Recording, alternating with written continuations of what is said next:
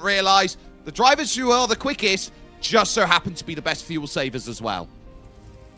By the way, the only other driver to do it, Concha Guido, finished in 12th place, 15 seconds off the win. But how about what the others are going to be feeling at the moment, by the way, given the fact they battled in towards turn 1 when they really didn't have to be honest, and they only miss out by 0.3 of a second.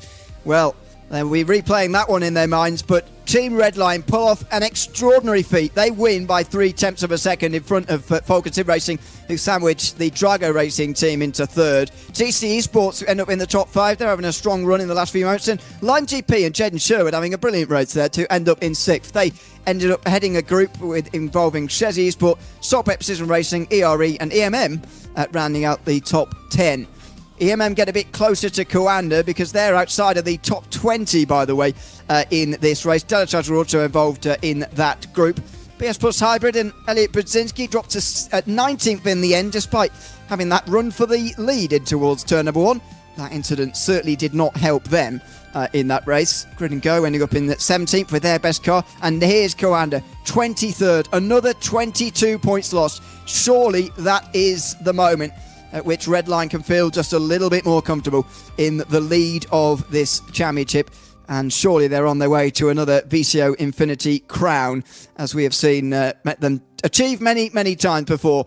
38 cars on the lead lap on this occasion. Not too many having trouble in this race. Elias Reike, you can see finishing down in 40th for BS Competition. A bit disappointing for them. They've not had a brilliant morning. They certainly had a brilliant overnight. One of the best teams, probably second best to Redline overnight, but not a great start to the morning for them. There's the other Grid and Go card all the way down in 43rd, and some of the others as well, retiring in some cases. Let's have a chat, though, to the man of the moment, Diogo Pinto, shall we? What a great race. So we've only got a quick moment, so we'll squeeze it in. Diogo, congratulations on one of the most extraordinary drives I've ever seen in sim racing. Just tell us what it was like from your perspective. Yeah, it was an awesome race. I mean, we committed to doing this since the formation lap.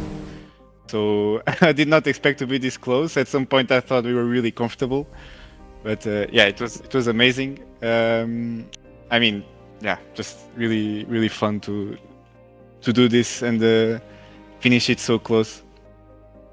And I can sense he's just smiling through the screen as well. I can only imagine what it was like to drive in. It was a lot of fun to watch. But what gave you the idea to even try it? Because it didn't even occur to me that it might even be possible. How did you decide it might be possible to, and how did you decide to go and do it in this race? So at Okayama with Sebi, it was already quite close. So this one was even closer than that, 1 liter closer to making it. So we just spoke about it, and because racing at the front is really dangerous in this car, we just committed to saving because it's also really safe for us in the points. And yeah, I mean, this car doesn't use a lot of fuel, but has a really small fuel tank. So you can really maximize the fuel saving with coasting. It has really low drag, and we can really use the slipstream to our advantage. So yeah, that's what I did. It's really easy when you have someone in front, but it's really hard when you're in clean air. And yeah, I could just hear the engines behind me approaching on the last lap. I thought I was cooked, but it ended up being all right. on the line, I just trying to make the car go faster, and we were running out of fuel. Yeah, extraordinary finish. Congratulations, Diogo, on a brilliant drive, and thanks for chatting to us at the end of the race as well. Thank you.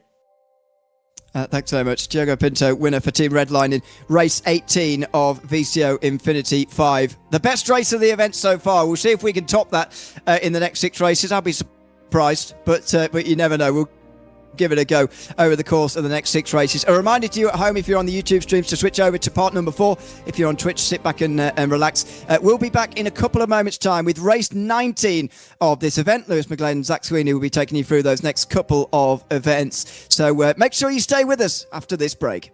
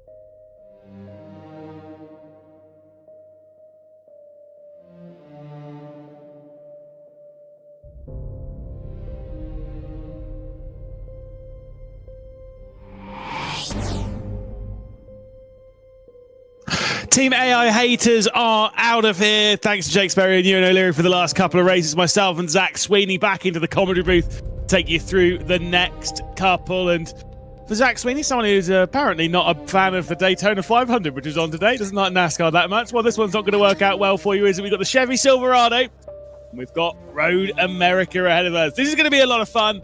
Look, it's always a bit of good racing in this car, and Road America also delivers as well.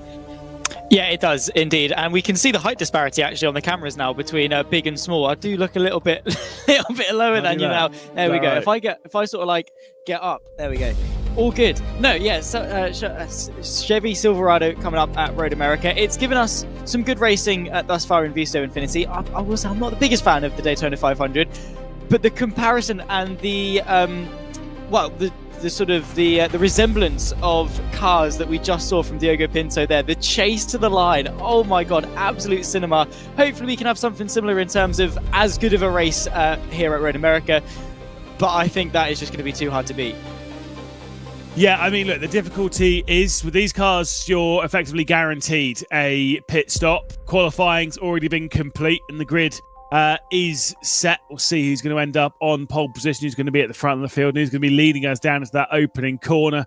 The right-hander at T1. Very tricky to navigate, especially when they're probably going to end up 3 wide. Things still remaining very good. The consistency that's been coming out of Team Redline, our points leaders, well in control here in VCO Infinity 5. They'll start from pole position with Cooper Webster behind the wheel. Luca Alpert behind the wheel of the EMM Esports machine. That's great for them because they are scoring some solid points. Victor Wolfson in the Coanda Esports car missed out on victory in this vehicle not that long ago. Cody Deeth, Norby Kish and Alexei Nesov will be the top 3 rows, leading us down into the opening corner of the race. Behind that, we've got Pablo Espez, Yuri Tone, another solid qualifying for the Vitality team, looking for a solid result as well. 0-7, Movano, Sim RC, and the Visceral Esports team round out the top 12 and the 6th row of the grid. We've got the Bike 500 car and BS Hybrid. Great livery on that car. Keep an eye out for Josh Anderson. Love the livery on that thing. He will start just ahead of Jack Keithley and TC Esports, ERE, and then the Falcon Sim Racing Team Blue car ahead of Pedro Sanchez Albert for BS Competition. That is the car that has won the last 2 Chevy Silverado races from my memory. Of course, those both being driven by Phil Denez. Ethan Bernard behind the blue Mercure Esports car, and Philip Schiff for Maniti round out the top 20 in those 10 rows. Behind that, though, we've still got far more to go. Sherritt Esports, Falcon Sim Racing, Deal, What's Cooking Racing Adventures, Oscar Manga behind that one, and Drago Racing.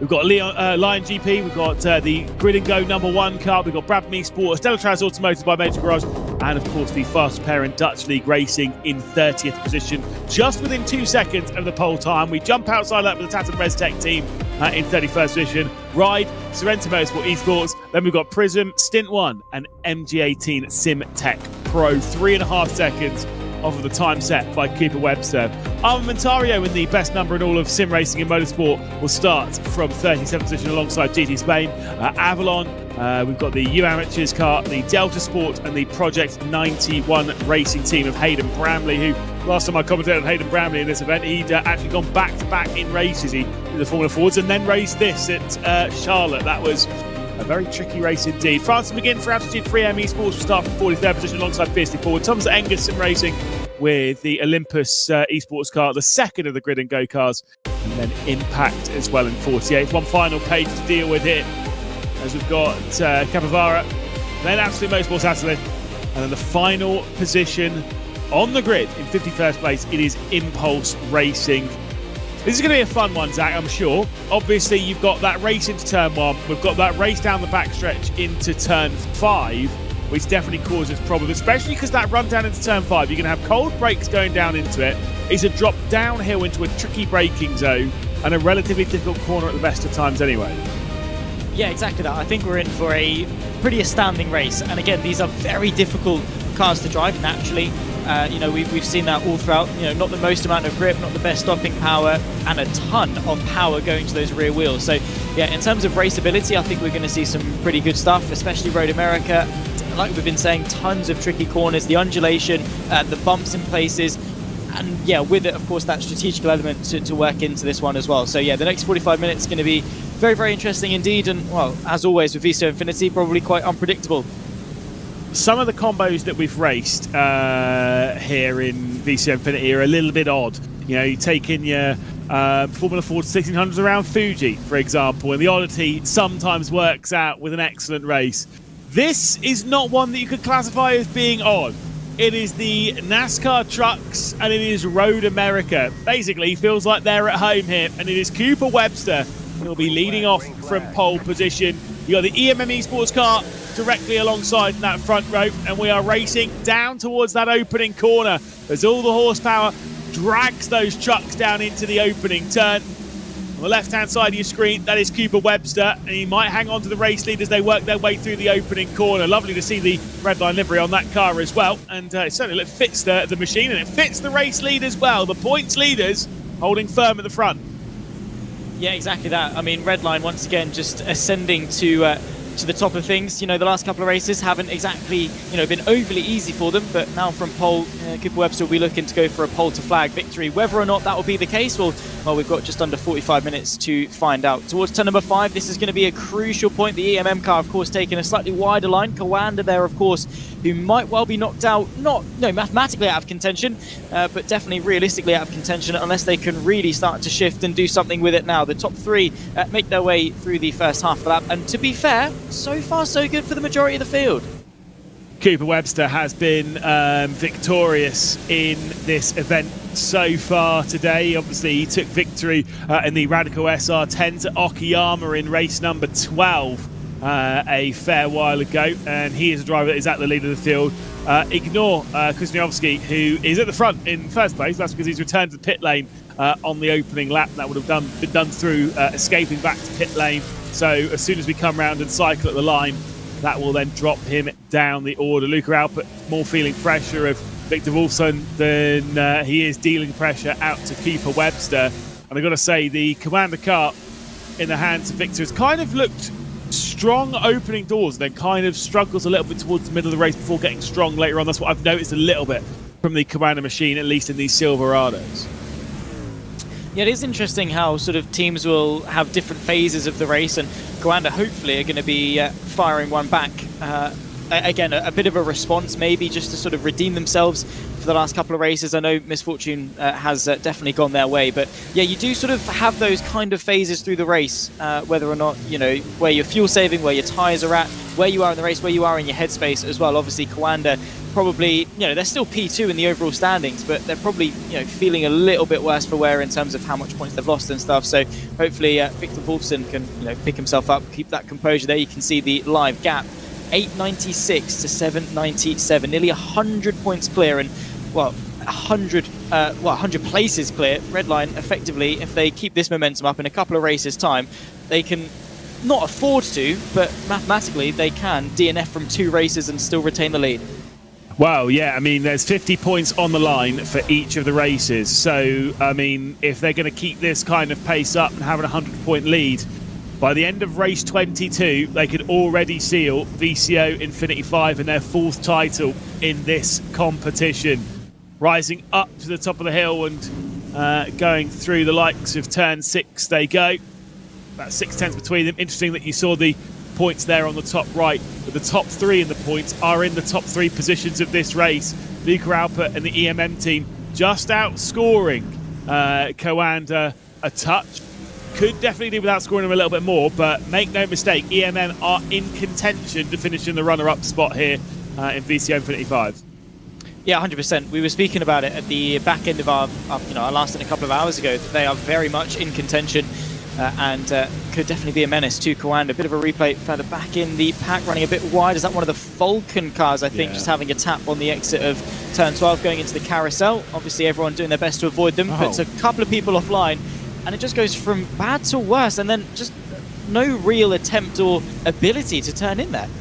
There's an issue of something on that, either on that car or technical on their side, because you can see going into the carousel, it was as if he had the car set. They only had, I don't know, like it was apparently on like a billion degrees of rotation and was turning it like a truck. It just had no turn on the front, and it just didn't get in. So there's clearly some form of issue with the car, whether it is through damage on the car, or maybe even just a technical side for the Falcon sim racing team. And unfortunately, that will drop them right the way down the order. At the front, 0.6 of a second is the lead for Cooper Webster. We are expecting pit stops in this race, and so we're definitely going to get them.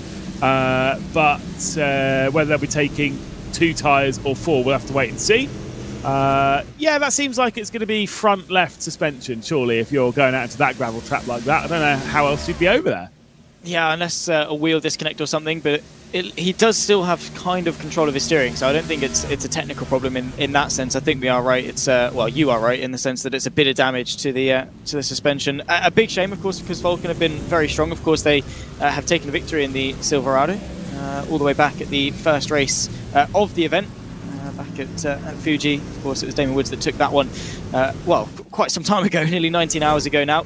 And we're, well, to be fair, it's flown by this VCO Infinity 5, already on to the, well, what will soon to be the final 5 races of the event. But yeah, just goes to show how difficult these conditions are, and the format of the event, sort of more so in the sense that, you know, you've got so many cars all vying for the same bit of track space, and yeah, one bit of a knock, and especially in a car this sensitive. Well, I say sensitive, it's not really as sensitive as an open wheel car, but it just goes to show that even a car that can take a ding or two is well, prone to a little bit of damage, and unfortunately that's going to be effectively their race out of contention.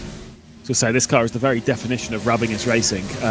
Do you not think it's very much the what you should be doing in trucks, getting your elbows out a little bit? I mean, the way you were describing that Falcon Sim Racer victory, as if you were there watching it. I know you were probably busy. I was a little bit busy, yeah. Yeah, because you were commentating on karting. Is what you were saying. I actually wasn't. We were done by then. I was rushing to the airport. My flight was at 8:30. It's an hour. It was an hour and a half drive to the airport, and we left at I think like 6:15 or something like that. It was kind of unbelievably close. So I was stressing about that. Did try to get a race or two on the plane while I was waiting for us to take off, and there's a spin, unfortunately, through Canada Corner, and again, because of the pack dynamic, one car spins and everyone behind then has to frenzy to get out of the way. Yeah, a little bit scary there as they went the way through Thunder Valley. Oh, and you know what? Thought, I've been dumped, so I'm going to dump someone else. Have fun. That was a little harsh, and that would be a slam dunk penalty. I get the feeling if race control were to have a look at that one, as the fiercely forward car they spun round. That was not cool. No, absolutely not. Fiercely sideways in the end, I think, for the number 20. Nice. Yeah, thank you. Horrible, but nice. Thank you, appreciate it. Not as bad as Dane's. What was it? Elvis falling down the ranking earlier. That was that was pretty egregious. Yes, but it's so good in the worst way. It's great. Following along this battle here, you can see Cooper Webster building a bit of a gap as a 4-car train starts to form behind Luca Alp at the EMM car. You've got Kawanda, of course, Cody Deeth, and Alexei Nesov just making up the rear of that 4-car train.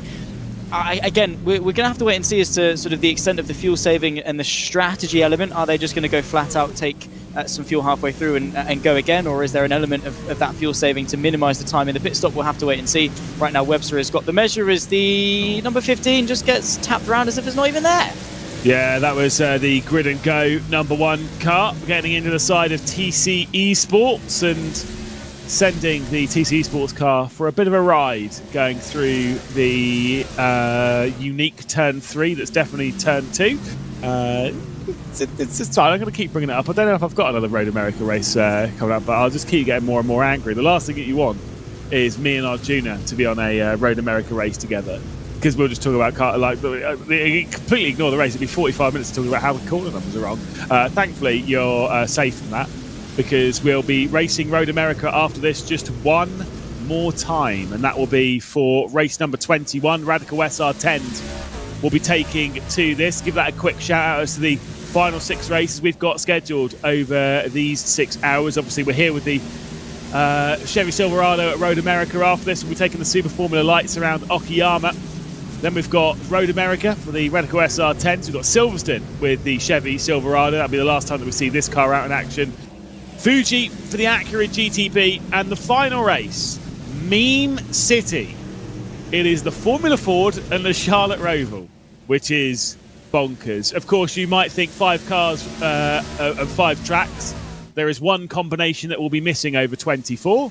Do you know which one it is? I knew you were going to ask me, and I don't know because I've been trying to think what it is. I don't know. It's the Acura GTP at Charlotte. We raced No, I think it's right. I think that's not a good combo. I'll tell you what though. What was a good combo? If you want to go and see a meme, watch the Chevy Silverado earlier on in the evening around Charlotte, because it was at night time, and it's floodlit, isn't it? Because the outside, because the Charlotte Roval, the oval itself is floodlit, because race cars don't need headlights because the track is always lit. Wise words by Lightning McQueen. Problem is the infield's not lit though. Oh no, it was Lightning McQueen. Sorry. I thought it was Yeah, calm down. The infield though is not lit. So they were driving into the darkness with no lights. It was very entertaining, let me tell you. I've got to go watch that now.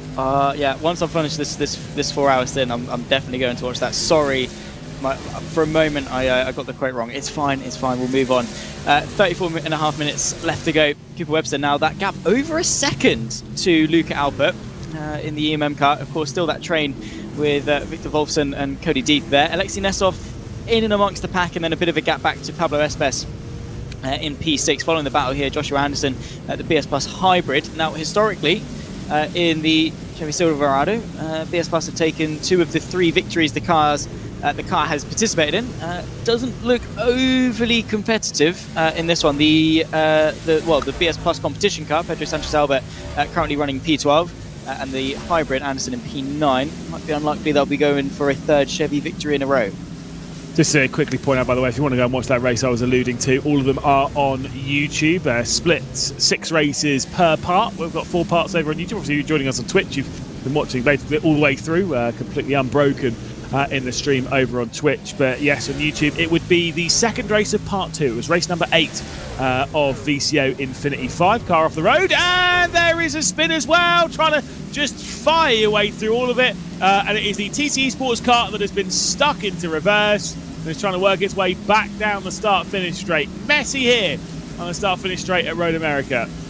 Yeah, not ideal by any means. Is that that's the 15 TC Esports getting back round again and able to stay out of the way. I'm really impressed as to the fact there wasn't any further contact, in all honesty, with that one. Rolling against the pit wall, just hoping that no one's going to hit them. Probably the best thing to do is to stay rolling, but in the same lane, as to sort of minimise the relative speed. Let's take another look as to how it happened. Just a small bit of contact. That's the number 10. That's the Stintone Motorsport getting tagged out. That's I mean, we were speaking about driving standards earlier on being quite good.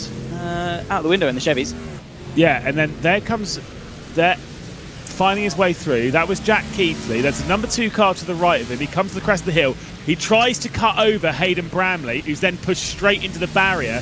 I think that was a bit on Jack, I will say. He was trying to drop back into line, and I get it, but there was a car coming at speed that was going to be a crash every single day of the week. Yeah, 100%. I don't disagree. Jack Keithley, he's a very capable driver. He's been around in sim racing for a while, to put it bluntly. He knows what he's doing. I think just maybe a slight misjudgment in terms of the closing speed more than anything there, and tagged round, and we saw the rest of it. Back at the front, Luca Alpert has got the gap back under 3/4 of a second, so maybe just starting to get a bit of a sniff of slipstream. I think it is probably just going to be a bit of a slow burn waiting game. No one in the top 5 really making any big punches as it stands, as we can see, of course. I think, again, it is just going to be waiting for that pit stop. Save a little bit of fuel while you can to minimise the time you spend in the pit stop and get the jump. We're right on board, actually, I think, with the incident that we saw. It's Jack Keithley in front. Yeah, now watch this. There's Hayden Bramley, I think, on the right-hand side. Oh. Yeah, it just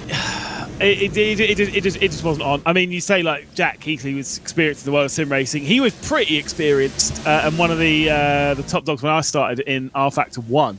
And I started sim racing 13 years ago, and he was already pretty well versed at that point, a multiple champion. So he's been in sim racing well over 15 years, approaching 20 years in the world of sim racing. And I mean, look, everyone's allowed mistakes. Everyone's allowed mistakes, and that one I think was quite catastrophic, unfortunately. No mistakes being made though at the front of the field. Cooper Webster in charge at the moment. The top 3, the top group really, relatively unchanged. Again, those points gap, it will be 1 point closed up by EMM. It's obviously not going to be enough for them to catch Coanda if they go at that rate, but more drama and maybe the opportunity will be open for them to sneak the runner-up position away on the point standings. Yeah, exactly that. I think for EMM especially, it's a case that, you know, they're going to be, you know, trying to, you know, decrease the gap while they can, but more so just be there or thereabouts, minimize the loss, and obviously try and gain where they can, and then hope that Coanda, you know, have a big slip up. That is, you know, realistically the only way you're going to be gaining big chunks of points in this format, because of the way the points are structured. Only 1 point in between each position, which obviously in theory keeps everything nice and close, nice and compact. But it does mean that it's very difficult for EMM on pure pace to close what is now a 32-point gap as it stands if things were to finish as they were. I think, again, it's just going to be a case if EMM want to finish runner-up to Team Redline, which realistically, I think this competition is a fight for second in that standings. It's just going to be waiting for the pin to drop and Coanda to maybe have, well, an extra dose of misfortune. Well, I mean, yeah, I think this is, we now have to speak of this as the fight for second. Even if Redline, right now, if Cooper Webster disconnected, right, and that would be the worst case scenario because they would score nothing. Luca output for EMM and Coanda, the two closest teams to them, are directly behind.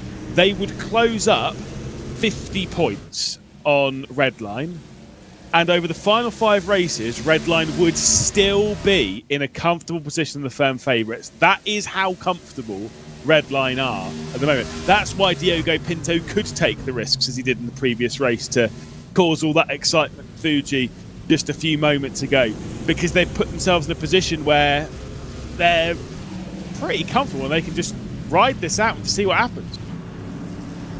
Yeah, and at the end of the day, you know, as much as they, you know, want to win the competition, that's naturally their focus. They want to keep that streak up in terms of VCO Infinity editions on iRacing. This is the 4th one on the platform, and well, will most likely be the 4th one that Redline go and win.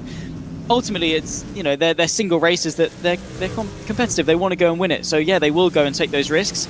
Granted, they maybe don't need to, but you know, it's a bit of fun, and Redline obviously showing exactly what they can do. Diogo Pinto, again, it gave us an absolute spectacle as you ride on board with Cody Deeth for Eclipse Esports, the Aussie, trying to get onto the back of, well, staying on the back, I should say, of Victor Wolfson. Not really willing. I don't think this is a can't overtake. I do think it's a won't overtake at this stage in the race. Yeah, big lifting coast.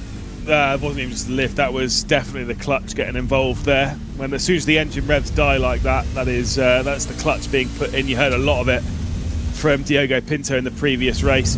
Fair play. Obviously there is a fuel stop for these cars. Whether they'll take 2 tyres or 4 is the question, but the more you get that fuel down, the more likely that is open for you. If you're burning all the fuel like you normally would, you come in and you'd probably do all 4 tyres because you'd have to take that much fuel, but in this you kind of want to make it so that you only take the amount of fuel that overlaps a 2 tyre swap, and it saves about 3 seconds in the pit lane, 3 or 4 seconds if you do just the 2 tyres. And Cody Deeth there, you can see how early he was lifting going into the opening corner and getting that clutch on, just trying to balance the car at the moment. We'll say, by the way, to Redline's domination is one thing I wanted to touch on. You say about the previous iterations of VCO Infinity. I mean, obviously my spreadsheets and stuff. Yeah, I was having a little look. Coming into this, they had 28 victories across the previous 72 races of the VCO Infinity before this. So they've passed 30 today, that's for sure. I don't know exactly how many they're on. But they have, yeah, so they're on 34 race victories. This would be a 35th. Absolutely incredible. By obviously, no shock to anyone, by far the most. To be clear, by the way, that is on a couple of occasions they've had 2 cars on the grid. That does account for both of the cars.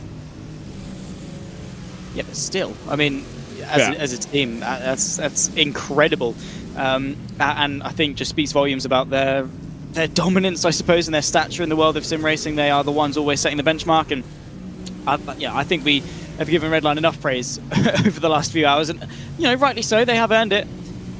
But yeah, also, you know, not to discredit the other teams or anything like that, EMM have done a remarkable job. Of course, the last few months acquiring some big talent and really starting to now stake their claim at the top end of the field. Coanda, you know, again, we talk of this, and you know, we put them on a pedestal. I think in some cases it's kind of a compliment to Coanda that we've been quite harsh on them, because they're still in second, fighting, against some very serious competition. They've not had a bad day by any means. They've won races, they've gotten podiums, they're fighting at the front end in almost every race. Yes, they've been a bit misfortunate, but they've not been bad at all. So I think the level of competition we see in VCO Infinity is remarkable, and I think it's down to the drivers and the teams just absolutely loving the event in of itself. I know I definitely would love to be a part of a VCO Infinity event like this. I think the 24 individual races works incredibly well. It does. I will say with the likes of Commander, I was talking this with a few friends of mine recently, and yes, I do have some. Didn't want to say anything, but I think Coanda is in a bit of a transitional phase when it comes to their driver lineup. I don't mean like that as if like they're constantly chopping and changing, but it's just like who's becoming like the lead driver. For such a long time, it's been Josh Rogers, and yes, that is technically still the case with Porsche Coanda. Fair enough, but where you'd look at Coanda in the world of sim racing over the last 10 years, it would be your Josh Rogers, Mitch de Jongs, Mac Backhams and whatnot. And the only one that's kind of jumped into that kind of collection that's consistently a part of it, obviously over there, is Charlie Collins. Yes, they've signed Jordan Caruso from Altus Esports as well. There's a little bit of that. But they have a lot of junior drivers. And the more these competitions go on, the more I'm like, oh, well, I don't know who this driver is for Coanda and this, that, and the other. And then suddenly I was like, oh no, they're actually like just as fast as everyone else. And that's why I think Coanda's in a bit of a transitional phase where over the next few years you're going to see them have not necessarily a different lineup from what we're seeing now, but I think they're going to get back stronger again, being one of the top teams in sim racing like they are with Team Redline, but with a different lineup than they had 5 years ago, where there are some teams, even like your Team Redlines and stuff, which for the most part have like quite a lot of drivers which have been there for a long time, like Enzo Benito, for example. You got to think as well in sim racing, longevity is it's a completely different subject to like traditional motorsport, because you look at the likes of Jack Keithley, who's been around forever. Like, you can stay in sim racing for a long time and still be incredibly competitive. In fact, even over the years, probably get better as you go through. But that doesn't mean it's not a bad thing to invest in the future, especially with, how much scope Coanda can cover. You've got your Josh Rogers, Charlie Collins, blah, blah, blah, and they do a very good job, but they can't always be in the car. They can't always invest time to every championship. And, it doesn't hurt to have a really strong junior roster. Ultimately as well, over the last sort of, couple of months really, we have seen a lot of big names take steps back from sim racing. Look at the likes of Luke Bennett, Jeffrey Rietveld, who of course left Team Redline to go and pursue other avenues. Granted, it's in the world of real life motorsport, so they are still in the industry as such, but some people are going to go and explore other avenues or take different walks of life, start a family, as rare as that is, and if you're a sim racer. But I know, right? But some people are going to go do that. So I think, it's a wise decision from Coanda to invest in that young talent while they've still got the likes of Josh Rogers, Charlie Collins, etc., who, by the way, are by no means old. I'm not giving them the young status by any means. Charlie Collins looks 15. While they can still use those guys to help develop their team. And I think, you're absolutely right. Coanda could well be in a very strong spot.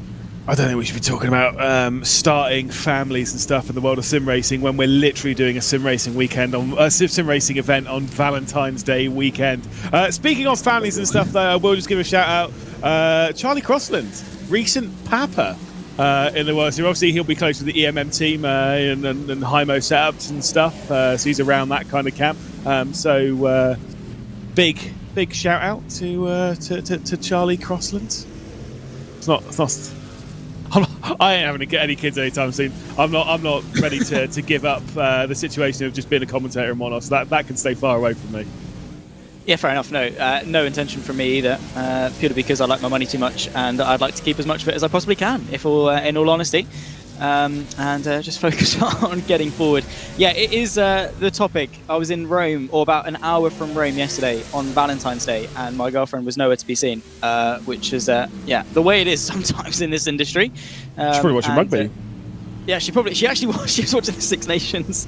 Yeah, I know. She messaged me on Instagram, so that's fine. Me and your girlfriend, we're getting along apparently. Don't worry. There was a switch for third position. Cody Deeth, who's snuck his way through into third. Reason we're not getting super duper excited about it is there is a lot of fuel saving happening within this group, but there's some darts into pit lane coming in from Cooper Webster and Luca Albert. Now things are starting to chop and change. Cody Deeth will take over the race lead along with Victor Wolfson. So now we're starting to see some things chop and change. Like I say, I think we're going up to this pit lane. We're going up towards this pit lane. It was a little bit more open on, you know, fuel saving and stuff like that. After this is going to be full push. Yeah, it is, right? There's no need to save or anything like that. So that's what this race is. Like the first 25 minutes up until now, a bit of a slow burn. Up onto 2 wheels there to change the tyres, as we sort of expected. The outside 2, obviously it's a clockwise circuit. There's the ones that get hammered the most. Bit of a quicker pit stop though from Luca Alper. Is going to get the jump on Cooper Webster as they exit the pit lane. That was incredibly tight as they emerge in some traffic. Yeah, indeed. Got the grid and go there. The number 2 getting off the racing circuit. Whoa! And a big slide coming in for Parada, who also is off the road, I think, and that was just a little bit messy. But Luca Alpert, importantly, has jumped Cooper Webster, so maybe net race lead, depends on what happens with Cody Deeth and Victor Wolfson, who might not have to take as much fuel, so they might have even shorter stops. But if they take tyres, it's the same amount of time anyway. Stationary in the pits. It's going to come down to who's most effective at riding the pit lane speed limit, I think, if we have that discussion again. Obviously no pit limiter in the Silverados, but yeah, getting as close to it as possible, really attacking that pit entry. And now Cooper Webster, you'll notice, probably not going to attack the back of Luca Alpert because he knows there's a bigger battle to go and win. Well, they've got this lap really to go and crunch, get the tyres back up to temperature, scrub the new ones back in, and get themselves back up to racing speed, which, you know, these are the best in the business. They're going to do that very effectively, but Cody Deeth and Victor Wolfson now have got a very important part of their race coming up. I was having a conversation with Cam Roger this weekend about, because we were watching the trucks, and we were talking about NASCAR in general and stuff. Biggest thing that I missed from NASCAR is 5 lug nuts on the wheels. I think that was such a cool skill to see the mechanic and just like go around. And if we didn't have 5 lug nuts, we never would have had the best scene in all of cinema, which is Guido obviously changing the Guido, oh, yeah, Guido, come on, Lewis. Guido van der Gaard. It's a great scene, and that wouldn't happen that far. So we need those back. We do. I agree. I think it's awesome. And the sound is so good. When I was an apprentice mechanic, using a pneumatic air gun was the best experience of my life. You can see they are phasing through each other into the pit lane. Now come the other 2. Of course, Luca Alpert in the final corner. He's missed his pit box. He has missed his pit box. Coanda falling foul of the pit box, and Victor Wolfson just... do you know what? I don't think he was too far forward. I think he was too far right. Interesting. He had to jump forwards, though. I think he was too far back. No. He had to... He moved backwards and then forwards again. Right. I think he was too far to one side. Either way, it's cost him. Yeah, no. It's cost them. Coanda once again with an absolute shocker. That is handed, of course, this race effectively to Luca Alpert and Cooper Webster. I don't think it was going to be overly consequential anyway, because look at Cody Deeth, who has come out 5.2 seconds off the back of the other 2. I don't know where that gap has come from, astonishingly. Eventually, Coanda get themselves back going again, but that is a shambles for the 81. Yeah, and I think he also sped coming into pit lane because he's had a penalty as well. Second consecutive time that's happened. Dan Amor also had that in the Formula Fords, or had issues in the Formula Fords anyway. And so, yes, indeed, Coanda having some struggles with the pit lane. I'm going to steal what you just chopped into our commentary chat. Yeah, it's some proper Ferrari strat coming in from Coanda. They're typically associated with Porsche. Not so in VCO INFINITY, it appears. No, evidently not. They're channeling their inner red. And, well, yeah, we just spoke about red cars that were good in the pit lane, and now we're speaking about red cars that most definitely are not. And, well, yeah, I think Coanda under that umbrella, unfortunately, it's just and that's the thing, right, is that, you know, pit lane, you wouldn't typically think of it as the the big consequential thing. Like, yeah, fair enough, your pit strategy as the thing, but you don't often think about the pit entry, driving into pit box, getting it stopped, getting on your marks and driving out again. You know, that's almost like a trivial part of it, right? Your main focus is going to be nailing the lap times. And yet Coanda have just proved that if you mess it up, it's got disastrous consequences. Of course, with EMM, Luca Alpert leading this race, That's going to be a big swing in the championship fight. Yeah, I'm trying to see where the Coanders actually come out on the track at the moment. 26, losing then 25 points at present to EMM. It might be 24 if Cooper Webster can sneak his way past, and they've got some lap traffic to get through as well, which will be causing some issues at present. The fiercely forward car is the one directly ahead of the EMM of Luca Alpert. For EMM though, this is actually looking pretty solid for them in the points when it comes to closing down on second position. We talk about that fight for second, it's really important. Commander have gone from 8 races ago looking like they're contending for victory to now with 6 races left to go, 5 at the checkered flag, looking like they're definitely in the battle to hold on to the runner-up spot, and they're not convincing in that scenario. No, absolutely not. As Luca Alpert gets very argy-bargy with the back markers, obviously understandably so, wanting to hang on to the lead. Cooper Webster gets caught up a little bit, and of course in these cars, ever so slightly offline, and you can lose quite a lot of time. It's a very fine margin they have to be driving on. So Cooper Webster, because of that, going to lose 3/4 of a second. That's the Prism car, as well. I think that's Thomas Enger car trying to find a way through as well. I think they're battling for position. Meanwhile, these guys are coming through. Eventually, Cooper Webster sails around the outside of the carousel. Now 1.1 seconds to gap to Luca Alpert, who of course is vying for this victory. EMM know they've got a golden opportunity here to go and close a monumental points gap because of the blunder from Coanda. Question remains though, if Cooper Webster does catch him, how hard does Luca Alpert fight him? Does he sort of just cut his losses and take second to guarantee a good haul of points? Yeah, indeed. By the way, yes, you were right. It was Thomas Enger Sim Racing. I thought it was fiercely forward early because the black and yellow, but no, I think you are absolutely right. It was the big Thomas T Enger on the Sim back. Racing. Yeah, it does help. Didn't read that. I just saw black and yellow, and I just jumped on that. As to the battle for the race lead, I mean, look, I'm not going to say it again, but there is what Will Chadwick was saying earlier in the race. I think if you are in that EMM car, if Cooper Webster gets there and he puts it all on the line, you've got to remember that Cooper Webster can kind of put quite a lot on the line now because they're 120 points clear. And the reason why I say that is they're so far ahead of everyone that now it matters a lot less. So they're literally just going into this trying to win as much as they can because the competition, effectively speaking, is as if they're in an endurance race. We're doing the 24 hours of Daytona and they've got a lap or 2 lead on everyone. They can take a little bit more risk because they've got plenty of time to play with. Luca Alpert is involved in what is going to be quite a tight fight with Coanda, I think, and they can't afford to take any real risk. I would take 49 points every single day of the week over being taken out, especially with the issues that Coanda have had. Yeah, 100%. It's a golden opportunity that you don't want to throw away. What I am interested in is the fact that Redline will very likely wrap this up for race 22 as it stands. Well, in fact, yeah, race 22 would be, I think, the earliest that they can wrap this up. Of course, that's Silverstone back in the Silverado. Could be the crowning moment for VCO INFINITY V because, well, yeah, that's the insane gap that they've got. Even in a format where it is hard to gain points or close points, they have just been incredibly consistent.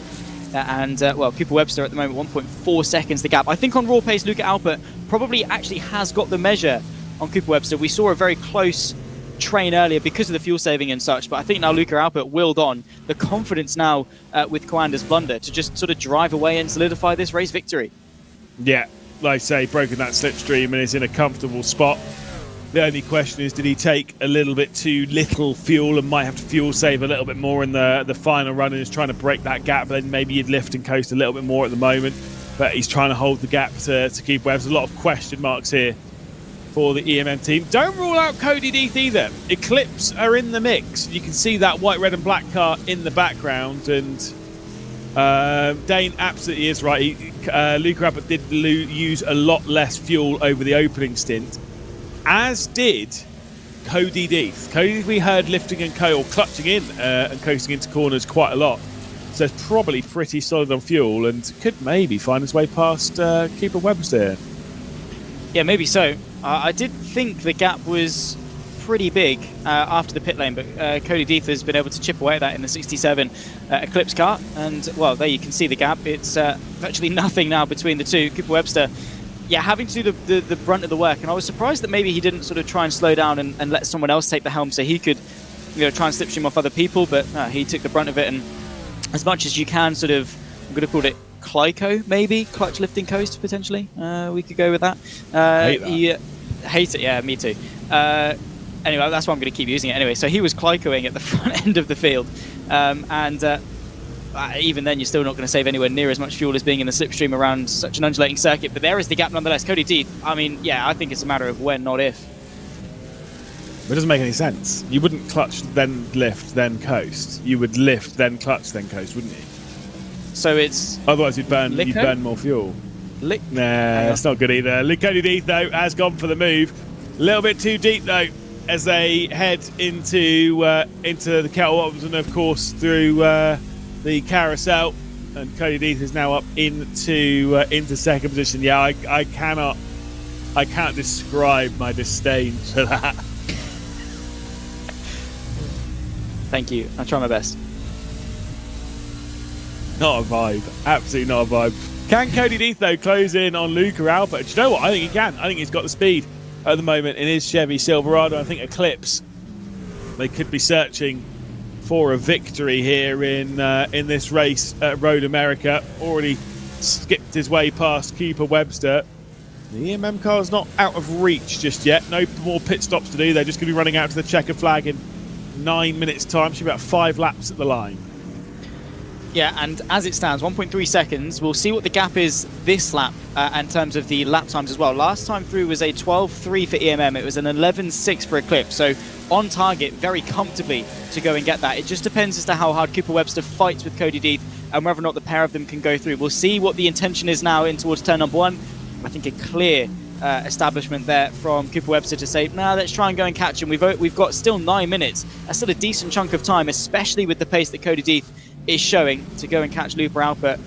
If the two of them can work together, very possible. There is the Coanda car. Can't even see them on the timing tower. All the way down in P25 is the day. Yeah, no more licking required, or whatever you want to say about it. No more lifting, clutching, coasting, no nothing.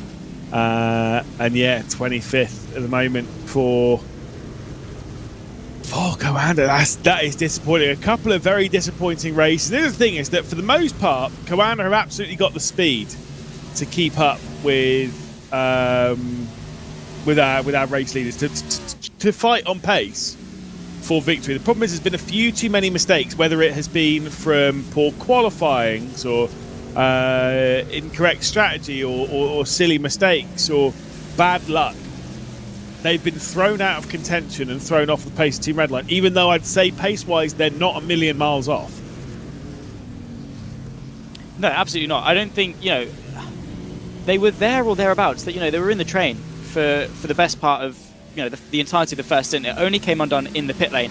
I'm just going to have a look at the lap times sort of since. The last lap time of 13.2 for Coanda. They're only a couple of tenths of a second off, and obviously that's without the slipstream and, probably quite demotivated. You'd be surprised as to how big of a difference confidence can make.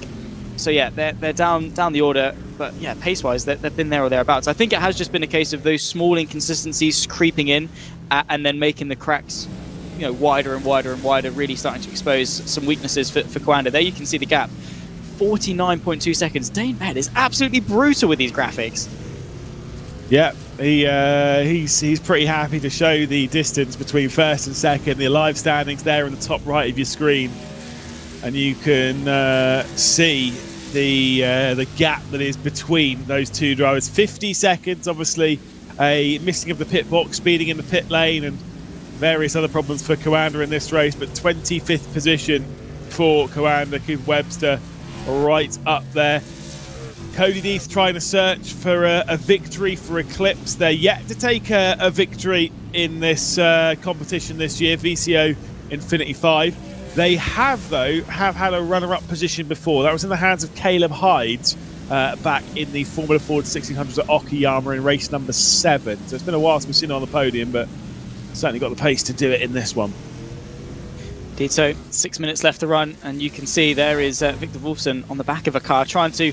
At this point, it's damage limitation. The gap between Coanda and EMM down to just 9 points, and obviously by extension 9 positions. Every position that Wolfson can get could be huge. Yes, this race at face value, a bit of a write-off, you might think, and they're down, they're out, and they're probably feeling quite defeated. But every single position, I think, is going to count in that battle with EMM. Yeah, I mean, EMM are kind of a little bit in solid form. They had a podium a couple of races ago. They've had a few podiums. Obviously, they had a podium in the opening race in the Chevy Silverado. They had a podium in race 13, and they've had a podium in race 16, but they've not had a victory yet. SimRC down the inside, Jürgen Frank getting past Matthias Letau, up in the 13th position for the SimRC squad. Cooper Webster's dropping down the order. He was in third. What's happened to Cooper Webster? Has he just disconnected from this race? It is a disconnection. Wow, I said it earlier. Oh my God. Maybe it's true. No, it's not. It's fine. Don't worry about it. They've still got such a monumental lead over everything. It's fine. It doesn't matter. No, watch this be the pivot moment. Watch it happen again. It and won't then be. red line. Yeah, but I know it. Well, realistically, it won't. But that is huge for Cooper Webster. Now, are you feeling hopeful if you're Coanda or EMM? What, of potentially stealing the win away? Or are you just sort of going, oh, well, that's 50 less points that the gap is embarrassing us by? Do you know what? Actually, yeah, I would say it's more in that camp. I would say it actually doesn't matter. I think Redline are so far ahead that, don't get me wrong, they're at the point now where they, once they've dropped down the order and rejoined and whatever, they'll get back out there. They will score some points, I'm sure, in this, but it's obviously not going to be many. But look at that. He's scoring 16 points. That's getting worse, yes. EMM is scoring 50 points. The gap's still nearly 100. You know what I mean? It's not getting much better because Coanda is so far down the order anyway. It just doesn't matter that much. It's trying to empty a swimming pool with a cup, I think, with these guys. It's just going to be not enough and too late into the event for it to happen.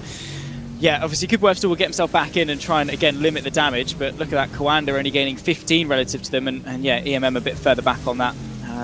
Yeah, I think it's going to be inconsequential in the end, but you never know. If it's happened once, there's still a few more races where it could, in theory, there's a probability it happens again. The chances are low, but never zero.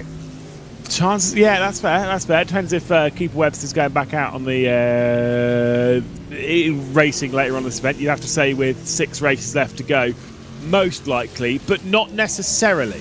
And as Dane Baird has just said, he isn't back after this one. This is his last race of VCO INFINITY V, which is kind of the case. This is one thing that we really need to talk about. This is the last time that we're going to be seeing, obviously not so much cars and tracks, but we're getting to that point as Luca Alpert navigates some lap traffic with Cody Deeth right onto the rear end. 2 teams looking for their first victory in this competition.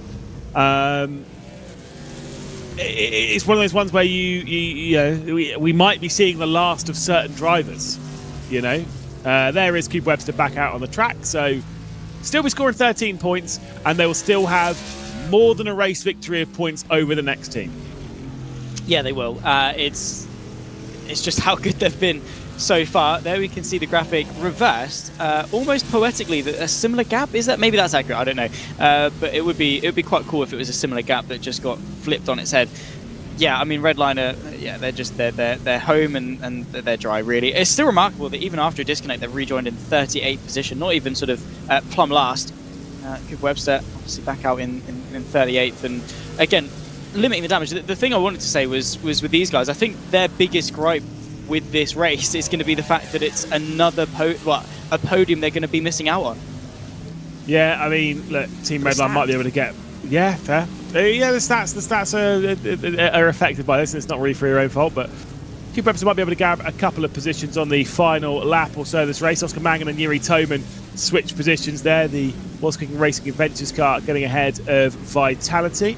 And I will say Cooper Webster's just to keep an eye on him, it's about 4 seconds behind Lyubov Ozretskovskaya, so might be able to pick up a couple of spots before the end of this race. Should be able to outpace them. 1 minute and 15 seconds left to go in this race.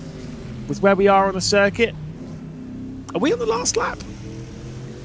No. We've not been given the white flag, so no, we shouldn't be. No, I don't think so. Unless they drastically slow themselves down. Cody Deeth, though, look at this gap. 2/10 between himself and Luca Alpert, all over the rear end of him through the carousel. Cody Deeth, of course, I think is going to be hoping this isn't the last lap, having to go defensive into the kink. That's sort of the racing that you can kind of get in these Silverados. Luca Alpert definitely feeling the pressure. Now, he cannot be carrying any risk into this last lap. I wouldn't be surprised if he doesn't put up too big of a fight for the win. Yeah, indeed. Both these teams have podiums. Neither of these teams have a victory so far in VCO Infinity V. That was a big slide coming out through Canada corner from Cody Deeth, lit up the rear tyres, and do you know what? I'm not going to say that's it done, but that's going to certainly cause a bit of problem. He's going to have some hot tyres heading back out onto the start-finish straight. 15 seconds left to go. We will get one more lap at the line. We will get one more time around Road America to do battle for victory between EMM and Eclipse. What an incredible save. Quick work there from Cody Deeth to be able to save that one. That was remarkable. Just goes to show how testing and tricky these Silverados are. White flag out, of course, and Luca Alpert into the first corner. Now, he's probably feeling a bit more in control of this race, knowing Cody Deeth has made that mistake. And can you blame Cody Deeth? I mean, he's closed this gap, and now he's got an opportunity with a lap left to go for the victory. Still in the slipstream, and still plenty of overtaking opportunities left to run.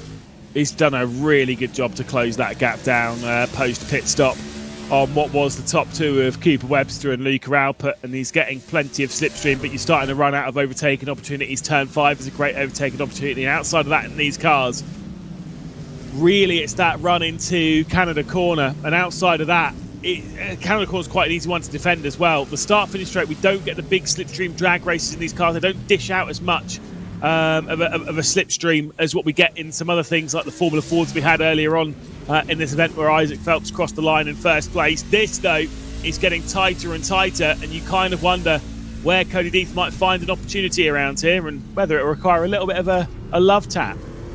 Maybe so. You know, he's got to be careful not to clip Luca Alpert in front and through the carousel. Look at that, just how close they run to each other. It's a skill in of itself to run that close. I would say he probably wants a little bit bigger of a gap just to use a bit of the slipstream and not stall behind the EMM car. Bit of a snap as the rear end squirms into the fast right-hand kink. Now the run towards Canada corner. This is pivotal for this race. Bit wide though from Cody Deeth. That could hand the victory to Luca Alpert. Yeah, I think Cody Deeth was too wide going through the kink. He was trying to line it up so he could go for a move into Canada corner. But alas, it wasn't there for him. Into the right-hander at Canada corner through Thunder Valley. It remains close. It's dropping down to a quarter of a second in this tight fight between EMM and Eclipse.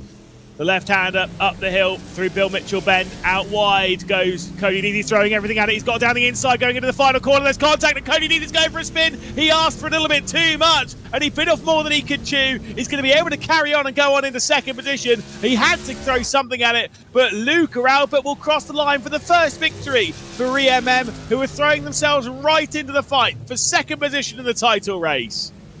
Oh, what a race that was from Luca Alpert, and what a battle between himself and Cody Deeth, who in the end still able to finish second after a very intense battle all the way to the checker flag. A race of attrition, a race of strategy and some very difficult machinery. Rondaletto comes home in P5 holding off the BS+ competition, which to be fair, I think they started something like P18 or something in that vein to carve through for Pedro Albert to finish P6. A very strong effort nonetheless.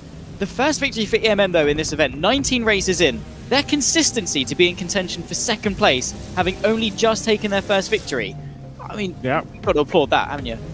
Yeah, absolutely. You've got to say, for Rondaletto, I think that's the best performance from Bike 500 by a single position here in VCO Infinity. There is a drag race between Drago and Williams a little bit further down the order. And the whopping crash afterwards. Well, thankfully, we're not in an official session, so you can crash as much as you want after the checker flag, apparently. Yeah, apparently so. I wouldn't want to be having my direct drive force feedback turned all the way up, though, across the line. That would be a wrist break waiting to happen. Just waiting for the last couple of people to come across the line. And good to see plenty of battles and loads of stories throughout that race. And, yeah, some big races as well. A bit of a squirm coming out of the final corner for the 55 as they run to the line. Cooper Webster as well. Team Redline yet to finish this race. I mean, wash, surely. Yeah, I mean, I will say, by the way, we saw the Drago and Williams dragging the way up towards the line. The gap between those two at the line was 0.000. Get that for the race lead, will we? Across the line, there goes Team Redline, 35th position. They were able to get ahead of Capivara and Olympus, so scoring an extra couple of points. Yes, it's a disconnection for Team Redline during this race that's dropped them down to the cuts. It's going to cost them quite a lot of points, and they'll be frustrated courtesy of it. but realistically speaking, they are in a very solid position with just 5 races left to go in VCO INFINITY V. The final cars across the line. But let's talk about that drive from Luca Alpert. Just excellent put together. Dealt with the pressure of Cody Deeth, who was throwing everything at it on that last lap, but couldn't quite find his way through, certainly not cleanly.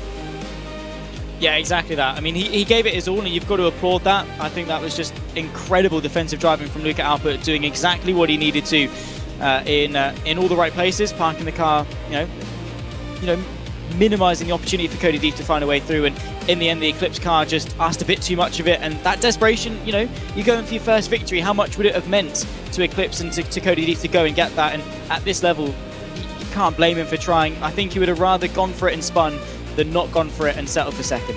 Especially when there's 10 seconds to the car behind. You know, you might as well just try it a little bit. Like, how bad's it really going to be? And in the end, he's actually lost nothing from it, because he could have gained that single point in the victory, but also has finished in second position, which is where he was running. So really not that bad. I think that's a good gamble from Cody Deeth and gave it a go. Luca Alpert then for EMM Esports will take the first victory for the team at the front end. Will win by 7.1 seconds, but that is definitely not the story. Cody Deeth in second position with Norby Kish rounding out the podium for Shezza Esports. We've got 0-7 and then the Bike 500, their best result in this competition so far. The 2 BS cars, BS Competition ahead of BS Hybrid, Vitality Was Cooking Racing Ventures, and the Blue Mercure Esports. We'll roll our way through the rest of the field, see who we've got on there. Coand down there in 23rd position. This is page number 2. So we've got Jürgen Frank and Sim RC and such in there. We've got Pablo Espez in the Williams F1 Team Gaming Academy car, separated by very little to the Draga Racing. Cooper Webster for Team Redline in 35th position. Did manage to get a couple of positions ahead of Diego Nervi and Lyubov Ozaretskovskaya and move up into 35th position, scoring some important points for the team. Grid and Go, the second car for them down there. It's a bit of a shame and a bit out of position for them, unfortunately. I'm sure a lot of these cars back here will feel out of position. Retirements for Lion GP, for Impact Sim Sport, and a couple others on the next page as well. Hayden Bramley involved in that crash, of course, with Jack Keithley and the TC Esports car. We'll have a little chat then with Luca Alpert across the line to take that victory. And Luca, great drive, great dealing with the pressure on that final lap as well. Cody Deeth was giving you a lot to think about over the final run here at Road America. Yeah, thank you very much. He definitely made sure the win wasn't gifted. Yeah, I mean, how do you deal with a race like that? Obviously, you've got a bit of strategy in there with the pit stops, and there's a lot to juggle in those early stages. You were saving quite a lot of fuel behind Cooper Webster in the early stages, I assume? It's actually tires, because, you know, the NASCAR tires do degrade quite a lot. And if you can manage the tires, you got the pace towards the end. And yeah, the advantage Cody had, that he pitted one lap later than me, so he had fresher tires, which gave me a really hard time fighting off yeah, my victory. But lucky, very lucky that I didn't get spun in a contact, and glad that I won the race. Yeah, you say about tyres there. This is kind of the interesting thing, because obviously you change 2 tyres in the pit stops, which you can't just change the rear tyres. You have to change left side or right side, and yeah, that kind of makes sense. What's the balance like, though, after that? Because you've got one side of the car that's worn and one side of the car that's got fresh tyres on. That's got to be quite a difficult balance, right? Well, the balance of the car is, like, on its own quite weird, because the cars are not symmetrical, and that's why they're always pulling in one direction. And when you have one side with new tires, it's even worse, and you really need to be careful to not steer in a direction that you did not anticipate to steer into. Well, Luca, great drive to victory. EMM are in contention in the battle for second position with Coanda Esports. Best of luck. 5 races left to go. Thank you very much. We're pushing. Yeah, absolutely they are. Zach, I mean, that was a great race and a great drive from Luca Alpert, and EMM are there. They are knocking at the door. They are ready to go and ready to fight, and I am all here for it.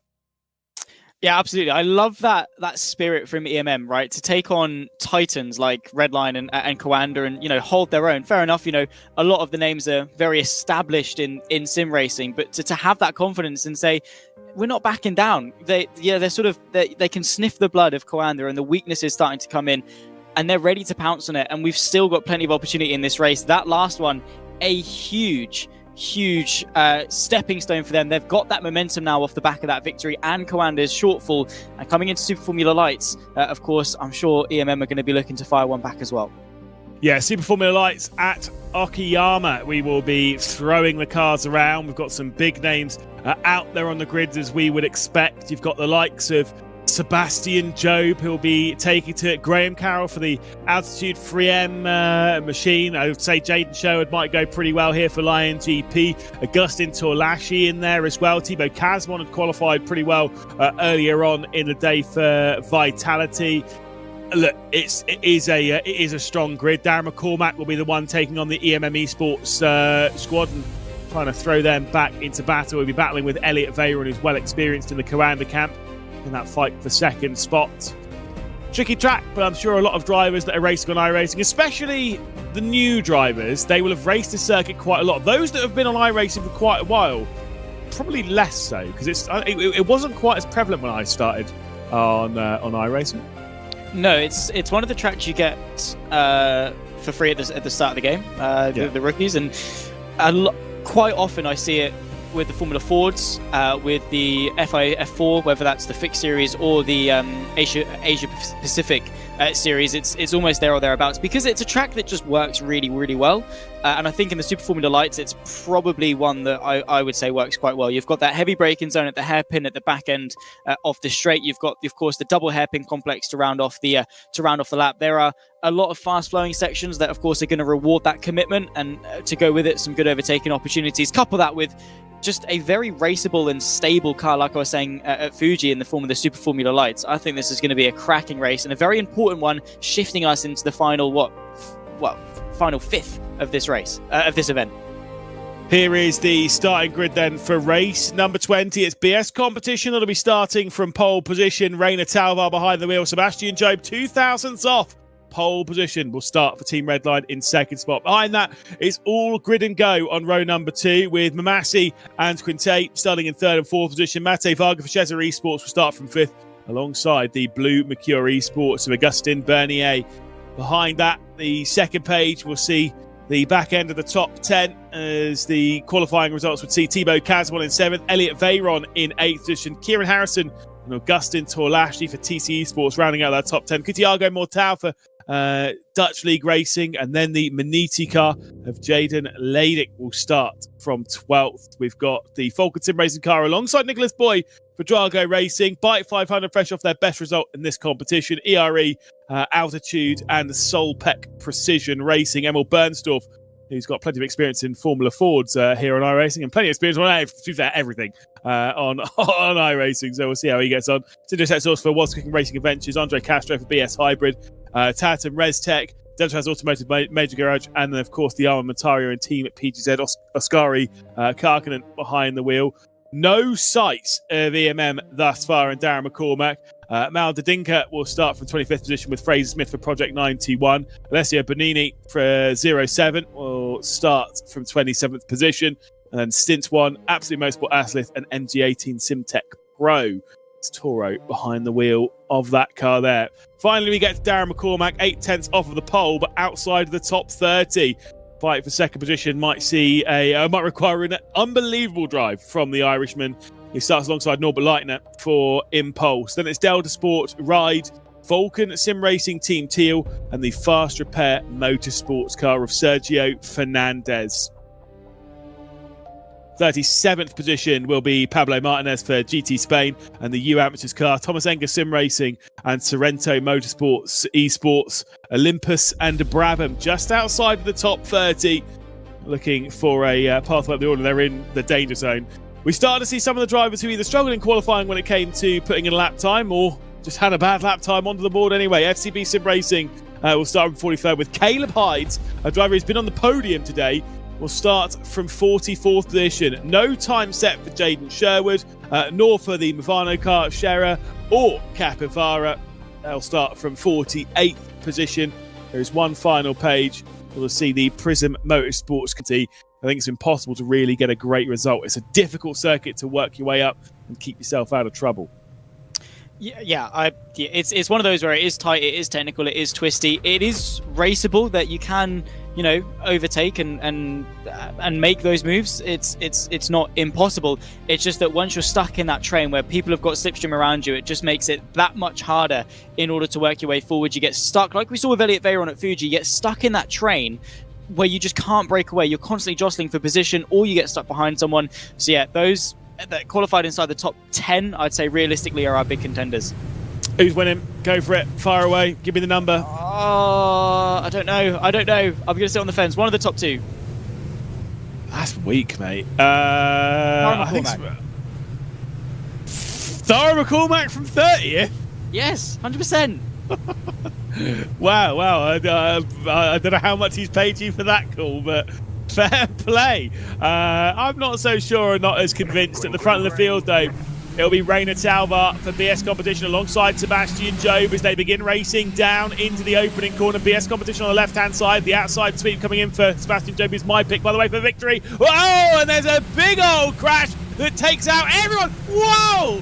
Big flips. That is a massive moon mission on the way from some of our VCO Infinity field. We salute you for your service. My goodness.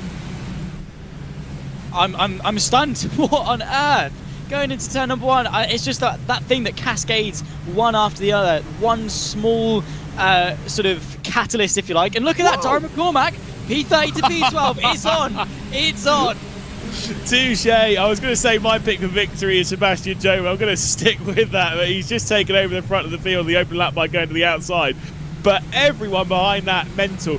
Got to see an onboard of Darren McCormack picking his way through all of that, because that was absolutely mental on the opening lap. Kind of put a smile on my face. I think it's hilarious, but wow. So it's Team Red on the lead for BS Competition. We've got the Grid and Go kart that sits in 3rd at the moment. The teammate has dropped back a couple of spots, and moving their way through just a little bit is the Commander car that's now running in 5th position, of course, for EMM and Darren McCormack. Do you know what? I'd actually sit there and be like, if they end up finishing this race in 12th position, that might be a little bit disappointing, but to go from 30th to 12th and holding on to that, you'll take it. Yeah, any day of the week. I mean, just to survive that opening lap, they're probably just breathing a sigh of relief and saying, you know what, it's happened, the adrenaline has spiked, let's get our head back in the game and try and work our way forwards now. Of course, on board with Darren McCormack, this is the race start. I'm looking forward to this. I'm a little nervous, not gonna lie. Right, so we're gonna get a whopper as we go under the bridge here. So someone, I think, as an issue, full send as well. Not only does he fire his way through, it was it was absolutely launching it. Do you know what? That is why sometimes, if you're going to make a big send into the opening corner, make sure that you're not going around the outside, because that's where the crash always ends up. And speaking of which, there's a big one happening. Coanda going for a big roll as if it's the Summer Olympics. It's not, though. And he's ended up in the gravel trap on his roof. Big drama for Coanda. Big drama for Redline. Big drama for BS Competition as well. And Alessandro Quinte comes through for Grid and Go to take over the race lead. What on earth is going on? He's stuck in the catch fence. Goodness me, that's Dara McCormack. EMM Esports, a big opportunity there with Coanda and Team Redline both getting involved in some issues to fire their way back into contention. Well, that's just been thrown in the bin. Rip it up, the script. You couldn't write this stuff. What on earth is going on with 3 minutes in? It's Quinte for Grid and Go that now leads this race. We still got 42 minutes to go. At what point do these guys calm down? But this is the thing, race like this, these happen in VCO Infinity, where everything goes a little bit mental, right? And you sit there and you think, oh my god, it's hugely dramatic. We're getting a really weird result at the front compared to where we normally are, as Alessandro Quinte just getting through some of the back markers. The problem is, though, is that Coanda have had a massive problem, as has EMM, as has Redline, as has all the drivers and teams that we're expecting to be in contention for those top spots for second. They're all kind of involved in that instance. So effectively, there is no major chain towards the top of the point, fascinatingly. Yeah, it's all relative, isn't it, really? You know, if everyone gets knocked out, then no one makes any big gains relative to each other. What is interesting, obviously, we've got Grid and Go, Cesar Esport, who took the victory after Fuji in the Wet Super Formula Lights race. Mate Varga has been given a golden opportunity here. I mean, if you're a driver on that grid, at what point do you just take a breath, calm down, and lock yourself back in? This is what happened to Darren McCormack, now nowhere near the top 12. I think he's a bit far back. And at this point, you know, you lift, you slow down, but I don't think that's Darren McCormack's mentality. Straight into the back of the So car. how did he end up on the barrier? Does he hit this car in? No, he just gets tabbed around. Oh my goodness! Whoa! Was that the grid and go car? Yeah, it it was must one be of the them. second. It must be the second grid and go car. Wow, that was a whopper. Yeah, tried coming through. Obviously, it would have had damage on the front of the car anyway, but tried coming through all of that. But clearly, the Super Formula Lights at Okayama is meme city. I mean, it was very entertaining, but I don't think many of the drivers will be saying that, apart from the ones that are still in the race and towards the front. For Cheza Esports, the current result, well, it's not going to give them an extra position in the championship, but it is going to move them up relatively close to Coanda and to EMM. This is a look from up above. Also, what was happening between the like Sebastian Job and the BS competition car of Rain and Talvar and all that. Here comes Darren McCormack. Darren McCormack's already been flipped off. There he goes. Goodness me, what a crash! It's spectacular. Something out of Speed Racer, it looks like, to be honest. In the acrobatics of it all, that was remarkable to look at from a top-down viewpoint. And well, now we can take that breath and settle ourselves into the rest of this race. I mean, I think everyone got a bit excited in the opening phase, and it's just that thing. It catalyzes, and it just leads from one thing to another. It's a chain reaction. Everyone's close together. Everyone's vying for the same position on of the track, and yeah, once one thing goes, everyone's so tight together that. And especially with how sensitive these open wheel cars are, you clip the wheel wrong, and as we saw with Darren McCormack, you get sent flying up into the air. Sebastian Joe back out on circuit. He's the highest of the front runners. Elliot Vera in 42nd, Darren McCormack in 48th position. Seb Job, I think, just was able to getting away with just going into the pit lane for a fast repair. There was no real time loss, but look at that. Grid and Go Esports, the second car, Alessandro Quinte and Matej Varga trying to pull away from Alessio Benino in third. They're coming up, well, not coming up to lap Coanda. I'm sure Elliot Veyron is going to, manage the gap, but it's the fact that after the first 2 laps, Coanda and everyone wiped completely out of the race. 11 points between Coanda and EMM coming into this race, and there's only 2 positions between them. It's 42nd for Coanda, it's 44th for EMM. Cheza Esports in second will close up to that. They came into this race about 70 points. 70 or 80 points behind, so they're going to actually make a fair amount of progress, not a ridiculous amount, but a fair amount of progress up there to give them maybe a chance of doing it in the final 4 races. We've got plenty of time, plenty of battles still to come. Is that the Dutch League Racing car, Delta Sport rather, that are into the gravel at the first of the double hairpin sequence. It's not the easiest one to mess up, but I assume if you lock a front left, you can kind of end up in that gravel trap relatively easily. Yeah, my main concern with that double hairpin would be the rears actually going rather than the fronts, because you're trying to carry a lot of speed, and there's a 50-meter board going into the first one. That's sort of where you're aiming for, and you're sending it quite deep on the brakes, and you're not braking hard. You're sort of trailing it off, and that's really where it goes. I think, well, contact would get you off into the gravel trap more than anything. That's getting spun round through said hairpin, stuck in the middle of the circuit, and getting back going again. So it's not front locking or rear locking, it's just getting, well, shunted from behind. I think that might have been the fast repair car that tapped the rear end. Probably not needing the fast repair after that just yet. You don't really want to come into the pit lane in a race like this. Reminder, with the Super Formula Lights, there is no fuel requirement or tyres that will mean these cars have to come down into pit lane. They can stay out for the entirety of this 45-minute sequence, and it is a straight run to the checkered flag if they're able to do it and keep themselves out of trouble. At the moment, it does seem as though Grid and Go are the ones in control, but Cheza Esports could be lining themselves up for a second victory of VCO INFINITY V. They had a race victory in race 16 a little while ago. There is potential for another one. Yeah, 100% with Quinte. I mean, the slipstream in these cars, you could probably feel about 7.5, 8 tenths back. So I think Varga is right there where he needs to be. But saying that, the time has been refreshed and the gap's closer to a second. So Quinte bridging that gap nicely. The pair of them, of course, have got a good few seconds in front. And I think for Matej Varga, if you're looking at this as Cheza Esports and you're sort of going, okay, there is a chance we might be able to finish second here. Again, how hard are you going to be pushing for that victory? Side by side, just behind that battle, or well, this battle for what is a third position between Absolute Motorsport 07 and also Vitality. Thibaut Casabon getting in the mix. I think that could have been maybe I think that was Bernstoff and Deninter swapping positions just in behind these two, of course. Could well be a 5-car train in the near future.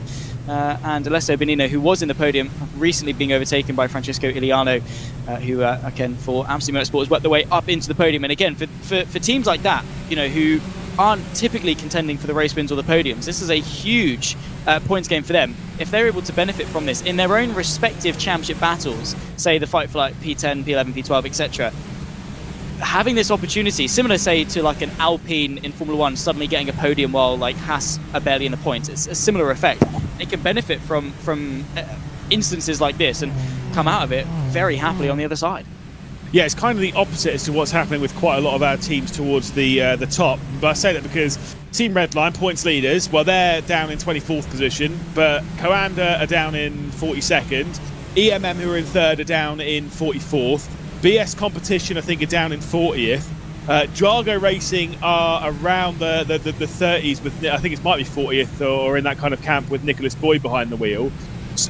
The only team in the top 6 that is in a solid spot, there's BS Competition, is in a solid spot, is Sheza Esports, which means they are the only ones making ground. No one else really is making any real ground on anyone, because everyone's having a bad race. And that's, like I say, that's happened in VCO Infinity a lot. If you go back and look, we've got some of them on Wikipedia and stuff, some of the results for the previous seasons. Most of the time, if one of the big teams has a bad race, it's not just them. Like, a few of the big teams have bad races. You can see it there. Look at those points. For Team Redline, they're gaining 28. For Coanda, for EMM, 9 and 8. For BS Competition, it's 11. For Drago, it's 16. For TC, it's 17. That really highlights 4th place. Sheza Esports gaining 49 points in this, when no one else really is. Well, when it rains, it pours for VCO Infinity, definitely. You'd just be gutted. Say if you're like Darren McCormack and you see everything explode all around you, you're sort of looking at it going, well, yeah, I want to capitalise from that. I think that's why we saw quite an aggressive Darren McCormack, knowing that qualifying didn't go so well. He wanted to sort of fight his way forward and ultimately got involved in an incident that largely wasn't his fault. Maybe there was more he could have done to avoid it. Again, I'm not going to say too much because I don't think that's overly true.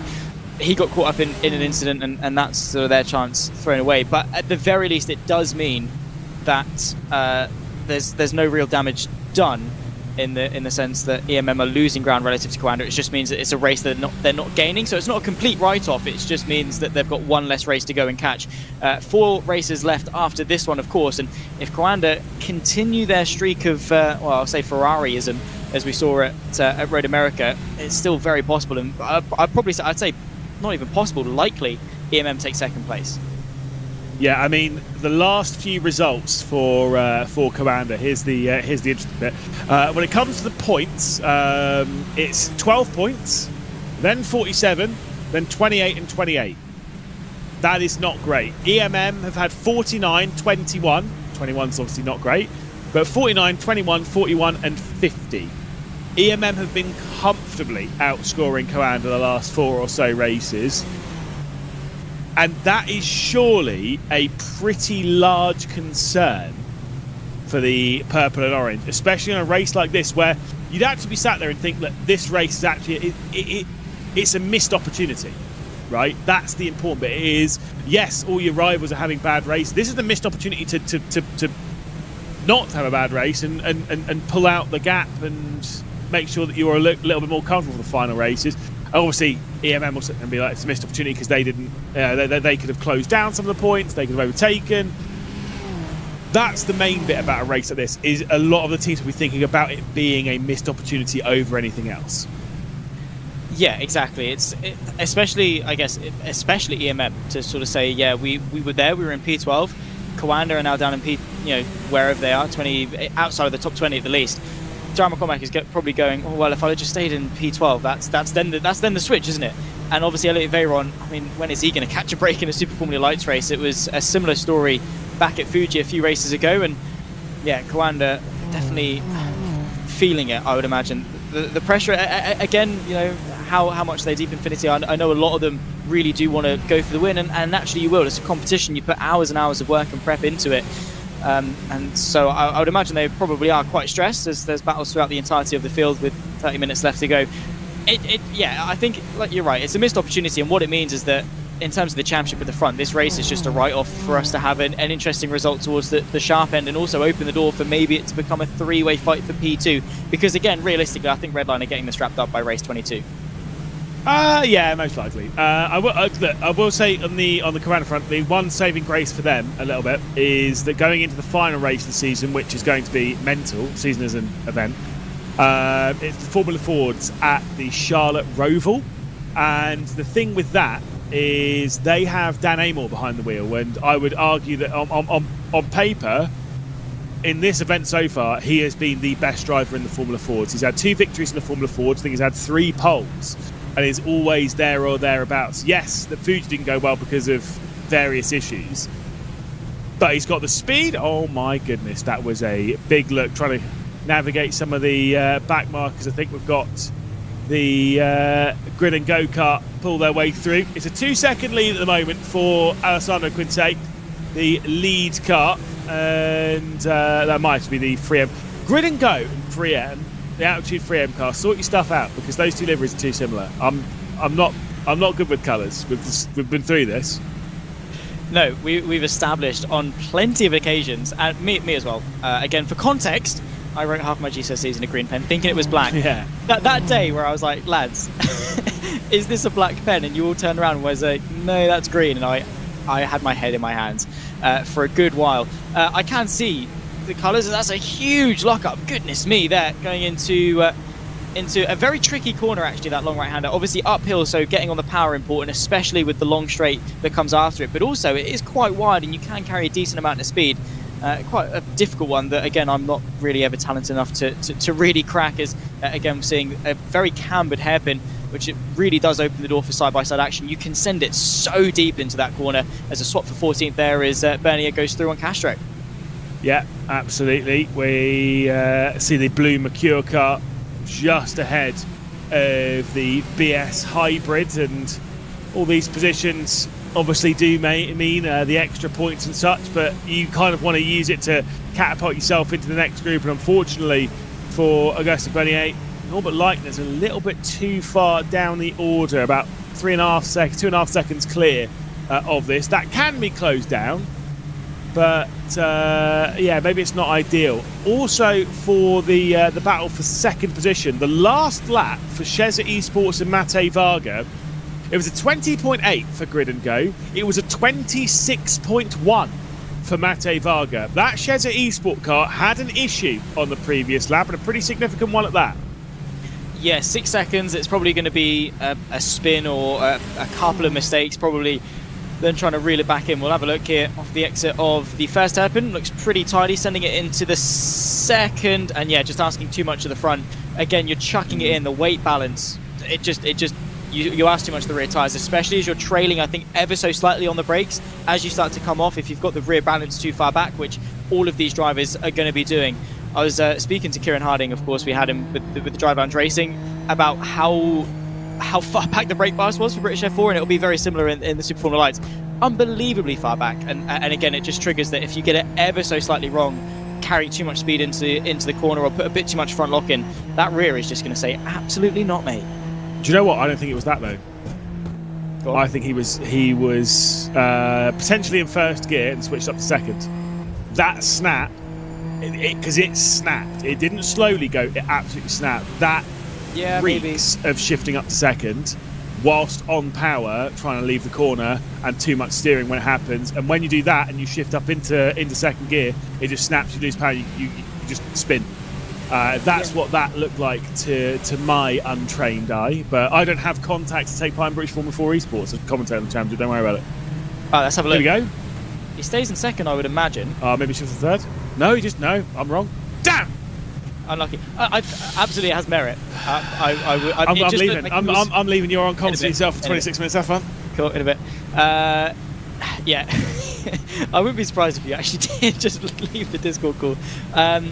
it just looked as though he was wide initially going in, and that's sort of what went round. But yeah, shifting up too early is absolutely a problem. Only thing with these cars is obviously turbo, so you shift up, you actually lose power, because obviously the revs drop and you don't have anywhere near as much torque. And surprisingly, again, I came into the Super Formula Light. I drove the Formula 4 a week, and then I drove the Formula 3 a week, and then I was like, you know what, I'm going to try something even different. I'm going to go for the Super Formula Lights, having a theme here. Astounding amount of rear grip. Like, you can slam the power with very minimal slip, and get away with it. So yeah, I do think the majority of spins you're going to have in this car are either rear brake balance related or weight transfer. I'm just disappointed. I was going to say, I just, my ego's taking a big hit, all right? The tantrum. I remember that time. It was a Nürburgring 24 hour, but it must have been 23. Oh, no. Your PC died about 10 minutes into the stint, and you were Oh, gone yeah, for no, I a good remember. 35 minutes. Oh, yeah, no, I remember. No, it wasn't my PC, it was my internet was having some serious problems. Yeah. We had to rewire some bits to actually make it all work. But yes, I was... Yeah, no, I dropped you in it. No, this is close, but it's more my ego that's taken the hit.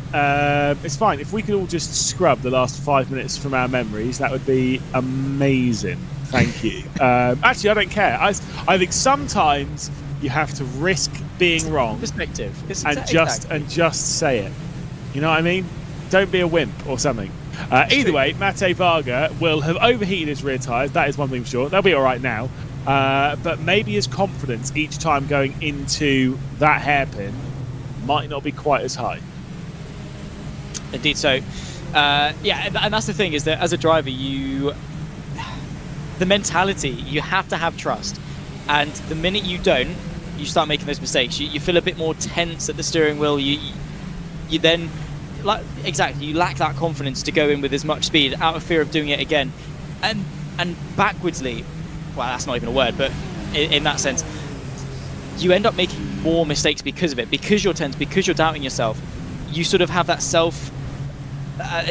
self-fulfilling prophecy, a manifestation. The more you think of something, the more likely it is that it's going to happen. If you go, don't spin, don't spin, don't spin, you're going to spin. Yeah, because you need to have that confidence to actually just drive the corner normally. The moment you start doing weird things is when it is going to spin. Sebastian Job on the comeback drive, working his way to the inside of the Sorrento. Is it motorsports? Is it esports? Who knows? Is it sim racing?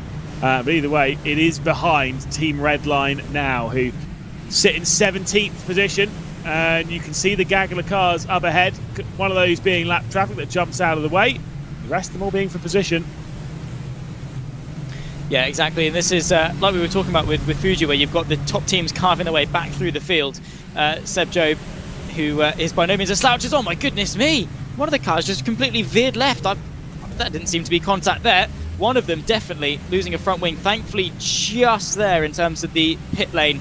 That the 92. Trying to see as to who that is out there on circuit, but they're bringing it back in understandably very quickly for their fast repair. That was a very lucky incident to have happened just before the pit lane.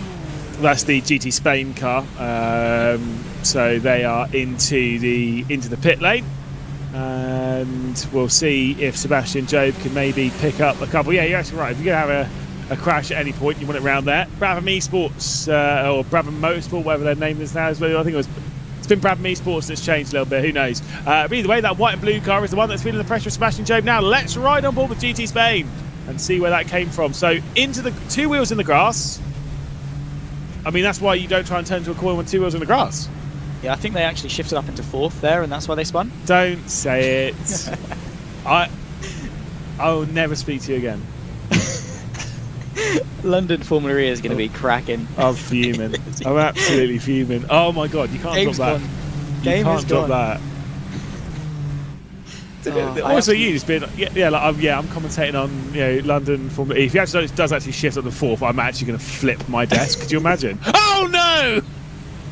Oh no, it's fine. It wasn't mid corner. It's okay. Oh, I have missed this so much. Oh, this is quality. Oh damn. I'm actually, honestly, I'm fuming. I'm getting all the calls wrong when it comes to apparently just purely, specifically gear shift related instance, I'm just like, I'm 0 for 10. Sebastian Job, though, making the move to the inside, getting very aggressive to the inside of the Falcon car of Umalem. And he'll head out onto this back stretch ahead, potentially, of the group, down into the hairpin. Yeah, maybe so. I mean, it is just going to be a slipstream fest, and then, of course, sending it deep. Sebi Job involved in an incident on the opening lap. They're 3 wide, nearly as they hit the brakes. Sebastian Job on the inside there, the Falcon car just alongside him, able to get the drive and find his way through quite cleanly.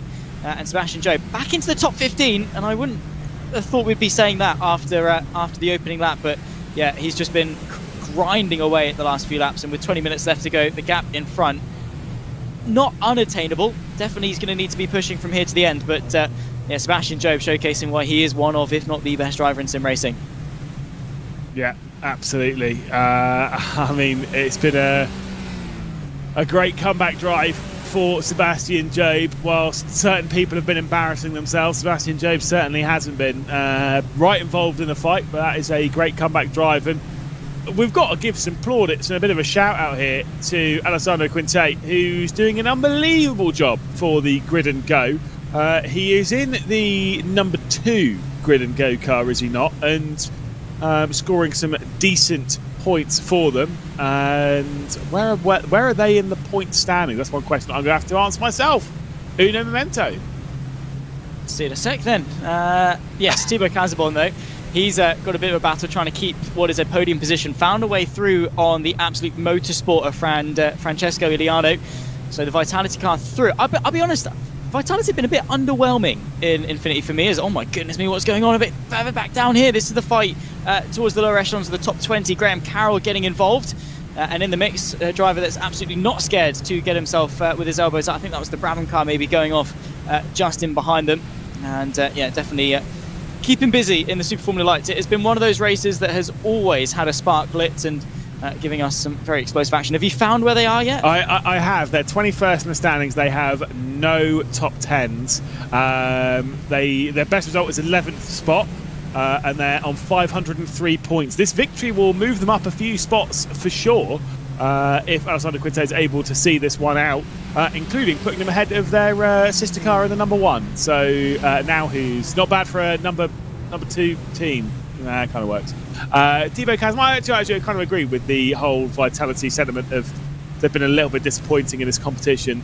We know Vitality is one of the best teams in sim racing, and they really are. They've been very up and down in this event. They're not iRacing specialists. I think is the important thing. I think they are here for a good time, right? And that's one of the things.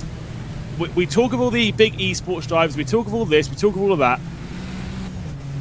The big esports drivers are allowed to come into an event and have fun as well. You know, they don't just have to take everything super seriously. If they want to come in with zero practice and just enjoy the event, I think that's important. Wow, that was a big slide. Yeah, it is important because, especially motorsport, we have this discussion all the time. Is ascend to the inside there? These two definitely having fun. That's Falcon versus Altitude off the exit of the double left-hand infield section. But yeah, I think it's important. You know, motorsports and esports generally can feel like such a slog and such a grind that it really does start to feel like a job. Which, you know, yeah, fair enough, we get paid to do it, but we don't want it to feel like a job. We want it to be fun, and I think that's a good point. And Vitality, typically, I would say, are more prevalent on the sims like rFactor 2, LMU, even Rennsport, of course, where the driving is more on the nose, more slipping, and that absolutely is not the way to drive fast in iRacing. They're still adapting very well. I mean, they've had a few stand-up performances, but yeah, I think they're just coming here, having some fun and enjoying the event, because I think that is what Infinity is all about. Yeah, I think you'll see those Vitality drivers do pretty well should certain series return, and they are, like I say, pretty well versed in the rFactor 2 Le Mans Ultimate kind of camp, that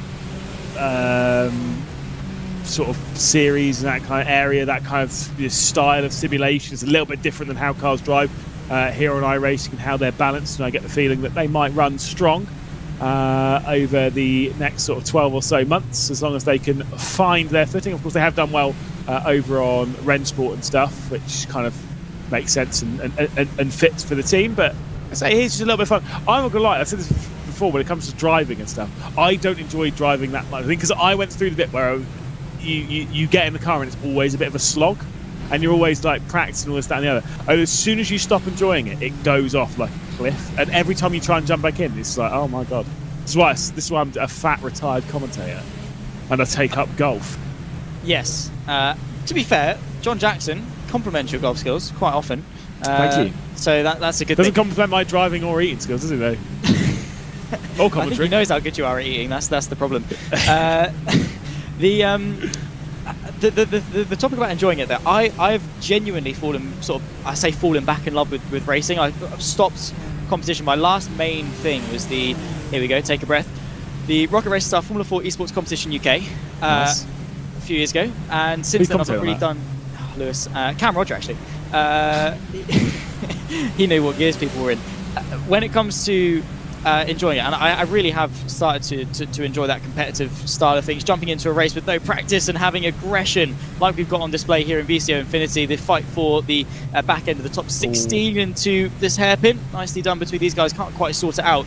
And again, it's just that thing, jumping in, having fun, having a good time, and the thought of racing and being good, I think, is something that's quite important, that you do tend to lose at this higher end of the field. Yeah, indeed. That was Brabham trying to hang on against the DLR SimLab Cup, and they'll remain in 17th position. Speaking of that event, by the way, I got sent a video by Cameron Roger recently. It was a little edit of like some of the memories and stuff of the event, including a video I thought I'd never see. As there is some, I was going to say it's lap track, but I think that was actually a switch full position on this circuit in this mid portion of the track. The video was, do you remember there was a McLaren there? It was a... Was it you climbing out of the McLaren? Please tell me it's you. Was it the MP4-12C or was it the 650 or wherever it was? It was and yes, it's a video. 650. Yeah, it's a video of me climbing out of that car, and let me tell you something, it wasn't elegant. No, you cannot. You have to ask Cam for that one. Oh, I've seen it. It's pretty funny. It is pretty funny. It's that I wasn't there, you guys were, but that story of Ian Porter climbing into the Porsche at one of the R1 events. Yeah, trying to fit into a car which the seat doesn't move on was not a good idea. But I had to climb out of this McLaren, and I am not a flexible nor small man, and it was abundantly clear that car was not made for a man of my size, and I don't mean that in height. 900. We've seen some gentleman drivers. Yeah, but I mean, I'm chonky. Oh, Falcon's had a bit of a problem. There's a couple of cars off the road, including the Falcon Sim Racing car. Brabham, I think, have been off with them. Thomas Enger Sim Racing will work their way through along with the Thibaut Courtois Esports team that sat on the rear end, but there's been some drama here through the middle sector of the circuit. We'll drag it off of my fat belly and back on to the racing at hand. Yeah, it's keeping us on our toes. This race has just had it all, really. The last half an hour of it, we're into the final third with 13 minutes left to go. There you can see the live standings.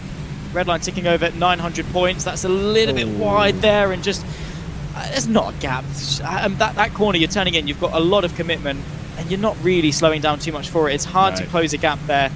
Yeah, Falcon, I think, of hard done by. I mean, looks like a third gear corner to me, maybe fourth. But their gears were definitely not a part of that incident. That was just poor judgment, and like you say, it was a little dab of the brakes, if anything, going into that left hand, and nothing more. Let's see. I said it was. Did I say it was third first? Yeah, it was third first. It is taken. See, there you go, genius. I fixed myself. That's just not on. Ah, what? He shifted down into second is what caused that crash. Yeah, mid-flight was like, second will fix this. Alas, did not. Somehow the cars are right though, so clearly his Super Formula Light is built like a tank with 12 minutes left to go. I'll sit ahead of TC Esports. Sherratt has got ahead because Luca Schreimer is into the pit lane, so that will most likely be for either a damage repair or something like that. It's not going to be a fuel stop, we believe. There's no need for fuel in this. No, there's not. They can, in and out straight away. You can comfortably get a decent chunk of time. I did a half an hour race on 23 litres just in a Super Formula Light, and yeah, that was touch and go, don't get me wrong, but it just shows that it is pretty decent on fuel. Obviously 3 cylinders, what was it, 1.6, we said 1.4, and turbocharged. Oh my goodness me, big snap of oversteer there from our race leader. Thankfully he's got 8 seconds behind Tamate Varga, so no major qualms on that one. But yeah, fuel efficiency in this car, pretty decent. 3 cylinders and turbocharged, you're probably not going too wrong. Yeah, I think my car's more efficient though. Unless I'm throwing it through the roundabouts from Milton Keynes, at which point, True. well, Why are you in Milton Keynes, other than to get out of it? VCO Esports Racing World Cup 2 a couple of years ago. That was Simply Raced. Yeah, right. It was a Simply Race. Dane was there indeed, as was Cameron Rod. Luke Crane was there. Arjuna wasn't, thankfully. Any time to stay away, but it was good vibes. And of course, more VCO.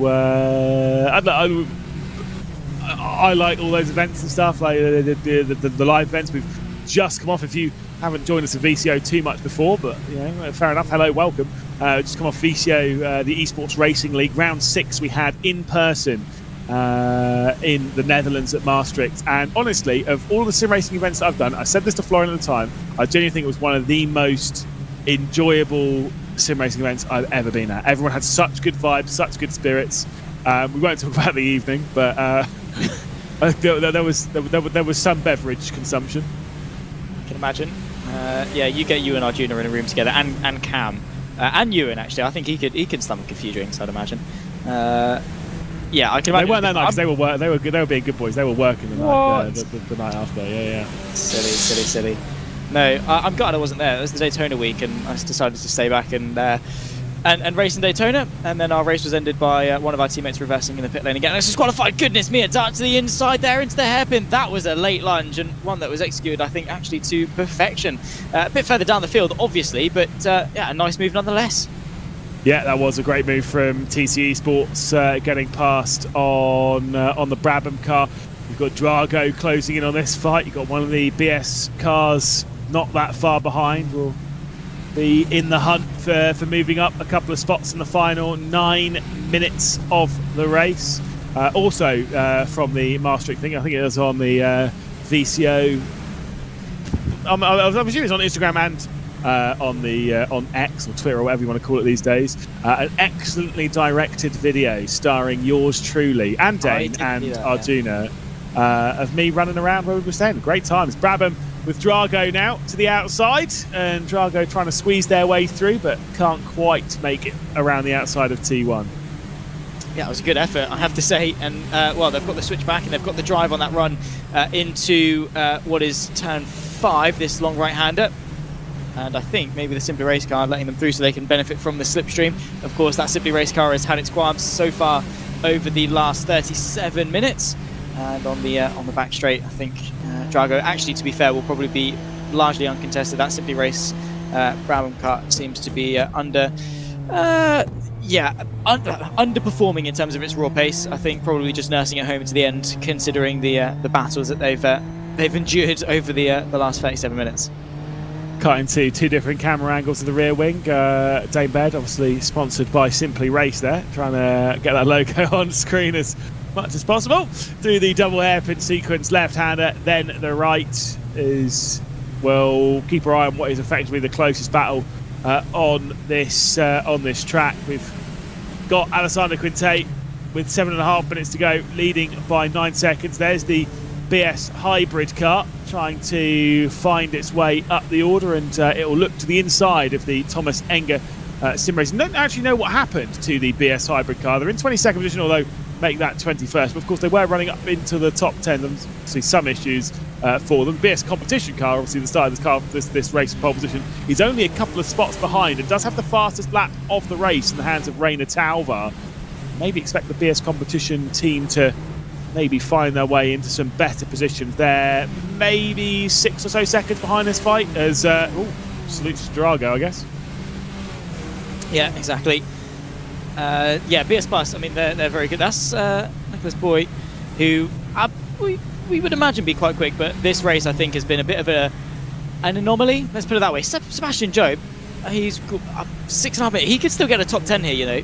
He's on the back of Norbert Leitner and then Ben Riemer just up the road. I mean, even more than that potentially is possible if he really gets on with it. It's a couple laps left to go. What are we running? 1:20, so probably 4 or 5 maybe laps left to go. The Team Redline driver into turn number 1, closing in actually now to the Impulse in front. And, well, I think Sebastian Job, I mean, it's one of those races. Whoa. Not the way the car should be pointing. look, I'm not going to lie, that is not the first time we've seen a car on its lid in this race. We've probably had more cars flipped over. Oh, it's Commander!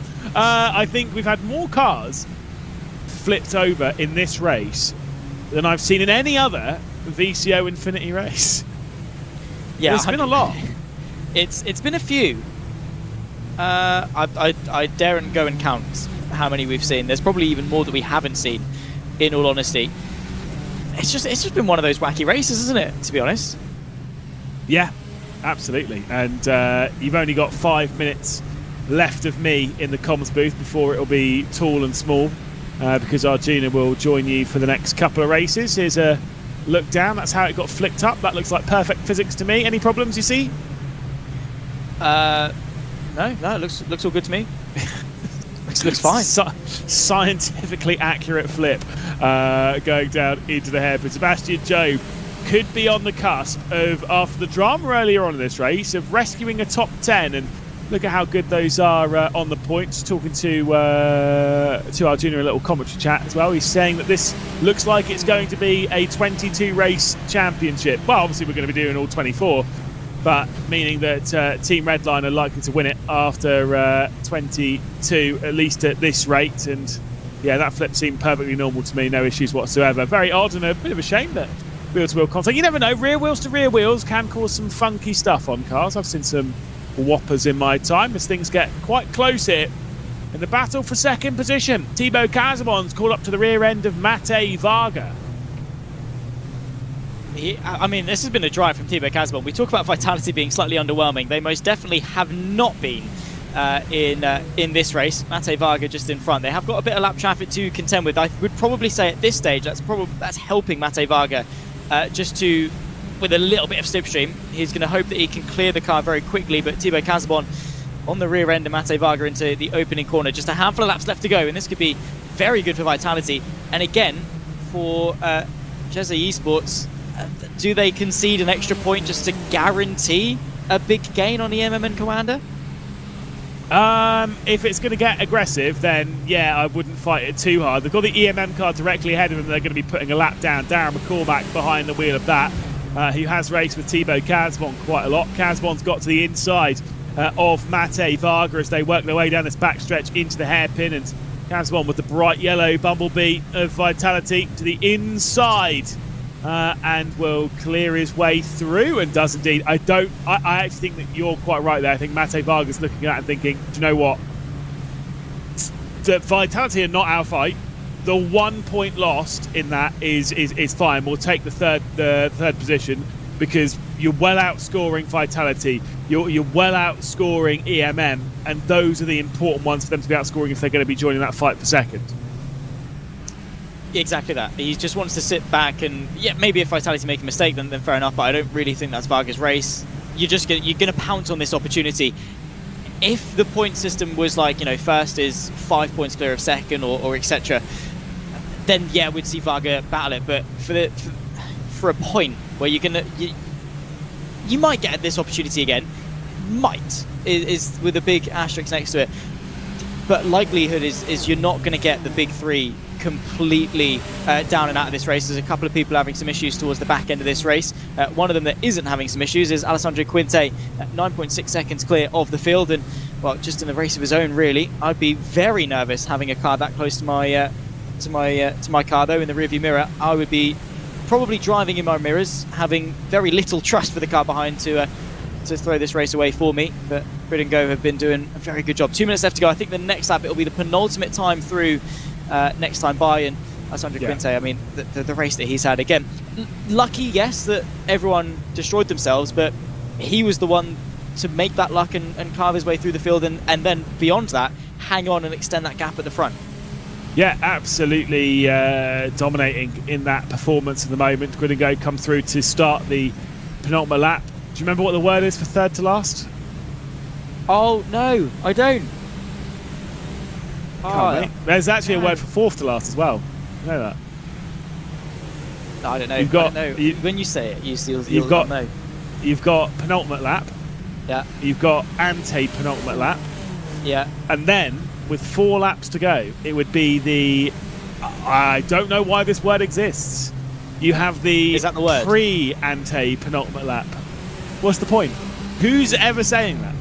Apart from me, because I got told it, and I think it's so dumb that that's a word. So you've got anti-penultimate and pre-anti-penultimate. Yeah. So what's the one before that? Ante, pre-ante, penultimate. Just keep adding. If you keep adding pre and an ante, and I'm just stacking them up. It's we like can actually do the whole race distance.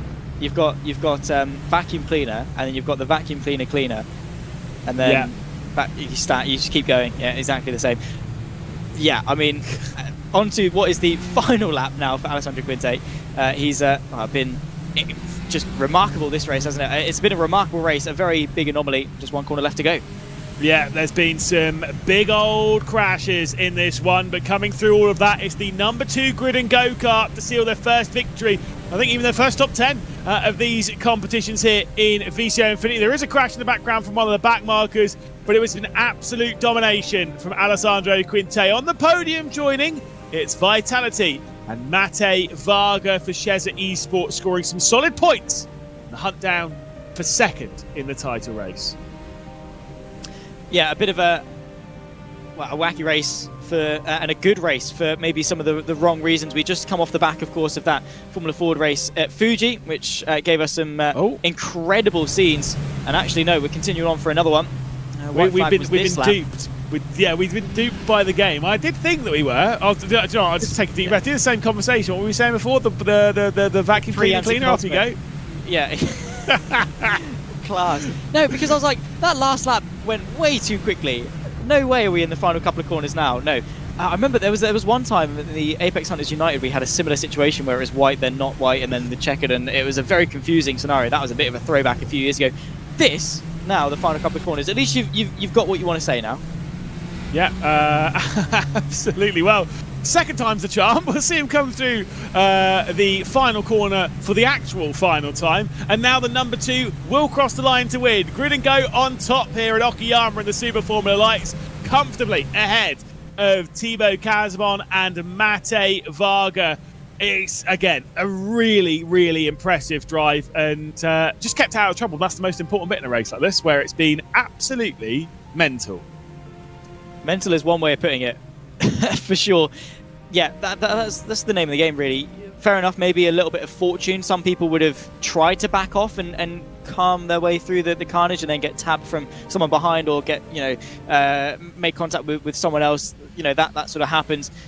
Quinte got lucky, but then also, used and channeled that luck to go and get that win, which are very important for Grid and Go, the number 2 car. Big shout out though to Sebastian Job, and again, more red line praise. But Sebastian Job, obviously down and out, involved in those incidents in the opening moments. To come back and finish in the top 9 is a remarkable result. Thibaut Casbon as well, Vitality up there in P2. Again, good showing from them. Of course, the big names, EMM and Coanda. Well, they've got a few races to try and bounce back and get some redemption. Absolutely. Final few cars you're seeing across the line. There'll be some disappointed drivers out there, and I think there'll be quite a lot of them after the crashes that we've seen. Again, some of the largest crashes that we've seen in this competition. I don't know how many rolls Coanda did earlier, but I mean, I wouldn't be surprised if the count was getting close to double digits. It was a lot of flipping. We'll have to watch it again, but it was a lot of pirouettes in the sky. And then there was further contact. They had another incident at some point as well. Anyway, here's the results.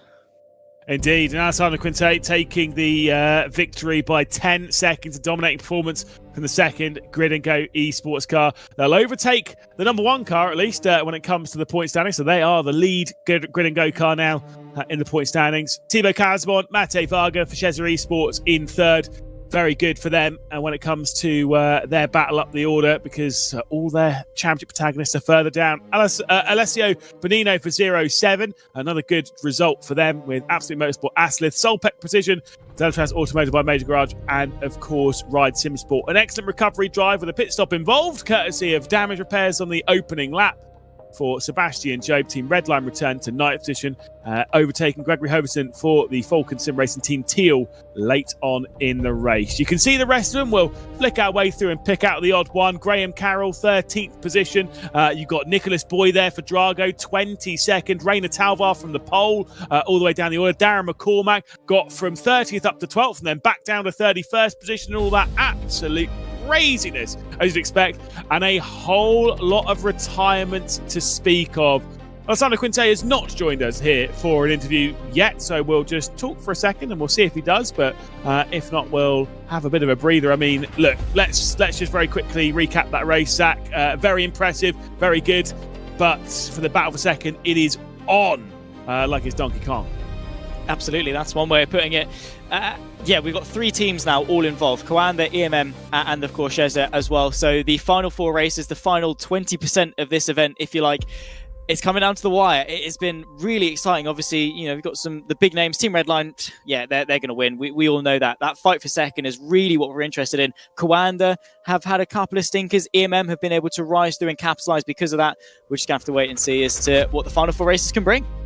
Absolutely, you're absolutely right. We only have 4 races left to go to crown our champion. We could be crowning Team Redline in just a couple of races' time. Unfortunately, we're not getting an interview from Alessandro Quinte after that victory at Okayama. So we're going to have a bit of a breather. We're going to take a break. I'm going to jump out of the commentary booth. I'll join you for the final couple of races because our junior will be back in to take you through the next one with Zach Sweeney. Of course, we'll be racing at Road America in the Radical SR10s. That's going to be exciting. It's going to be a thrill race, I'm sure. We know what it's like around Road America. Don't go anywhere. We'll be back in just a second.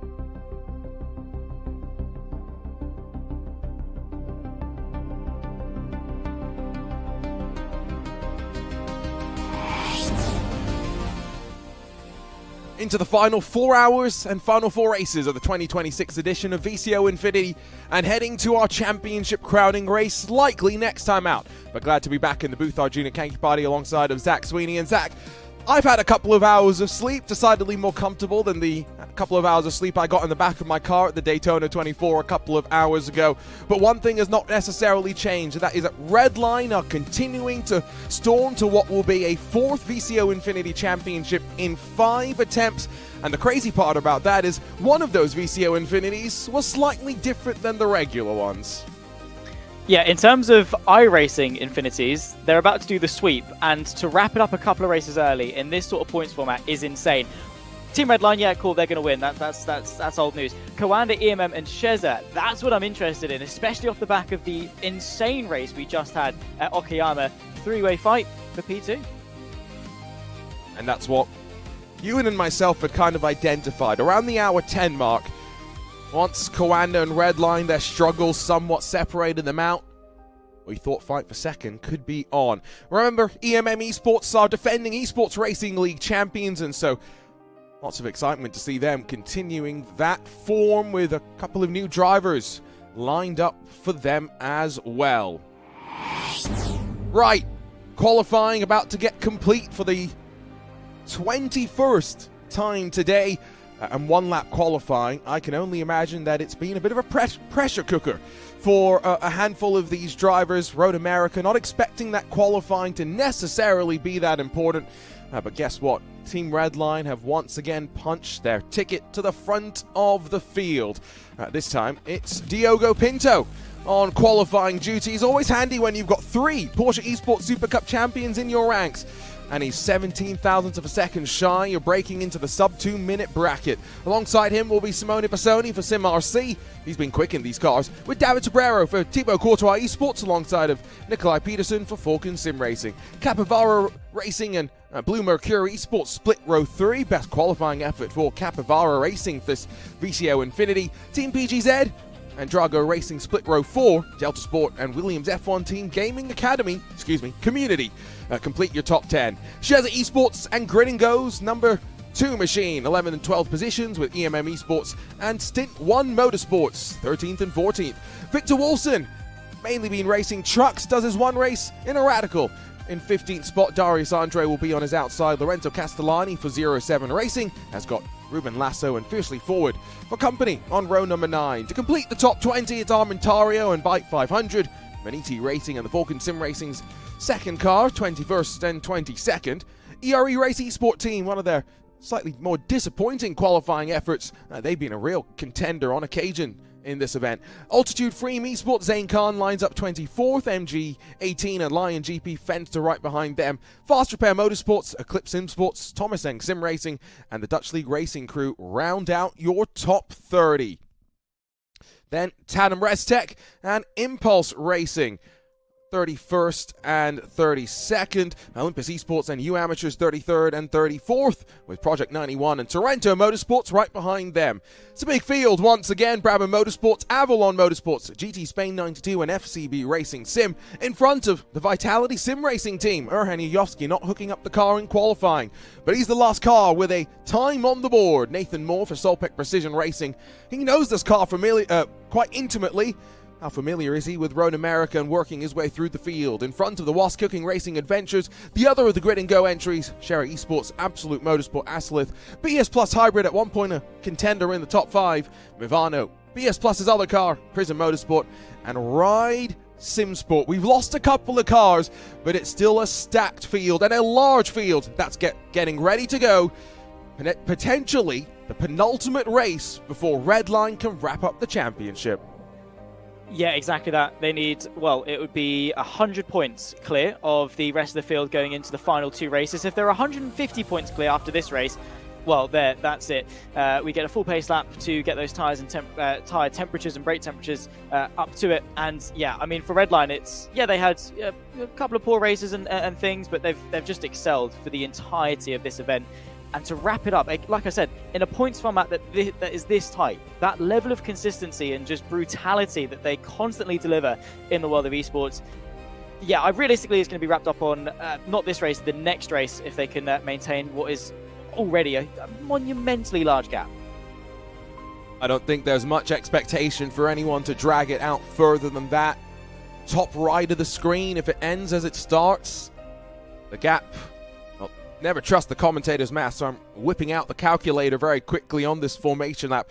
It would be at 123 points, so Kawanda would need to outscore Redline in the next race by 24 points, effectively to keep the championship alive, because I would assume any tieback is going the way of Redline. Yes, they've had some setbacks, as you are bound to do in this event as wild and random on occasion as this, but Zach, at the end of the day, their consistency to start things off was remarkable. First 9 or 10 races, no finishes outside the top 4. Yeah, it's just, it speaks volumes. And again, you know, the Redline praise you know, we've been speaking about it for hours, and, you know, there's a reason why they are the best team. I don't think that's much of a discussion. They are the ones that set the benchmark, and it's because they, you know, other teams have got great drivers, don't get me wrong. A lot of teams have got great drivers. But what Redline have is a full roster of drivers that are at the absolute top of their respective discipline, and even those that, you know, have their specialist sort of car track combination, they can go and adapt to the other ones, and it just allows them to be that far up the field. And the difference as well with Redline, they've faced adversity. They've had some poor luck. Like, you know, we looked at Okayama, they got completely thrown away in the opening lap. They were thrown to the back end of the field, and yet Sebastian Job still was able to scrounge a P9, which, yeah, fair enough, you know, for Redline is you know, nothing to write home about. But it's the fact that they can limit the damage and then maximize the reward when they're given that opportunity. It's a recipe that allows them to excel. Of course, 13 podiums from the 21 races. That percentage has dropped over the last couple of races, but 6 wins thus far. And I think Lewis was saying 34 in total across all of the Infinity events they've taken part in. Fair enough, maybe across a couple of cars. But I think that just says it all, really, doesn't it? I know it does. Love the stats. Lewis will be back for the final 2 races, but Arjuna Kankipati alongside of Zach Sweeney for the next couple. We'll see a look at a couple of the drivers. There's Diogo Pinto, one of the 3 Porsche Super Cup champions, Esports Super Cup champions. That Redline has as part of their lineup. Simone Pisoni lines up alongside in that Sim RC machine. They're looking relatively rested, given where we are in the proceedings. David Sobrero as well. Good to catch up with him at Sim Racing Expo last year when our team at RaceSpot were on site with Rennsport for a community event.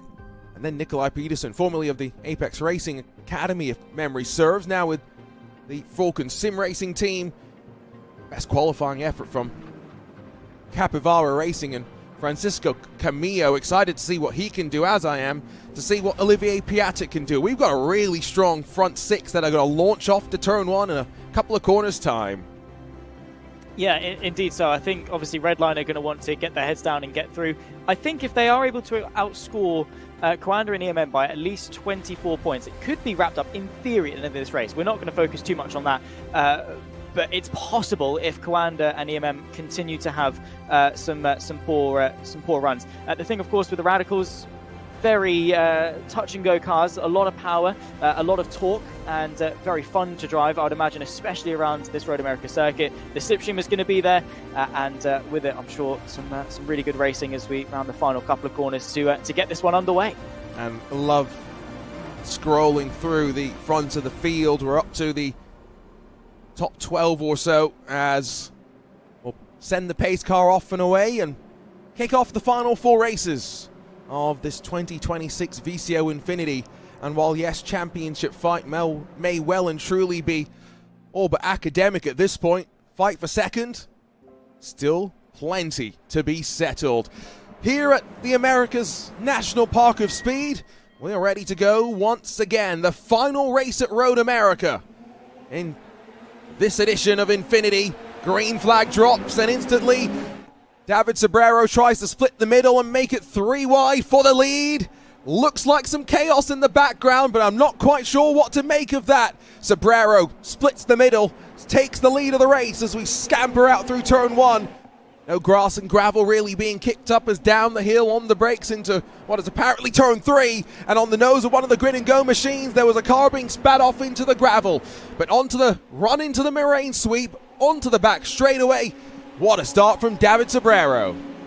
Yeah, that was a crucial start there, splitting the middle, having that confidence, getting the jump off the rolling start. Side by side as Diogo Pinto fires one down the inside into turn number 5.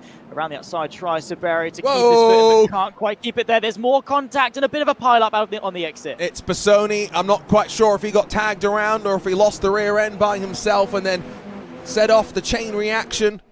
Also involved was Delta Sport, one of their better qualifying efforts as well. Meatball flag for them, alongside of Vitality Sim Racing and BS Plus Hybrid. So 3 signs of troubles as through the hurry downs and up towards the carousel. Just now the long right-hander before we have to work our way through the kink, and that's where commitment in these downforce cars will be important. EMM Esports, Raphael Renhofer dropping down outside the top 40 in what could have major implication in the points. Through the kink, separation building. Yeah, indeed. So Diego Pinto controlling the pace and Sobrero just staying with him. Look at that train, and that's how powerful the slipstream is. A fight for fifth. That's Piatek versus Samuel Ward. The Team PGZ car conceding on that occasion into kind of the corner again. A great overtaking opportunity if you've got that run through the kink. There's a car off in the background as well. I think potentially it could be Takalo. There's so many people that have gone off at any different point on the, so far on this lap. It's hard to see who's where. Once they break the beam for the opening lap, we'll start to piece together. But one thing is absolutely for certain: Diogo Pinto and Team Redline lead the opening lap. That's for sure. Converts. Not expecting any fuel saving needed in this race, remember. Not expecting pit stops either. Sobrero back around the outside. It's about the front 8 trying to extend their advantage. Francisco Camillo one side of the road, then the other. Look at the gravel picked up on the exit of turn 3. Onto the back straight once again. Victor Wolfson for Coanda Esports. He's back in 12th position, remember. Points on the top right of your screen as they run right now. Redliner full 120 points in the good. Now David Sobrero is going to be back to 3rd because it's Francisco Camillo in that Capivara racing machine that's challenging around the outside underneath the Corvette bridge. They will tuck. And this is when Road America presents its multitude of ways to pass. And you can basically go side by side through every single corner here. David Sobrero dropping down to 4th momentarily as Peterson in the Falcon Sim racing machine looks to the outside. Yeah, these guys are, I'll be honest, battling incredibly hard in the opening phase of this race. We've got 41 minutes left to go, and they're treating it as if it's the final lap. You're in a train, you're in a slipstream train. Get used to it. There's no pit strategy or anything like that. Largely at this stage, I would say the positions are inconsequential. There's contact there, sent into the kink. You could see that coming from a mile away. Samuel Ward sent off through the kink. It was Alex Spetz to the inside, and now we've got cars almost shoving into the grass on the run up towards Canada Corner. Falcon Sim Racing still fighting with David Sobrero, who's trying to watch for Blue Mercure and Olivier Piatek. Another meatball flag for Sam Ward, as you would expect, and so at some point we'll have a chance to breathe and pick our way through some of the replays, but ending lap 2, that moment hasn't come just yet. The intensity by no means has settled, but it is 9 cars now in this leading train that is breaking away, but it could be a leading 2. If 3rd and 4th continue to squabble, Sobrero and Peterson, Falcon and TC yet to settle in amongst the two of them, and the shot from Sobrero from Olivier Piatek not quite sending him quite clear. Instead, down the hill, they're not quite 3 abeam, but look at how this pack is continuing to lose time to our 2 leaders.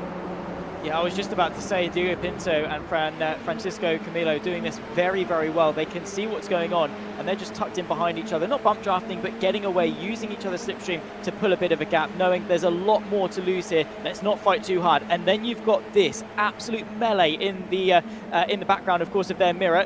Nikolai Pedersen trying to keep Piatek at bay. David Sobrero side by side with Piatek. Alex Spetz just trying to hold off Kai back as well, up over the crest under the Corvette banner there and in towards turn number 6. And for a moment settles down. But like I was saying earlier, 40 minutes left of this race, and they're going at it way too hard, I think, for this stage. No complaints from us in terms of the action that we've got. But racecraft-wise, it's just allowing Pinto and Camillo to get away. I think we have seen a questionable level of racecraft on occasion in this edition of VCO Infinity. Maybe the number of cars has had a part to play. Oh, Vitality Sim Racing just run into the back, I think, of Customs GT. And then BS Plus getting mixed up as well. And that is a wrecked Radical. Both sides of that car worse for the wear. And that was before technically they even got up to turn number 1. So there was drama and there was wrecked race cars early in proceedings. The next sign of any chaos was then down in towards turn number 5 when SimRC and Simone Personi found themselves unceremoniously turned around. And Zach, this is what happened. 3 wide and slightly pinched in the middle, and shove, whack, wallop. Delta Sport get tangled up as well. Unfortunately, Persone stays out of the way and avoids rejoining unsafely. We have seen some pretty dodgy rejoins so far in this race, and it's unfortunate. But again, just that racing incident, you're 3 wide into turn 5. The car on the outside that was sweeping round, plenty of space between all 3 of them. It's just that case of trying to give way in the middle to the car on the inside and the car on the outside, who more than likely can't see each other. So you're very much pinched there, and I think just wrong place, wrong time, opening lap, and then you've got to wait. The carnage ensued there, just crawling, trying to get back going, but a good rejoin in the end. But in front of that, I mean, well, I don't really know what you can make of that. Just clumsiness on the opening lap. Armentario tangled up there as in the live picture. 2 seconds covers the gap between first and third. David Sobrero in front of Peterson, who now is also passed by Alexander Spetz, who makes the move. This queue now joined by Victor Wolfson and Daniel Ola in the Sheza and Kawanda machines respectively. And not further, much further I should say, to Delatraz Automotive, Maniti Racing 07 and the ERE race team, Tommy Razier picking through the carnage quite successfully. Although, grid and go, Hadi Noah Mamasi is plus 28, Will Murdoch is plus 32. Another race where craziness on the start has meant drivers who struggled in qualifying, Zach, haven't necessarily paid the price in the race itself. No, absolutely not. I mean, they've done the effort to negotiate their way through, very Lightning McQueen-esque, through the wreckage and the carnage, and pretty much a parallel to what we saw just a few moments ago in the Super Formula Lights at Okayama, the likes of Darren McCormack starting P30 all the way up to P12 in the opening lap. You know, it can give, it can take very easily, you know, in the snappy fingers, blink of an eye, all of that effort can be very quickly taken away. But a lot of these drivers, again, have made the most of that. You kind of go into those races, especially, you know, these radical races, with that kind of expectation that something at some point is going to go wrong, and quickly responding to any yellow flags or tyre smoke as caution and not an opportunity, as the majority of sim racers do when they keep their foot flat. Working their way back through the field, Kawanda, of course, Victor Wolfson working with, and a big lift off there on the back of Jesse Jones. I think maybe our first sign of actual racecraft to get onto the back of the train in front. I think what you were describing earlier, by the way, is sometimes also known as the Arca brakes, and always great when Lewis and McClay gets a chance to scream that in the commentary booth, which he's done on his fair share of occasion. Live points, top right of your screen, you can see Kawanda slowly closing some of the deficit as they'll now pick their way past Jesse Jones. At the front of this queue, there's a little less fighting as, well, racecraft maybe on display. Alex Spetz, David Sobrero working together. Olivier Piatek and Michael Kaibach in the Stint 1 Motorsport machine versus Blue Mercury Esports. No such working together there as they chop and change positions. And those top two now well and truly clear of the drafting range. And got to give a shout out to Francisco Camillo, who is holding at the front of the field with one of iRacing's finest. I mean, you've got to give props. Fair enough. Diogo Pinto is incredibly rapid, and that's what I love about Infinity. Again, it gives so many people their chance to showcase just how good they are. Francisco Camillo staying with him, the Brazilian for Capivara Racing. Slipstream going to be playing a factor in that, but he's there on pure merit. Of course, the pressure building for Capivara, I think they've got a lot less to lose than Team Redline. I would love to see Camillo make some sense. Nothing to lose at the end of the day for Capivara Racing. The opportunity to measure yourself against the benchmark of a team like Redline, a driver like Pinto. Most significantly, look how calm he is right now behind the wheel, not letting the situation get to him, or to quote the formidable Max Pappas, not letting the pressure outweigh the pleasure, at least for the time being. Nikolai Peterson back in the scrap. Slips past Alexander Spetz on the run up to turn number 1. Last lap, it was a couple of tenths of a second lost to the leaders for this chasing group. And so, let's see if we can pull up some lap time comparisons. At lap 4, they actually gained about a tenth and a half. But look at that lap 3. Because of all the fighting, 1 full second. That's where this group lost the draft. And, almost 3 wide down into the braking zone of turn 5. I worry they're starting to resume hostilities once again.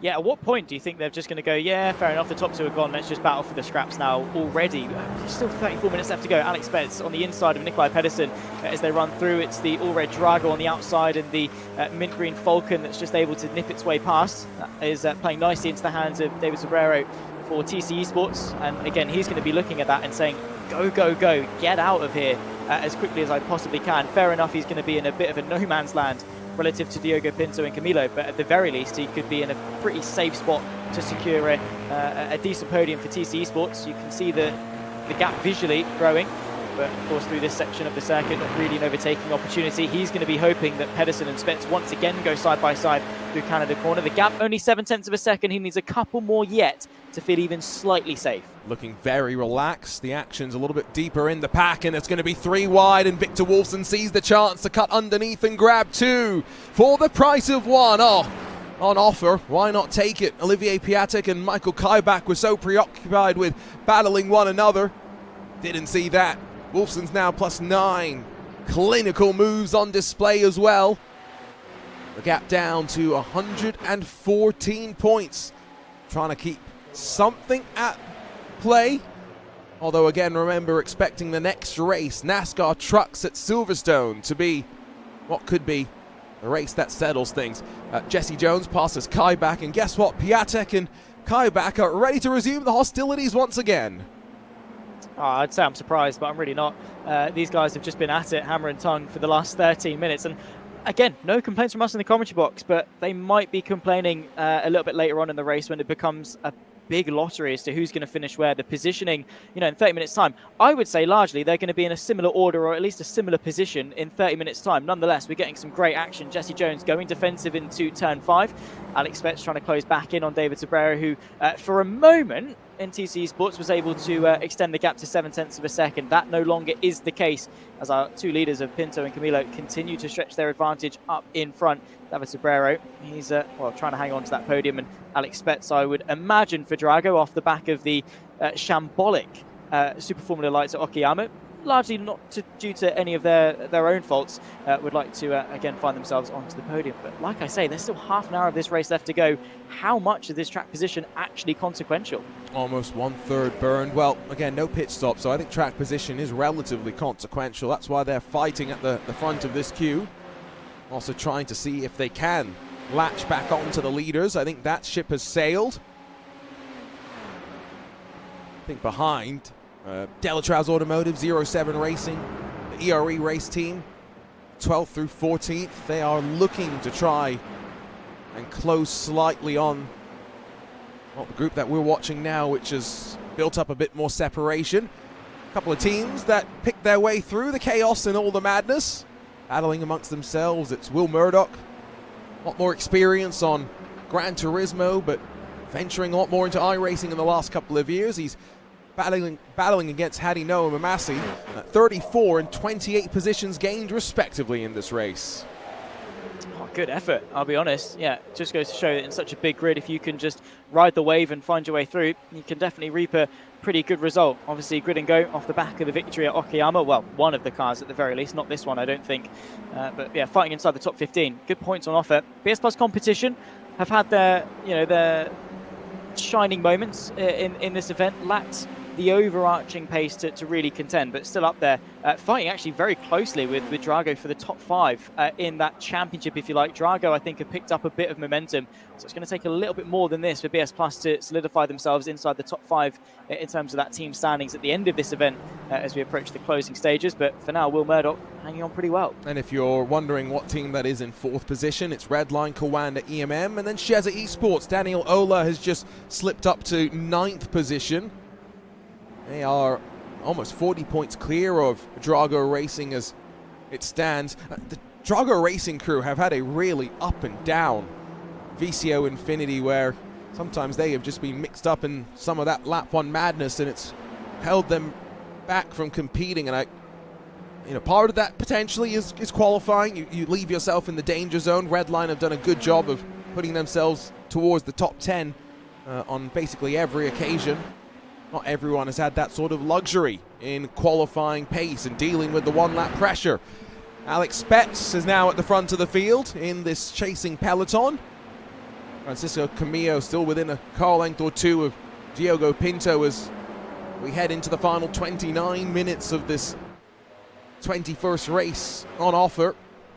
And what is also our final race in the Radicals. What an interesting car it is. Definitely not one that many of these drivers will have had much experience coming into this particular event. And therefore, maybe, Zach, we've got to ask our winner what they thought about this particular car now that its piece has been said. Oh, Victor Wolfson looking aggressive on the back of Nikolai Peterson.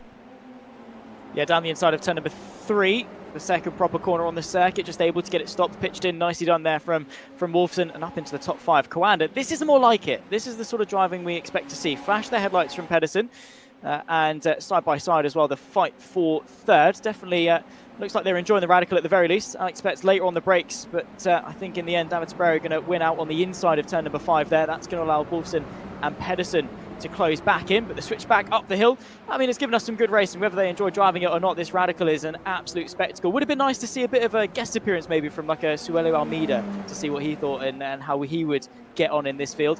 But yeah, the SR10 definitely proving, I believe, the quickest of the bunch in terms of the Radicals. At least that we have on iRacing. There are quicker cars that Radical have.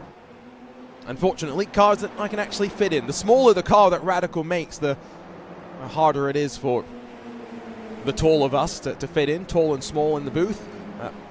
You can presume quite correctly Zach Sweeney would fit in the various Radicals on offer. Thank you. It's just a statement of fact. There is no question about it. You would fit quite comfortably into the variety of Radicals on offer. Tom Drewer, Radical USA, giving a listen.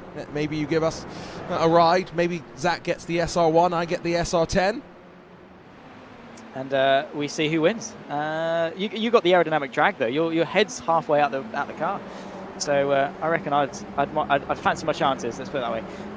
Interestingly, actually, from what I've heard, there's not too big of a pace discrepancy between each of the Radicals. Yes, there's a huge amount of power difference, but because they're the similar chassis, similar aero kit, they actually have their own merits and their own rights in terms of pace. David Sobrero definitely having some merit in terms of this battle. Back to the sharp end of the field as Alex Betts starts to the inside. I think more as a spot my breaking point marker and not run into the back of the TC car in front. A brilliant battle between these four, though, you have to say. Meanwhile, Diego Pinto and Camilo continue to get away with 26.5 minutes left of this. Yeah, this will continue. Olivier Piatek leads a second group that's increasingly dropping back. There's not much difference between the SR3, which now sits as the middle rung of the Radicals, and the SR10. The SR1 is a much more basic beast as 2x2 trickle down into turn 5. Long way around for former motorcycle racer Jesse Jones. Michael Kaibach tucked in behind. Daniel Ola, Maxime Naz for Maniti there too. And the big green machine. Meanwhile, Victor Wolfson alongside of David Sobrero as they sweep through the hurry downs. And Sobrero says no thank you to Nikolai Peterson, offering a move up the inside. A little bit close for comfort, but we'll get away with that one. And now that second group back inside of drafting range. How quickly things can shift around. And what a camera angle this is. You can never have a camera here in the real world. The joys of sim racing. Slap bang on the apex of the kink. The Radicals fly past. God, what an angle. I love that. We need more of that. Yeah, we need to fight. There needs to be like a really low rising gantry. I know that would never happen in real life, but we need one. Yes, that battle though. One sec. I need to wait, wrong way. We're doing this live on air. There we go. Boom. Oh my goodness. Yeah. Big props to the cameraman. I've seen some. Have you seen there was a cameraman at the Winter Olympics on the speed skating that completely fell over and nearly wiped out one of the competitors? I would say that the cameraman would be in no way wiping out competitors in that sense. It would be a very poorly cameraman if that was in real life in the motorsport world. Yes. Jesse Jones. Go on. No, we need to find a way of making cameras that cars can drive through, which if anyone can defy the laws of physics, please do tell me. Jesse Jones, a little bit of a sitting duck. This is, again, quite a racecraft-driven race more than anything right now. Yes, there's the technical, hit your references, get on the power nice and smoothly, don't lock your brakes up, but for the most part, it's just understanding where momentum is going and riding it to the front of the field. We're nearing half distance. And at some point, these two will pull the pin. Diogo Pinto, Francisco Camillo will battle amongst themselves, but that point seemingly not quite on us. This race is very reminiscent of high-level karting, right? That dynamic that you have where you're nose to tail with cars, and you're very easily and very capable of making moves, right? You can dart to the inside and not lose too much time relative to the pack, but it's then that, you know, that overarching working together, like we've been seeing with Camilo and Diogo Pinto. They've been, you know, they've been with each other. They've not been battling, and they've been able to, you know, push each other to an extent that they've been able to get away from the chasing pack behind. The likes of Spez, Wolfson, Sobrero, Pedersen, and then that chasing pack that closed back into them. Very cutting-esque. You wait, you sit in that train, you sit nose to tail, you get onto the back of them, and that's then when the melee continues. It's an incredibly precise style of driving, style of racing, and it makes for really good final laps where you've got loads of people sort of jostling and darting to each side of the circuit, probably I'd imagine in 22.5 minutes time where we are to that closing stage. Looking forward to that one. Don't you do it. You and I, we do believe in the commentator's curse, right? No, do not put me under that same umbrella. I know it's very easy for you to hold an umbrella over my head, but I will not be having it with the commentator's curse. Oh no, you're one of these Luddites that does not believe in the commentator's curse. I'm Lewis's kid, what can I say? Come that's on. true, like father, like son. Too wide for a moment across the line. I very much believe in the curse of the commentator, especially given that, Victor Wolfson shoved out wide. Peterson will sweep up the pieces there, especially given that I've now not just done it in the sim racing world, I've done it in the real world as well. Out wide for Olivier Piatek. That was uncomfortable as he sent himself understeering into the grass. Michael Kaibach slips through. Daniel Ola now getting a shove from Maxime Naz as he pushes the air on the back of the Radical SR10. You know, it's 8:30 now in the morning here on the east coast of the US. We are getting into breakfast time for any of the Americans who are racing with us. Good time to have a traditional Road America breakfast. Head to the Gearbox concession stand. Fried egg, cheese and breakfast meat on top of a Sheboygan hard roll. Traditional egger. If you can't tell, Zach, the concessions at Road America are world class, and I am dreaming about them right now. They sound very American. Yes, well, I mean, a bratwurst isn't necessarily American, is it? No, that's true, but the combination of foods and the assembly of said concessions, very American, let's put it that way. I've just come back from Italy and I have had some pretty decent food all weekends. In the north of Rome, I will say, the best pizza in the world, Naples. Oof. Any day of the week, you could have me a pizza in Naples. See, they definitely would not approve of fried cheese curds. Of course. They would. Do you know what? They really have a go at me for how the British make carbonara. They're like, you can't put ham in it. No, the Italians are very passionate about their food, as you know, I think we all know. I think they would probably have a heart attack looking at anything served at Road America. Oh, well, for cheese curds, Wisconsin staple, you've got to have them if you head to the state. It's not just to the track.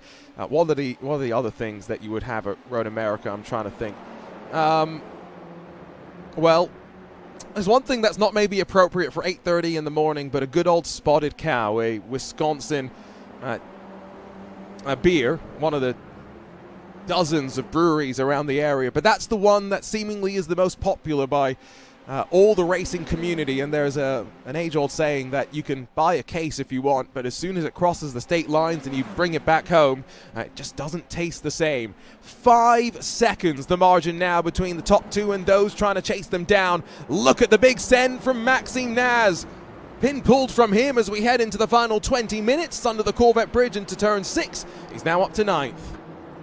Yeah, really nice move there. And again, it's that really good racecraft, that good awareness in these scenarios, in these pack racing dynamics, knowing when and when not to go for those moves. How can you maximize your progress through the train without detaching the carriage from the rest of them in of itself? It's very easy to get roped into a battle and let everyone else run away. And what I'm really impressed with Naz is that he's just able to carve his way through. And it's not like they can miss him. He's not exactly being a ninja. He's in a bright green car. And I can see that green. So definitely it's visible through the kink. And he's just slowly working his way forward, being patient, taking his time. And there is definitely a good result on the cards here. Jesse Jones, the one heading the field, of course, in that Falcon car. 15 positions from 22nd, up now into 7th.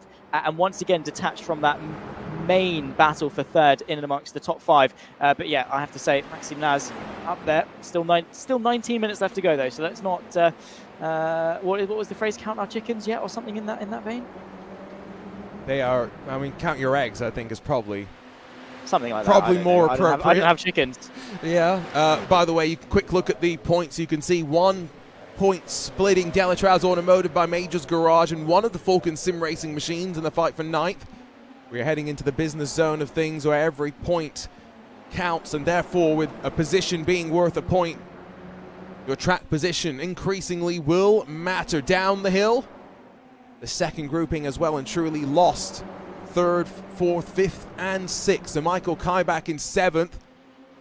As much as David Zabrera or Alex Spetz side by side in front of him.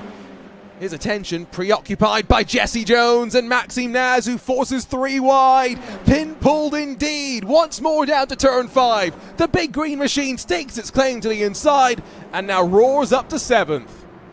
Yeah, what a move that was there. And again, great awareness. Now's the case, you've got it. Can you keep it?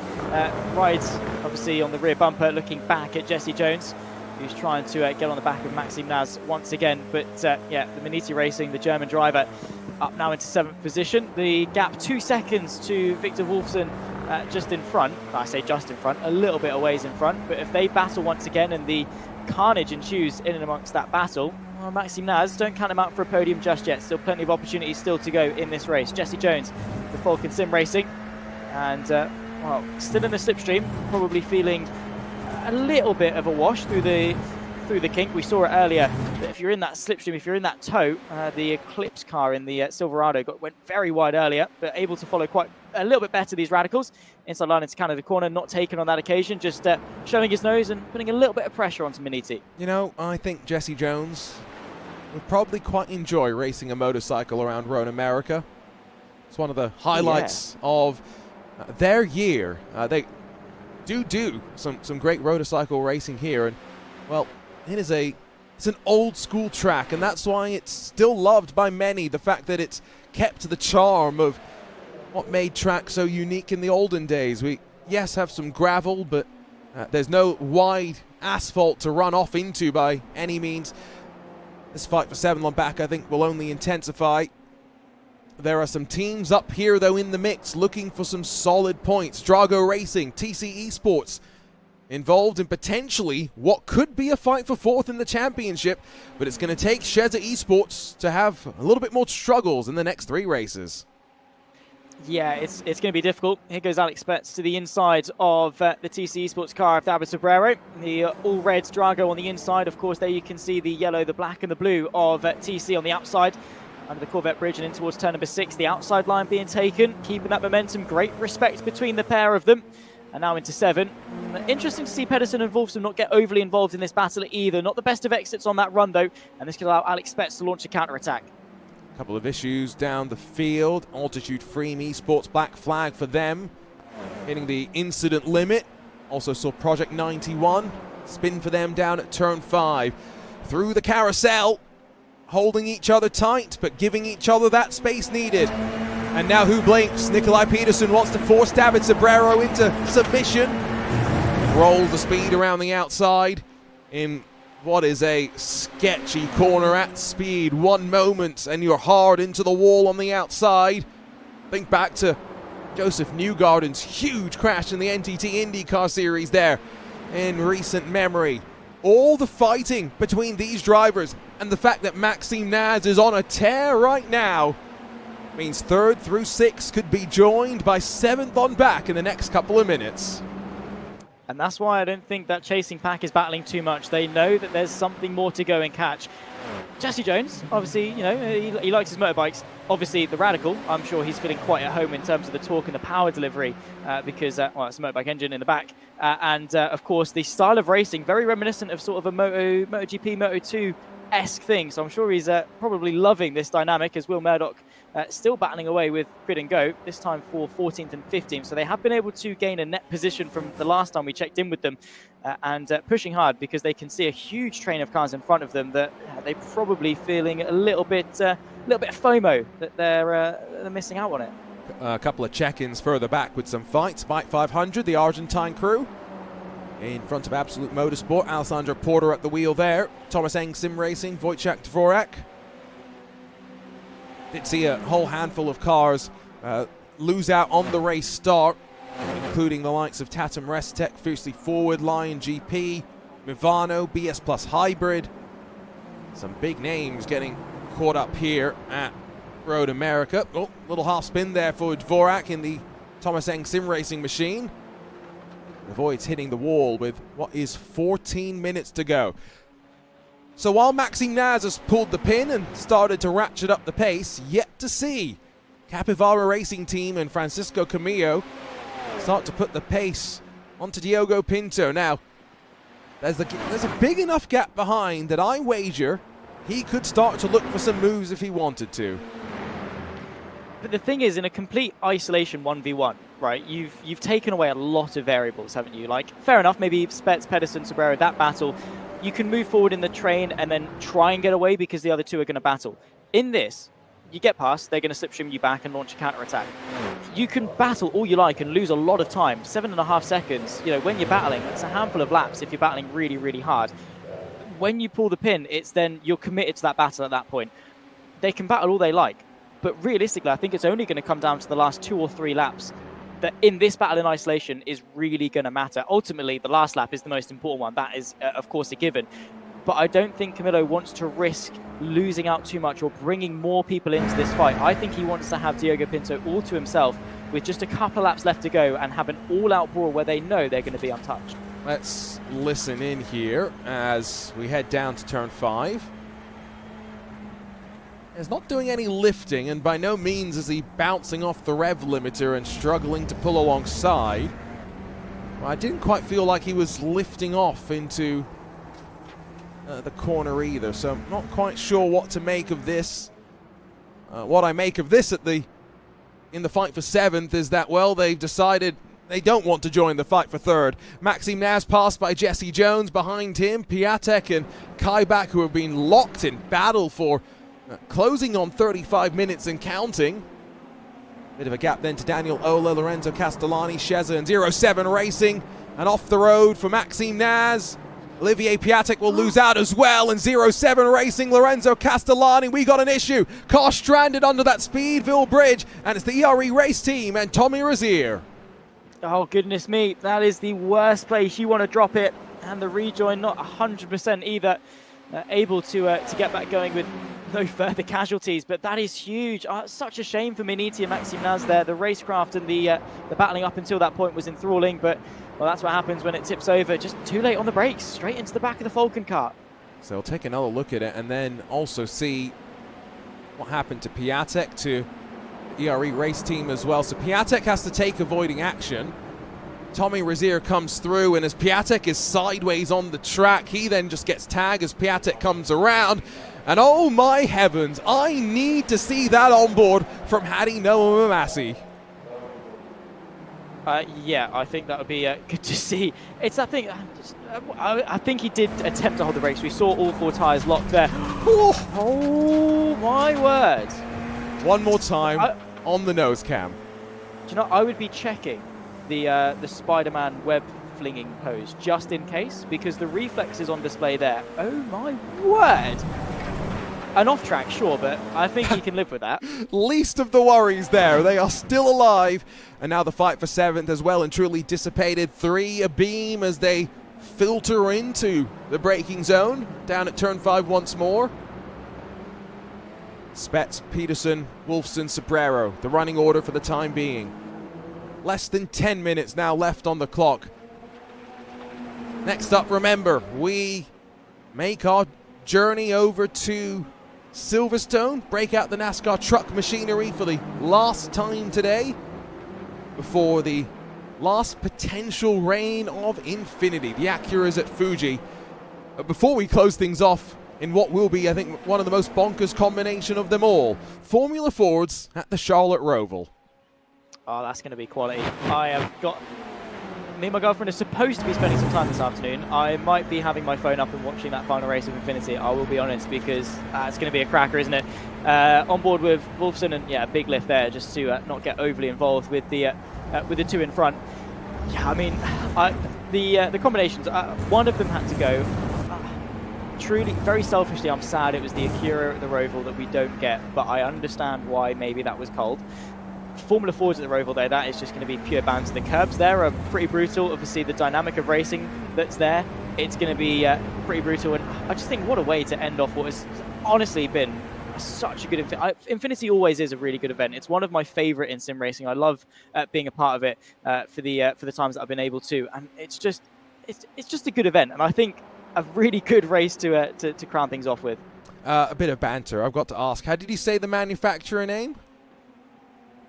For who? The GTP? Acura. Oh, I thought I heard Acura. Acura? Yeah. Which is it? It's Acura. At least I thought it was Acura. Accurately Acura, maybe. Acura. Oh, there you go. I like that one. That's the way to maybe remember it. Akira. That sounds very, very posh, though. So maybe that is the right way to say it, given it's the luxury line. British English. Yeah, no. You've come up with a marketing component for them. By the way, Hadinoma, Massey, and Will Murdoch, they're still fighting, but now for 9th and 10th positions. So make it 35 and 39 positions gained. Qualifying not going well. In VCO Infinity, it doesn't always make a difference. Lap times hovering around just under the 2-minute bracket, actually. So now that we burned a bunch of the fuel off, we're going faster than we did in qualifying, using the same fixed race setup as these drivers started about 40-ish minutes ago. And I think that means, no question, Zach, we are getting 4 more laps at the line.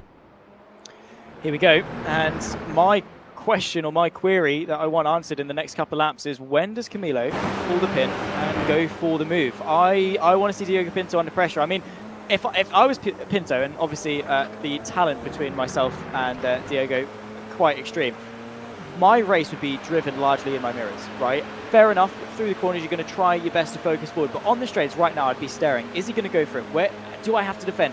What do I have to go and do? Is he going to go for it? And you can see every time just cruises up onto the back, then drops back a little bit.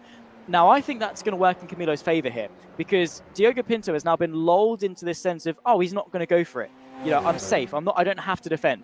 I think that's exactly when Francisco, he needs to strike at that point. He needs to make the most of some momentum before he gets sort of locked into a battle with Diogo Pinto, because I think it's going to be very unlikely he's going to get through and pull away. I'm not feeling as though the pull the pin moment is anytime soon, unfortunately. Wait and see for a bit longer. There's a fight building for 16th position. Ride Sim Sport Bike 500 just swapped around. An all Argentine crew, the predominantly white car, but with the multicolored highlights. Then behind them, Olympus Esports. Delatraz Automotive, a little bit further down the running order for them, unfortunately. Jump up in proceedings down at turn 5. Sorrento Motorsports Esports trying to peel Impulse Racing out of 12th position. This is nice to see that, even though plenty of cars, a good 15, 20 mixed up in some of the initial moments of madness, that they're able to finish this race and push to the very end. 5 and a bit minutes left on the clock. 3 laps to go this time by, and still nothing really building from Camillo. Maybe as well, there's the element from the team where they'll say, you know what, we'd like second place here. There's no point really pushing too much and risking here. Yeah, but yeah, fair enough. It'll be big for their respective championship position. But realize, when are you next going to have an opportunity to win a race? Do you know what I mean? And especially against a driver like Diogo Pinto and Redline, right? On merit. It's one of those things where you kind of do have to sort of put it aside and you know, drive with your emotion and say, you know what, no, I am going to go for this. Nikolai Pedersen under a bit of pressure from Alex Spets. Victor Wolfson for Coanda goes to the outside, I think momentarily thinking of drawing it 3 wide. In the end, they all settle back into single file through turn number 1, the battle for 3rd position. This is the 3rd to final lap, the anti-penultimate lap. Oh, God, no, don't. If you do that, I am going to just kick you straight out of the commentary booth.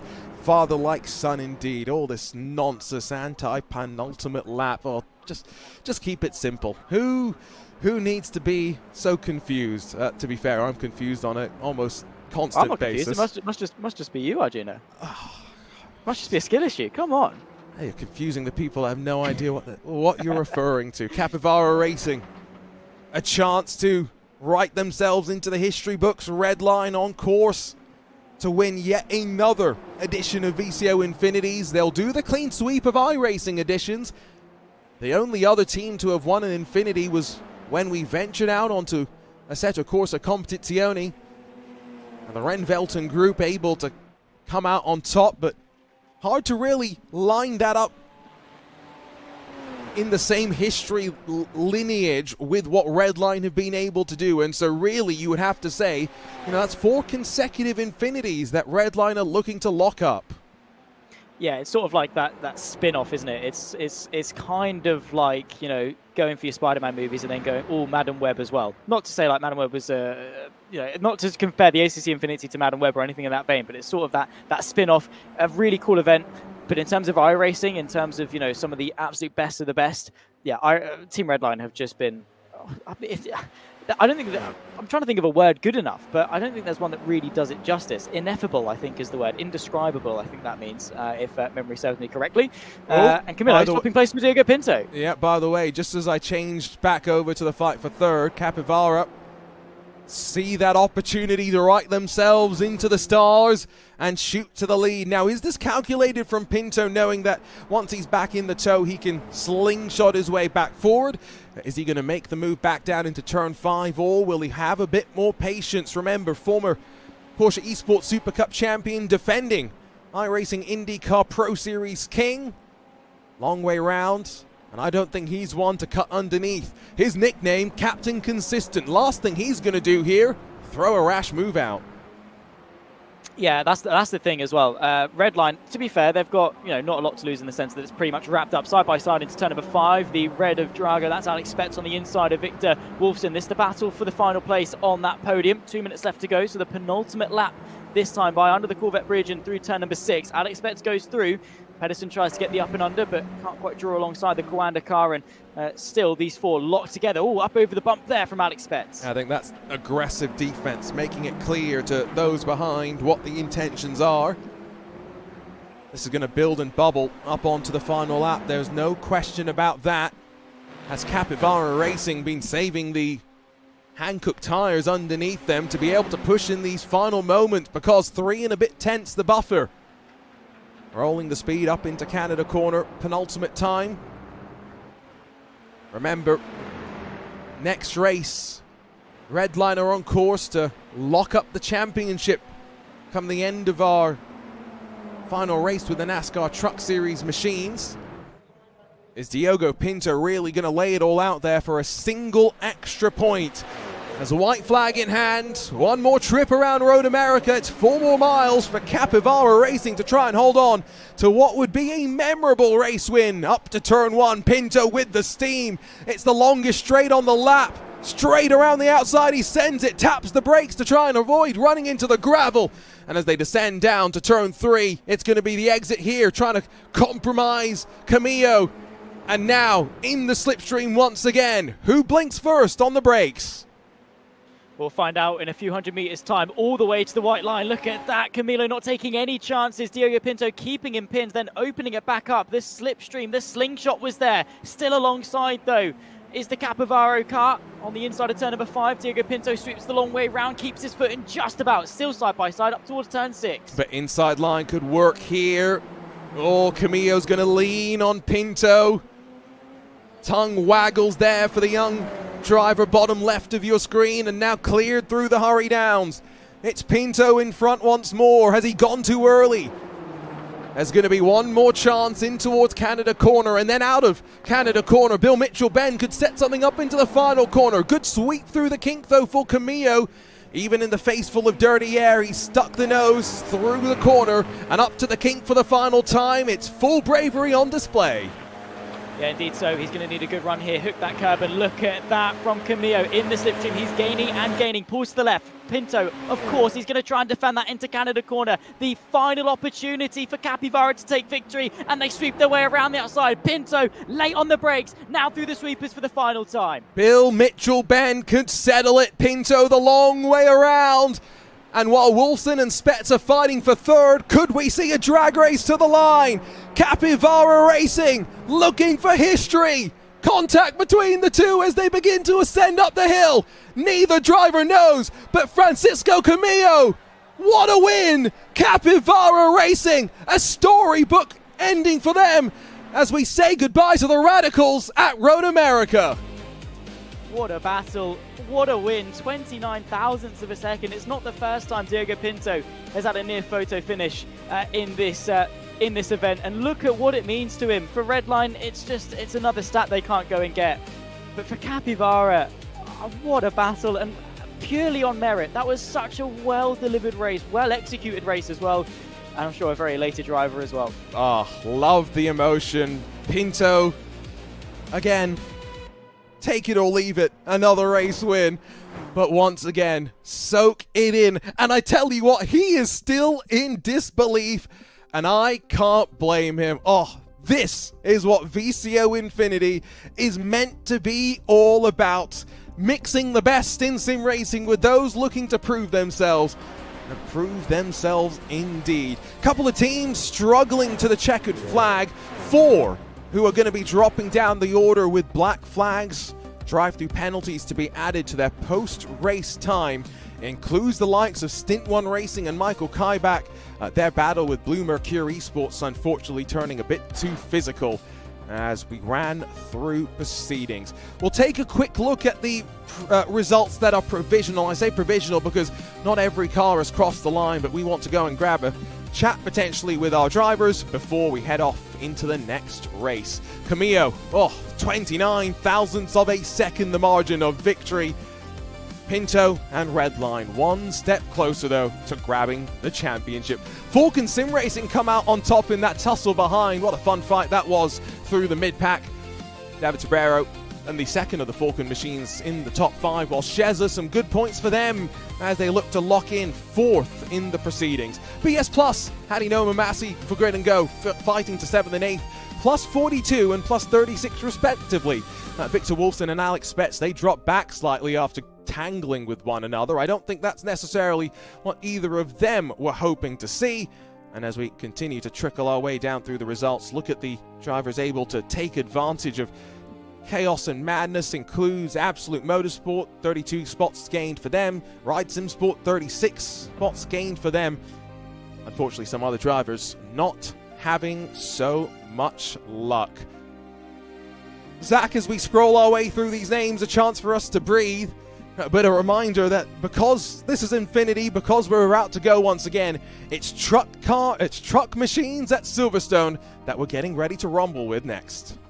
Yeah, let's bring it on. And, well, what could be a coronation in the United Kingdom. The King's England could well be the crowning moment for Team Redline for what would be their 4th consecutive iRacing VCO Infinity. And what a record it has been.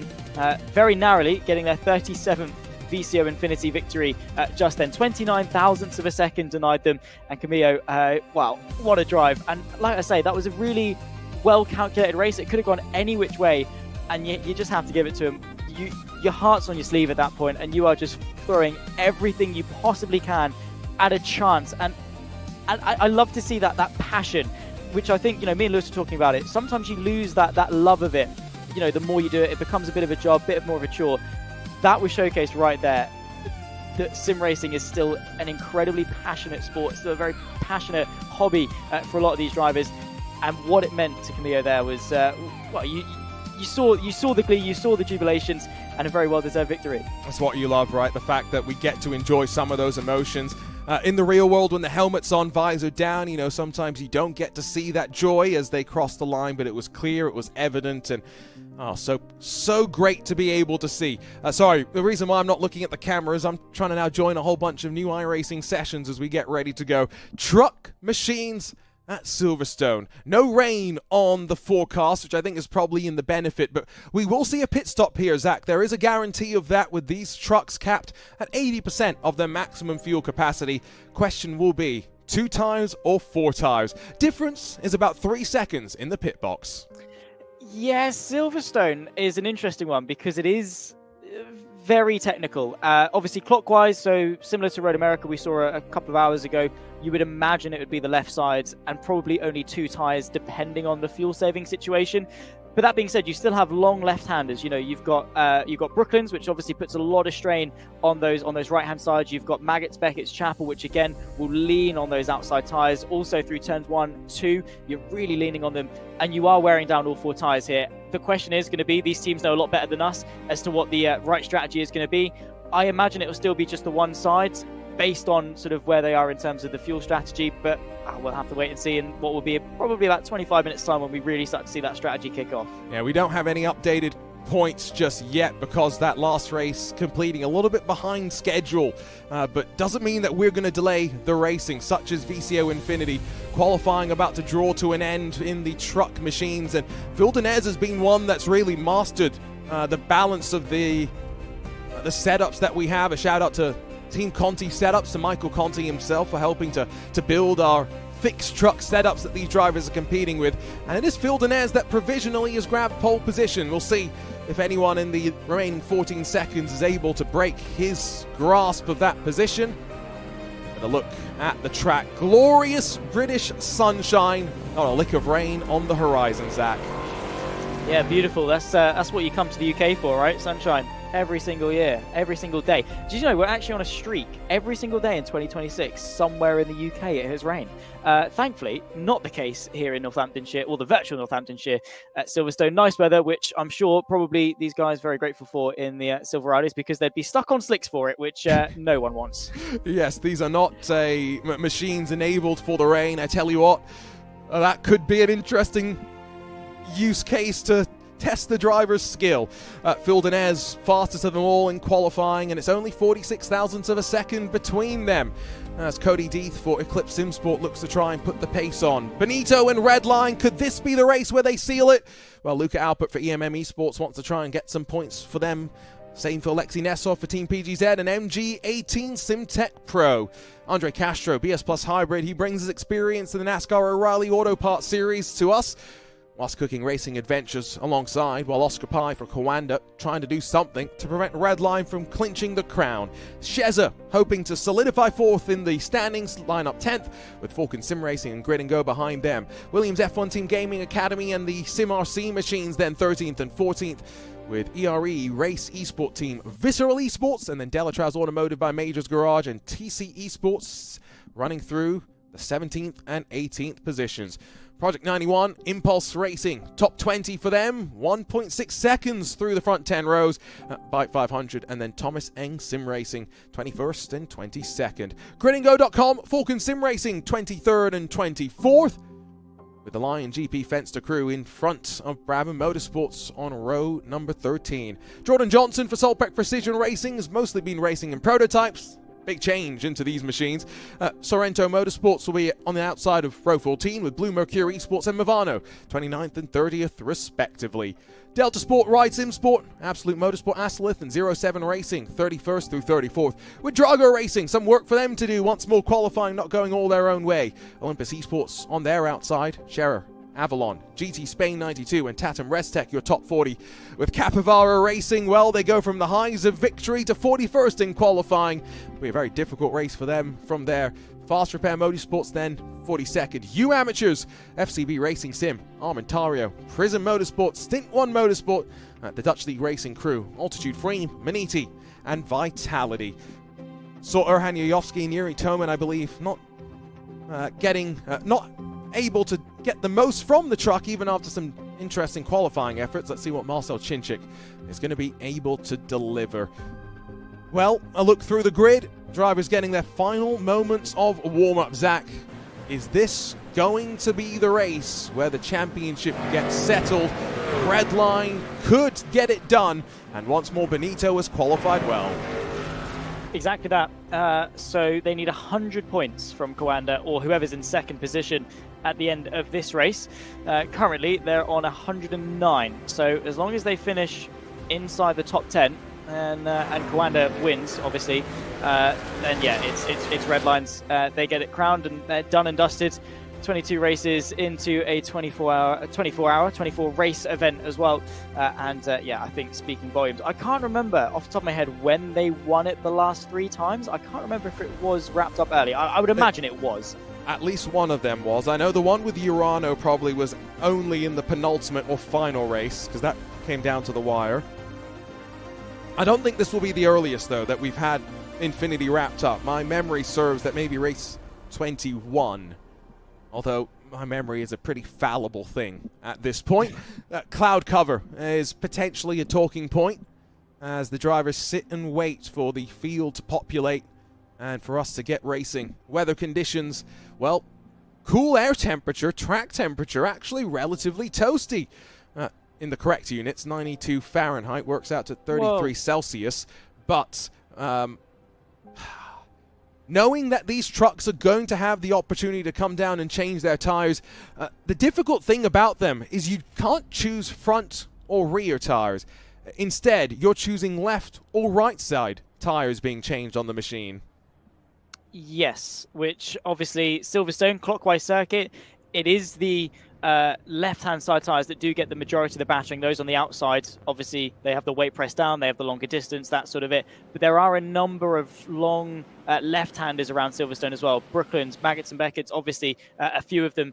And that does put a lot of strain on them. So maybe we could see some all four tyres being taken. If we are only seeing two, which again depends on the fuel saving, it's going to be the left-hand side. Pace car off and away, but we have to wait for the green flag. Once the green drops, everyone entitled to go racing. Advantage for the pole sitter limited to the clean air in front. One final trip for these drivers with the NASCAR truck machinery. What an interesting addition they have been to VCO Infinity. What can they do at the home of British motorsport? Fanning out wide, 3 abeam inside of the top 10. Dinez challenged by Deeth, who sends it around the outside. It will offer the inside to the American as they filter in through the village and loop. And Deeth has overcooked it on the brakes and now watches as Benito slides up to his door. Alexei Nesov in the black and yellow machine is the one that now slides up to third. There was trouble though off the corner. David Bosga in the grid and go machine, one of those that slips through the grass. But as we head on to the Wellington straight, one car out wide, rejoining as they bounce over the grass, and it leads to 3 wide. Yeah, that's going to be quite a tasty one to settle out. The top 5 and 6 pretty much settled. Phil Dinez from Cody Deeth and Alexei Nesov as they run through the Brooklands Luffield complex, the left then into the right, probably on what I can imagine is fairly soft suspension for the trucks, leaning quite a lot. They are probably feeling a little bit of a bounce round those long left-handers. Not the bumpiest of circuits is Silverstone. You can get away. It is relatively flat, so at least there's one less thing to worry about in that sense. Now this is going to be probably the biggest challenge of this combination. Maggots, Beckett's and Chappell riding the tyre very little, if any, downforce to lean on. And these guys making it through. You've got to really be testing it on the brakes, on the power, that weight transfer through this complex. And for the most part, they're doing pretty decently. First side-by-side was Grid and Go and Impulse, 18th position. They did lean on each other. Other thing to remember is because they're so tire limited, got to manage the thermal characteristic of the tire as they get to the exit of that complex. So Benito tucked into 4th position as we head up to Vale to end the opening lap of the race. And, well, live points as they stand right now. Red line on a even 1,000. If it ends like this, it would be enough for them to be our 2026 VCO Infinity champions. Make that 4 out of 5 Infinities and all 4 on iRacing. Benito does not need to push the case here. Needs to stay out of trouble. Exactly that. I would actually prefer it if he finishes 4th, just for the nice even 1,000 points. What a way to end it. On the back of the PGZ car of Alexei Nesov, there is Enzo Benito in the bottom right. I remember at this circuit in, I think it was ERL, in one of the GP cars, he had a bit of a moment through the loop, sent a move to the inside of someone and tapped them round. I think it was on R-Factor 2 back in the day. So maybe looking for something a little bit in the opposite of that vein, to the inside of Brooklands. Now this time goes the Team Redline car, getting it stopped quite nicely, but giving it a go around the outside is the 14 of Alexei Nesov, but not really much you can do to thwart Enzo Benito on that occasion. The 88 of Luca Alpert is there. He took victory in the last Silverado race at Road America in a battle with Cody Deeth, actually the Eclipse car those two were doing battle. The Eclipse car was the one that spun round in the end, asking a bit too much through the final corner, and that cost them chance of victory. Cody Deeth looking for a bit of redemption in that vein, currently running second, still finished second at Road America, but I'm sure would like to do one better. Well, BS Plus, 2 of the Silverado victories so far this event. Yeah, let's go ahead and start to pick our way through some of the replays on the start. Lethargic car in terms of responding to change in direction, and that's something that, for those that maybe have been racing in prototypes, would have been a pretty quick adjustment. Benito lucky that he does not get tagged there as they work through the first part of the corner, but then BS Plus, actually BS Plus hybrid machine, is the one that sends the 46 around Alberto Senau in the MG18 machine, and look at the chaos elsewhere as they struggle to put the power down. Yeah, that's the thing, isn't it? Is you're managing that rear tyre a lot, because that's the one that's taking the biggest hammering, and if you're only changing one side, well, one of them has to do the entire race distance, and that is opening up a whole can of worms in terms of problems. But for the most part, those at the front kept it nice and clean. Towards the back end of the field, of course, you've got 50 cars all hurdling through turns 1, 2, and 3 at Silverstone. It's never really going to be a pretty sight in this car. Now one more look at it. There's the overcommitment from Cody Deeth initially. And then Last Cooking Racing Adventures trying to stuff it in 4 wide. They also get tagged, but straighten back out through all the contact. I guess the good thing here is these are relatively simple cars in terms of the bodywork, and so should straighten out pretty simply if you bang off someone else after the initial moments of contact. 5 cars in this leading train as they pull away from Coanda Esports and Oscar Pai. Although realistically, all the way down through the top 25, there's not much separation through the field right now. That looked like trouble. Oh, big trouble as well. Who's that getting spat off behind the bridge? I don't think that was Drago Racing. That might have been Thomas Cope in the Olympus Esports machine. Maybe so. I think you might be right. We'll have to confirm in a sec. But yeah, again, the battling, considering how strategically dependent this race is, they're really getting their elbows out. That's one of the grid and go cars through Brooklands and Luffer. Let's take a look as to what happened. The Drago, TC, and it was Olympus. And as TC gets pointed 90 degrees in the wrong direction, then Thomas Cope goes for a bit of a loop and hits the wall. That's a rough one. I don't know how he's going to cope with that one off the exit of entry. Thank you.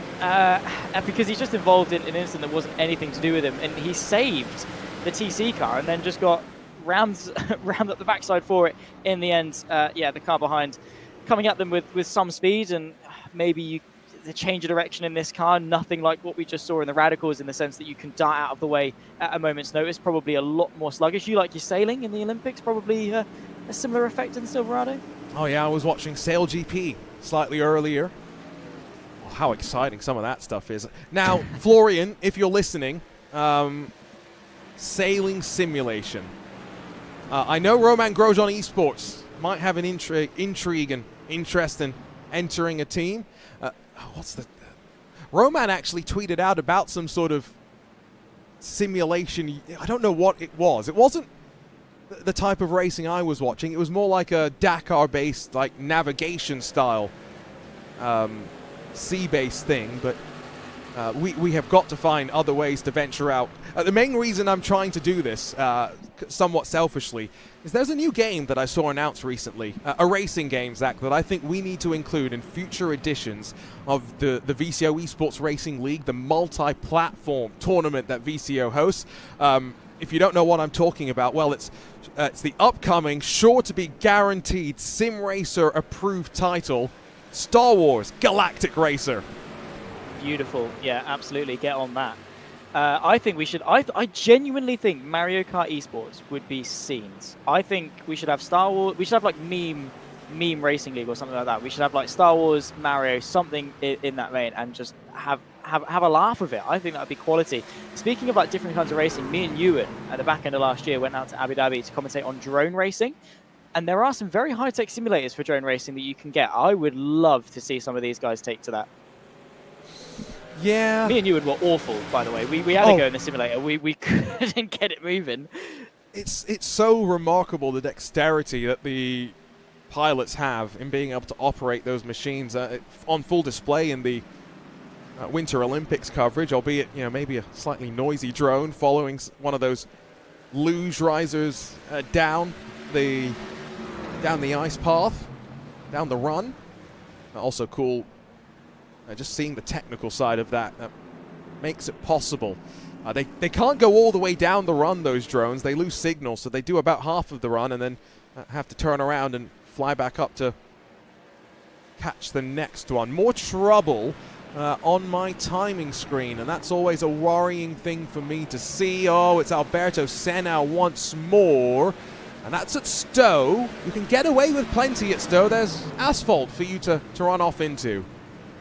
Yeah, it's a really wide corner on the exit. You can take a really aggressive early apex and fire it down, and obviously get on the power quite early. Obviously, a spin, you've got that runoff to lean on should you need to, and then of course it means you can get back up to speed. Let's take a look as to what happened. Send down the inside, and like I say, really attacking the entry. Just got it overcooked a little bit too much there. I think was about to get it stopped, but just ever so slightly ajar from the apex. And then the problem was, as Grid and Go and Drago Racing were fighting as well, that is what really made them vulnerable. But they locked the right front as well. That did not help their case. Very easy to heat the tire up, and that robs you of crucial mechanical grip. Cars very reliant on it at the end of the day. Like Zach mentioned, there's no aero performance in these cars helping them. It's all reliant on the 4 contact patches, courtesy of the Goodyear tires. Benito slips forward to second. Phil Denez is trying to break away. Yeah, exactly that. Through Magnussen and Beckett's a bit of commitment for the 89 BS+, and Phil Denez, of course, very at home, I think, in this car. Speaking to him earlier, he was like, didn't do much practice, but just, you know, feeling at it really, and loving the driving style that he obviously has to adopt in order to succeed. I'm sure it's quite a fun car to race because, you know, the braking zones are a bit longer, the turning in, the apex speed a bit slower, which I think actually makes for some great racing. I find in downforce cars that everything happens far too quickly. That you tap the brakes, you trail in, you're off, you're back on the power, and it doesn't really make for, you know, those sends that we see very often in these Silverados. Because everything's longer, there's a bigger margin. I think it makes for some pretty cracking racing. 34 minutes left to go, and Phil Denez, like we said, trying to get away. I don't think Benito is overly keen on that. I think the number 3 team Redline would like to get 1,003 points to crown themselves the VCO Infinity 5 champions, and you want to end on a win, surely. Yeah, but it's not an even round number, so it would be disappointing. So, you know, no, Enzo back in line, back to 4th with you. P4, come on. On board with Luca Alpert. Down a gear. Ginger, patient on the throttle. And these are the cars where if you never really had to learn throttle management, they may not have as much power as some of the other machines in the NASCAR ladder, the formerly known as Xfinity cars, often run about 900 horsepower to the rear wheels. These have enough to get you in trouble, no question about that. And Luca Alpert managing the tires, managing his pace, slots past Alexei Nesov. Yeah, tidy little move there. Not overly combated from the PGZ car of Nesov, and Luca Alpert goes through, and yeah, it's that thing, obviously. Brooklyn's a very wide entry, and again, you can either start turning in quite late or really attack the entry and get an early apex, and I think that's what worked well for the EMM car. Luca Alpert up now into 4th and trying to stay on tabs with Cody Deeth, a very technical circuit here at Silverstone, really I would say separating the good from the great, and this pack at the front end of the field really keeping each other very honest indeed. Still plenty of this race to go, and still with the strategy, let's not forget, so I'm sure the best of the battling is yet to come. You certainly hope so. Nesov, fierce competitor, but also one that I think is aware of what is at stake. The reality is that we are entering into the pit stop window. It's a wide window, and we've seen lots of different ways to approach it. These truck races, by the way, I do want to call it out. They have been the cleanest races we've seen throughout VCO Infinity. Of the 51 starters, only one retired. That's Stint One Motorsport, unfortunately. Sherry Esports needed a trip down to pit lane. Everyone else has just been plodding around, and that will mean at some point, once we dive into the pit window, once we get to the end of this race, Zach, I think we are going to see traffic be a factor. For sure. I think negotiating that is is going to be important, especially because of how, I don't want to say one-line dependent these cars are, but if you get it ever so slightly wrong, you can very quickly lose a couple of tenths or even up to a second. We saw with Cody Deef getting it slightly wrong at the beginning of the race, and cost him dearly in the opening phase. Still able to sort of recover. Half an hour still to go, and plenty of this race still to run. Consistency, a big factor with, well, Silverstone in general. I mean, very easy to make those mistakes. We've seen a couple of them creep through, but largely, I think, like you say, the fact of the cleanliness of these races comes down to how forgiving this sports car is. I think it is probably the most robust car we've got in the roster. That also is a help, but I guess, being a bit more ginger, that's part of it as well. Nearing on 15 minutes complete. 2 more races to come after this. It will be Acura at Fuji with a chance of rain, and then the Formula Fords at the Charlotte Roval. Fight for second is still close in points, and so EMM and Kawanda definitely have to look at that, Zach. Yeah, we will indeed. So at the moment, what is it, 19 between the pair of them. That was as close as, I think, 9 coming into the last couple of races. Of course, Luca Alpert in 4th, Oscar Pai in 7th. So following the 81, the blue, the white, and the orange Kawanda, it's Oscar Pai. Again, at this stage, with so few races left to go, I think it is just going to be a case of minimising that damage to Luca Alpert and to EMM more correctly. Still viable. Also, don't count out Chesser Esports. I would say they're probably a bit more of an outside shot. After Okayama, maybe we thought, because Mate was able to secure, what was a P2 or a P3, I think, in the end. After that one, coming into the pit lane, that is Sindra Sass. So the Was Cooking car coming in very early relative to the rest of the field. Of course, jostling around the timing order because of the, the distance slashed because of the pit lane. With half an hour to go, they'll top themselves up with fuel. It'd be interesting to see if they change tyres. We'll wait and see what the likes of Fuldenez, Enzo Benito do when they come into the pit lane. But yeah, I think EMM versus Kawanda is realistically what it's going to boil down to. I think Scherer just ever so slightly outside of it, too much in 4th, but still a fantastic effort. Also, meanwhile, by the way, Drago versus BS+. You can see BS+ there 5th on 799 points, whereas Drago 763. Was some moves being made through the field. Of course, they've been swapping positions in BS+. Again, Phil Denez up there, scoring the full 50 points. That's going to be a big help to secure a top 5 in a very competitive field in VCO Infinity. And again, these, there are merits and difficulties to a traditional 24-hour race. Don't get me wrong. It is a big old battle of consistency, wit, racecraft, bit of luck, bit of strategy. But I think equally, this sprint race endurance format, this sprint endurance format that we've got works really, really well and opens up a whole different type of consistency. As round the outside of Stowe corner goes Cody Deef. That was brilliant there from the Eclipse car, managing the throttle on the exit, getting caught on the AstroTurf, and that is going to allow Alexei Nesov to momentarily draw back alongside. Meanwhile, by the way, Phil Denez and Enzo Benito running away with things at the front. 3.4 seconds back to Eclipse. And not just running away, but starting to close up. Tyre management closing on half race distance, and last lap it was very close in terms of times, but Benito finally has the pace advantage. I wonder if, I'm trying to remember what we've seen through truck races, but the 1 lap difference, the undercut versus the overcut, it's changed from track to track, Zach. Which one has been more powerful? And a place like Silverstone, it's really interesting because it's such a slow pit lane in terms of pit lane speed. And so without a pit lane limiter, I would almost want to pit later just because there's a risk of your opponent speeding and therefore you having a chance of running through pit lane with a little less risk. That's true, yeah. It would probably take some of the pressure off. We saw in Road America with Kawanda getting it all sort of wrong. I don't think a shambles does it justice, in all honesty. Thankfully, they have been able to sort of recover and still be in contention for runners-up. If that is the thing that costs them in hindsight, it's going to be quite heartbreaking. But yeah, that's the thing. No pit limiter, so you do ride the pit lane speed limit. I think it's 80 at Silverstone off the top of my head. Obviously, whatever it is. You do have a little bit of a grace period, though, that drivers very much will be exploiting. Even traditionally in normal cars, they don't typically use the pit limiter. They sit in a slightly higher gear, 2nd or 3rd, rather than the usual 1st, and they sit sort of 20 or 30% throttle to gain and we're talking 0.8 to like 1.5 kilometers an hour through the pit lane. It's very, very tiny margins.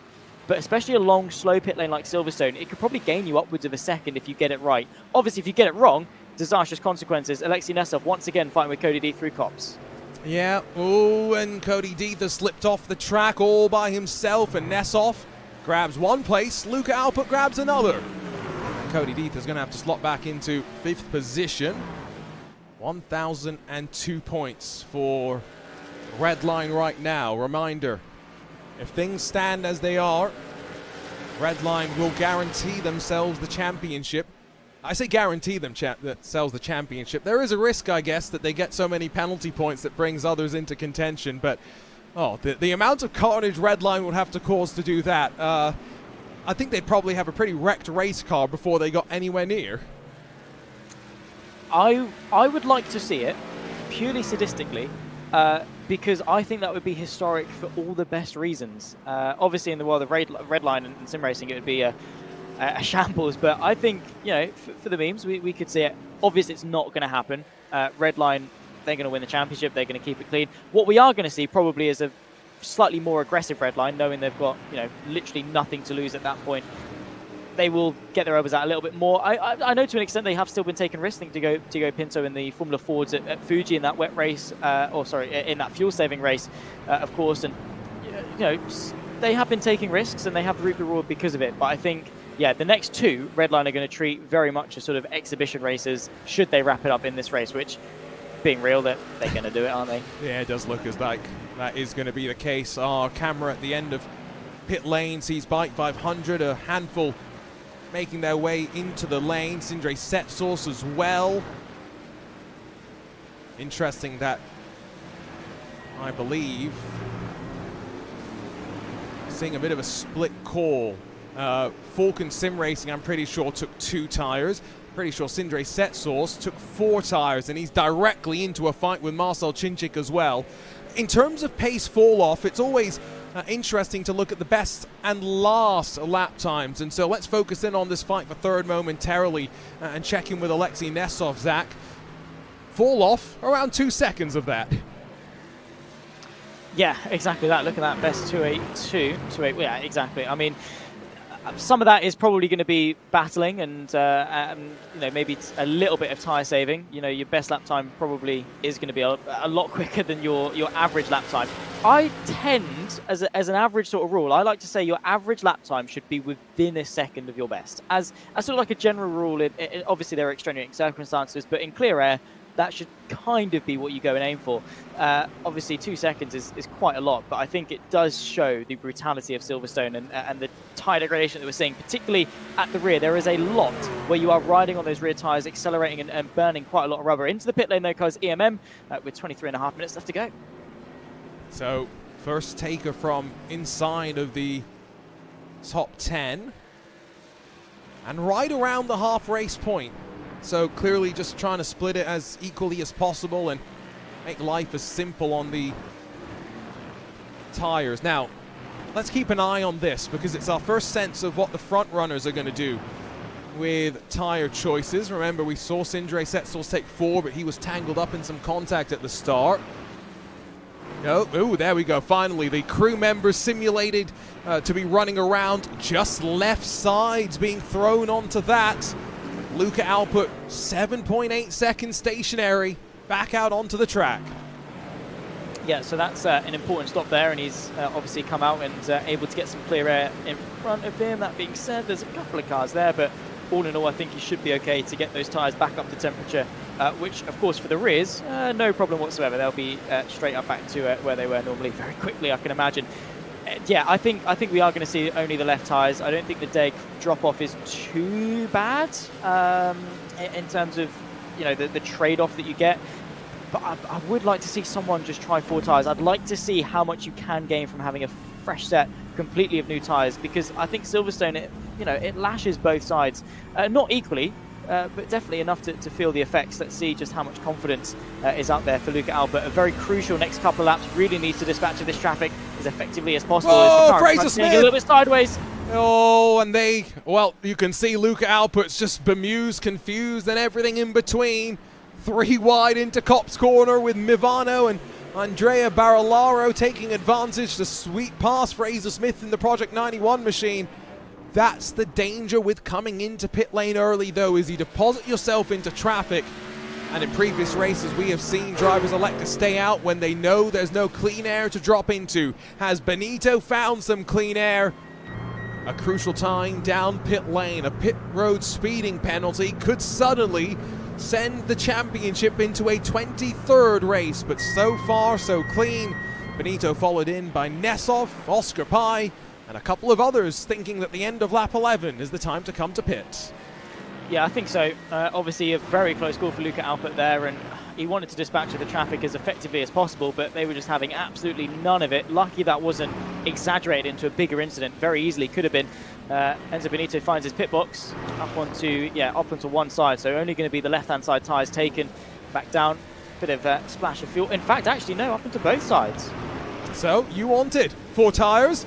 We're about to get it, and so red line will see EMM sweep through to take the race lead, and we have another 20 minutes in which to settle things. Behind Alpert, well, Barillaro in that black Movano machine has slid directly into the path of Benito, but using those 4 fresh tyres to his advantage minimizes the damage.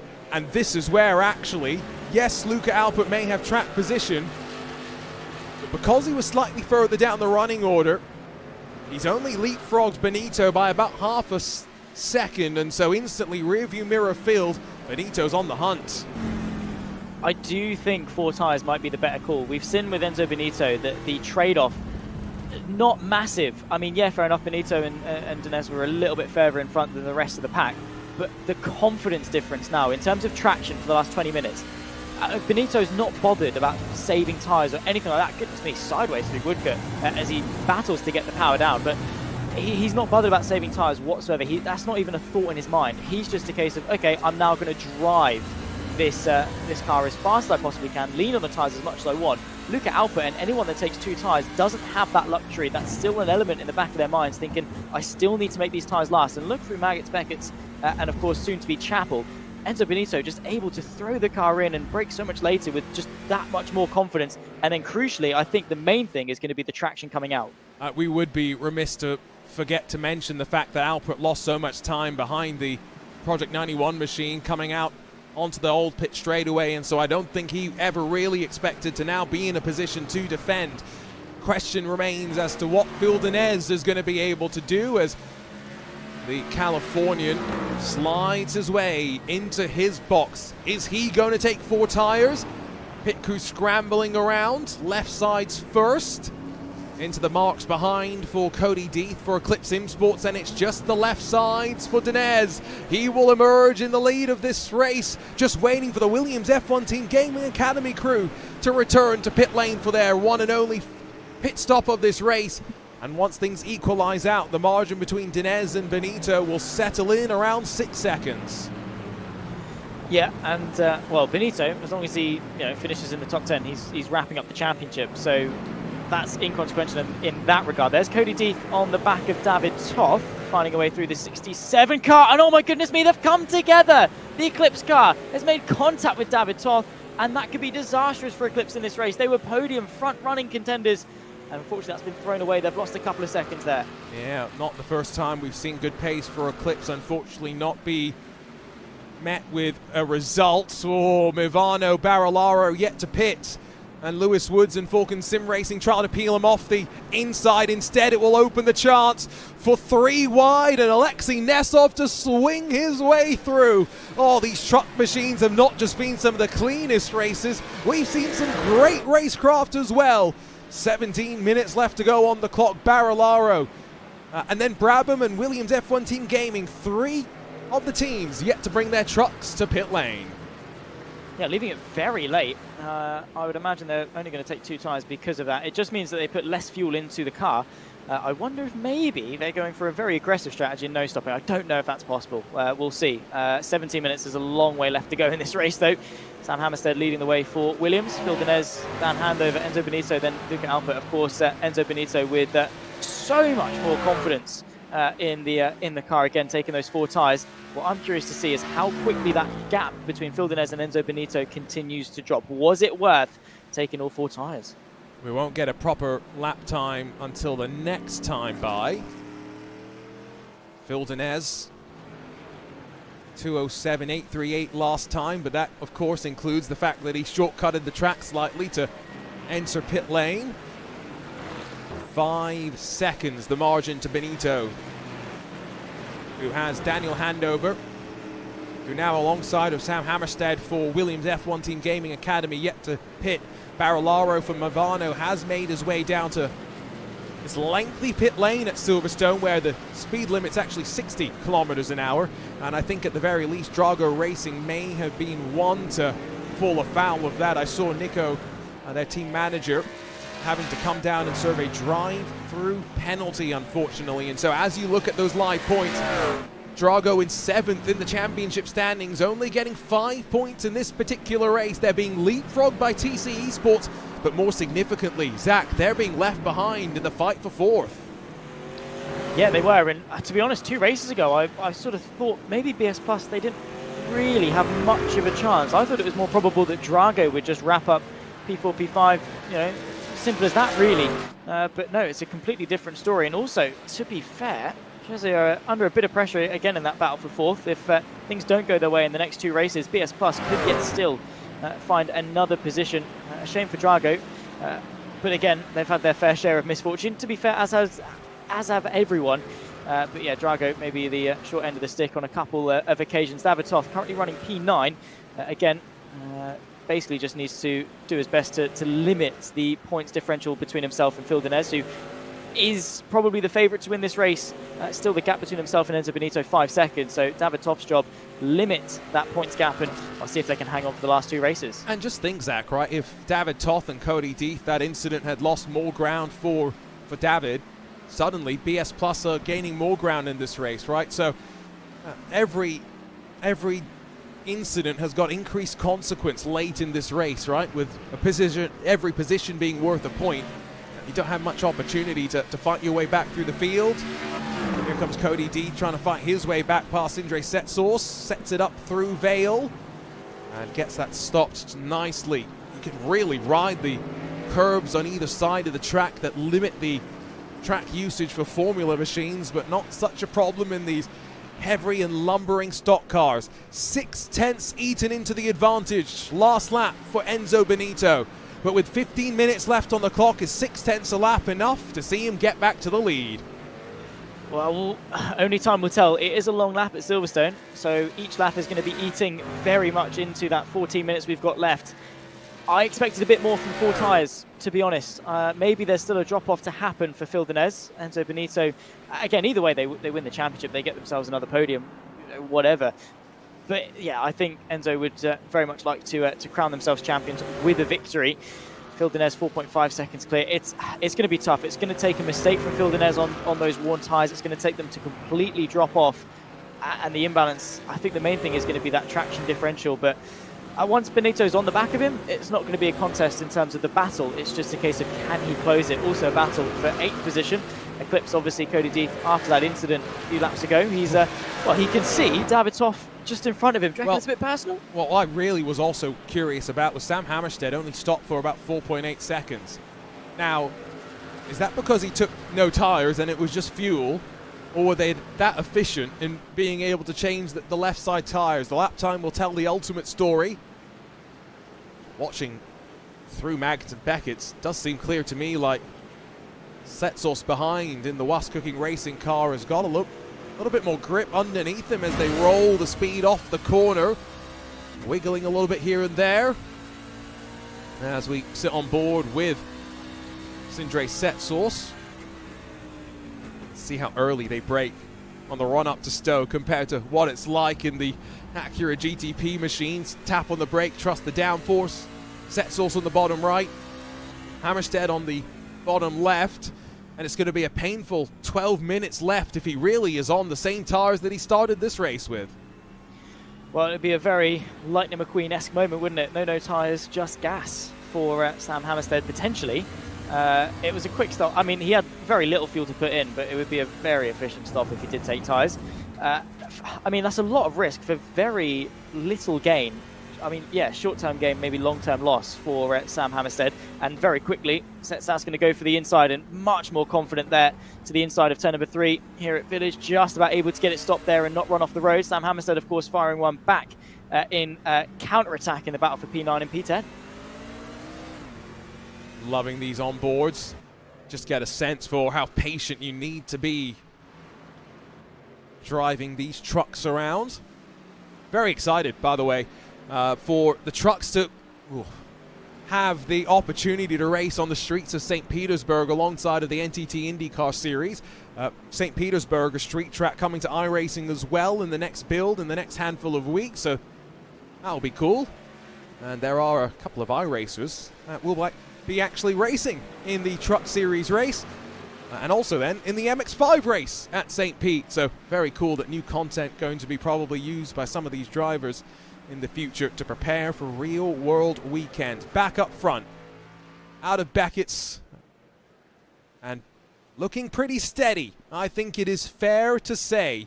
Let's compare lap times over the last 3 for Dinez and Benito. Yes, it's a couple of tenths here and there, but with what should be, I think, 5 laps to go next time by, time is running out. Benito needs a little bit more pace if he wants to close the gap. Yeah, it's not enough at the moment for Benito. Yeah, fair enough, he's gaining, but he's not gaining by enough. Phil Dinez matching and keeping Enzo Benito at bay. Yeah, fair enough, he's slower, he knows he's slower, but he's got in his head, okay, I need to manage it and only lose this much per lap in order to stay on target. Obviously, you want a little bit of a comfort buffer in that range, but Phil Dinez, I mean, he knows he wants that win. He knows what it would mean to BS+ in terms of their championship hopes inside the top 5 and potentially the top 4 if he's able to hang on as well. I think he's doing a really good job nursing those tyres, and I think it did start right at the beginning of the race. Enzo Benito, I think, maybe knew he was taking 4 tyres and probably a little bit punchier at the beginning, but now really having to lean on them and push. Now, the thing is now, Benito shouldn't push too hard, that he completely burns them out and, well, completely nullifies his advantage in its entirety. So we'll keep an eye on that gap as it ticks over the next 9.5 minutes, as we've got a very tasty battle here just in behind the Wasp Cooking car. Sam Hammerstead trying to keep Jordan Johnson at bay. And remember, I do think that Hammerstead is on 4 very warm tyres in comparison. Jordan Johnson, 2 tyres for him, 4 tyres for Christoph Karakas, who we ride on board with now, down towards Brooklands and Luffield. Watch how the steering goes to the right under the brakes, because the truck's trying to lean, move that weight around. Not much of a defense offered by Hammerstead. I think he realizes that maybe 12th is what he's aiming for here. There's 4 more seconds behind to Sim RC and Gareth Higgins. Yeah, they've got a little bit of a margin to play with here, which means they can probably get the gloves off in maybe a lap or so to minimise the risk of actually being caught. But yeah, they're not under too much threat for now. I think the time you lose in a battle in this car, especially a very intense one, is probably quite a lot relative to someone that's just driving on the race line and lapping normally, if you like. So they do kind of have to be careful. Gareth Higgins, 3.6 seconds, 3.7 seconds. To this train, and of course if he's able to drive onto the back of him there, you can visualize the gap. It's not very much at all. Could find himself into the top 10 here. A bit further forward, Cody versus David Toth. Now these two came to blows not too long ago, but the pair of them can see Oscar Pye for 6th place. Now I wonder how much racecraft is there going to be in the very short amount of time it takes them to catch on to the back of the Coanda car. Cody for a bit, well, we'll see. Remember that Coanda Esports are trying to make sure they minimize the points lost to EMM moving forward. The focus is going to be second in the championship for them, so they are going to be a little concerned. Cody Deeth might actually help them out here in holding up David Toth, although Toth wide berth to the incoming Eclipse SimSport machine down on the apex. Nice and wide entry out through Village as begin to go through those gears once again. Not many of these drivers probably using the H-pattern shifters, just relying on the paddles on the back of their wheels, as they have become so accustomed to through traditional road course racing. Cody Deeth drove around the outside at the Village. and put the power down nicely to close the gap actually up to the Frenchman Oscar Pye. So Coanda might be under pressure, and if they lost another point, what is currently a 19-point advantage becomes an 18-point advantage. And with 2 races left to go, that's, well, it's a lead. It's not a comfortable lead. It's something, isn't it? 3.5 Fildenez to Enzo Benito. Just seen a couple of comments in the YouTube chat. Sean Campbell saying we ball with a H pattern and heel and toe, which I respect. Fair play. That is how it should be driven. Apparently Cody Deeth running H pattern as well, so that gets him some extra brownie points from us in the comments box with that one. I think it's, whether it's quicker or not, I think it will probably always be quicker just doing it with the paddles. You don't have that time in between gates and things. Fair enough, you might still have to lift in between shifts and things, and you probably are still blipping on the downshift, and that you definitely are. But I just think there's something really satisfying about bashing it down with a H pattern that you just don't quite get with a sequential. Well, anyone who has watched the NASCAR Cup Series in the last year or two will know that even though the modern machinery doesn't necessarily require all the dancing on the pedals, the driver that's the best at it most consistently, Mr. SVG, he does still do the 3-pedal dance, left foot on the clutch, right foot brake, and managing the car through the phase. I think that's what is what I've heard why SVG does it, because it gives him maximum control over what the car is doing, which, you know, when you're that good, you've got that much awareness of being able to control all those minute details. Yeah, I understand it. For me, nah, don't need that. Back up front, let's check in with lap time differences, because that is really what's going to tell us if this gap is closing at a fast enough rate. 3.7 as they head down the old pitch straightaway. 4/10 on the last lap, but Fildenez is holding up the advantage that he needs to reach the checkered flag up front. Yeah, I mean, he's just doing exactly what he needs to, which is keeping Enzo Benito at arm's length. Benito, he's driving the wheels off that car. He absolutely, I'm sure, is pushing, but it's just not quite enough. I thought the advantage per corner would be significantly more than it is on those fresh tyres relative to just the 2 fresh of Fildenez. You look at 4/10 a lap over, what, say 16 corners at Silverstone. It's, you know, what, 400ths per corner that he's gaining, which I don't, it's nowhere near enough, is it, to catch Fildenez. Still 4 seconds with 4 minutes left to go. He needs, well, what is that, 2 seconds lap really, and he's nowhere near that. We'll take another look at the lap times when they break the timing beam. 2 laps to go, there's no question about that. We've had some races where there's been questions about will they or won't they get an extra lap. Nice and easy for us in another one of our 45-minute time sprints. Cody Deeth has slipped past Oscar Pye. That's a point in the favor of EMM, running 3rd on track, 3rd in the championship as well. And that's the first lap since the pit stop, so Enzo Benito is not in the green. Yeah, no, it's game's gone, I think, for Enzo Benito. He's the chance of slipping this one, well, the chance of winning this one is slipping, I should say. Of course, ultimately their priority is the championship and another podium to add to the tally. It's by no means a mean slouch, but it's going to take a lot more than what Benito is able to deliver to go and beat Fildenez, who I think is just the measure in this car over the last 22 hours currently now. I think he has just been the one setting the benchmark and realistically has done a very, very good job at the sharp end of the field. That, in fact, actually now growing the gap. I think Benito maybe burnt out a bit too much of that advantage. Maybe getting caught in the battles early doors in the stint didn't do him any favours. Well, I think we can start to consider Fildenez now as the, not concrete winner, but starting to get there. Maybe some fast drying concrete, let's put it that way. Just needs to avoid any mistakes, and this is the car where mistakes could be made. There's one from Oscar Pye. Out wide a little bit, sweeping out through the long right-hander. Now, if we were using the old pit lane, can you imagine what both pit entry and pit exit would have looked like, with trucks depositing themselves directly out onto the entry in towards Maggotts and Beckett's. The new pit merge is still quite precarious to shoot drivers off onto the inside of the run through the loop and village, but seems to be working a little bit better. Just behind these drivers, by the way, who are still in the fight for 6th, 7th and 8th. Sindre Setsource has been caught by Jordan Johnson. Jordan Johnson, remember, took 2 tires. Sindre Setsource took 4. So even though he's got fresh rubber all around, Jordan Johnson just has got more grip, more balance in the car. Yeah, strangely, right? Because 2 of the tyres have done, double the distance of the others. But nonetheless, I mean, he's doing a good job onto the last lap of racing as well for Phil Denez. 4.3 seconds, yeah. As long as he doesn't throw it away, it's his to lose. But it does mean it's the crowning lap for Team Redline in VCO INFINITY V. And they're 4th in a row on the platform of iRacing. Insanity, to say the least. But still battles throughout the field yet to decide, and well, still 2 more races after this to decide the battle for 2nd in the championship as well. I wonder, we're going to see 2 very contrasting reactions at the line. Obviously, Denez is going to be thrilled with the race win.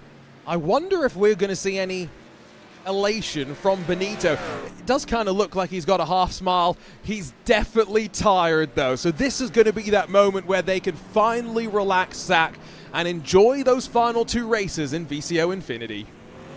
Yeah, exactly. I mean, I'm sure they've been enjoying all of it. Me and Lewis are saying, sim racing is very sweaty, very grindy, and it does sap some of the enjoyment out of it. I think VCO Infinity is one of those opportunities to sort of blow off some steam, and Redline, albeit very tired after a very intense last 22 hours, yeah, I'm sure they're going to enjoy the last 2 races. Side by side, that's the TC Esports. This is all the way back in the fight for P23, and it's getting very busy into the loop. Just a reminder, right, of the fact that because we reset this field, Zach, every hour, there's drivers who get a chance to enjoy some of this great fighting, and they are going to be 3 wide as they run down that Wellington straight. They've got this final lap in which to battle, and TC Esports' Jack Keithley slip up the inside.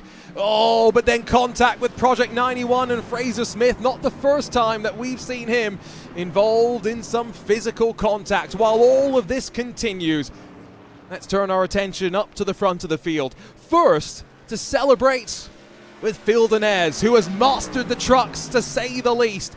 And while he's danced in Road to Indy machinery and GT3s in the real world, he's mastered the trucks in the virtual world. Denez on top here at Silverstone in race 22 of VCO Infinity, and in style to close things out. But behind, it's Enzo Benito, it's Team Redline, champions of VCO Infinity in 2026. Carl, what a drive, and yeah, we can see the celebrations. There's someone in his bed in the background. I wonder what they think of the championship victory of Enzo Benito, bringing it home for Team Redline and celebrating in, well, the only way you possibly can, I think, in the Silverado. And look at the emotion there from Enzo Benito. Big congratulations to Team Redline, once again defining domination in the world of sim racing. 4 on the bounce in VCO Infinity on the platform of iRacing, 100% win rate Infinity in the platform of iRacing. And once again, setting the standard. And while we wait for the rest of the drivers to come to the line, let's go back through what has been a monumental 5th edition of VCO Infinity and see the road to another championship crown for Team Redline. Infinity, we rise again. No limits, no end. Faster every time, we don't break, we ascend. Together we rise.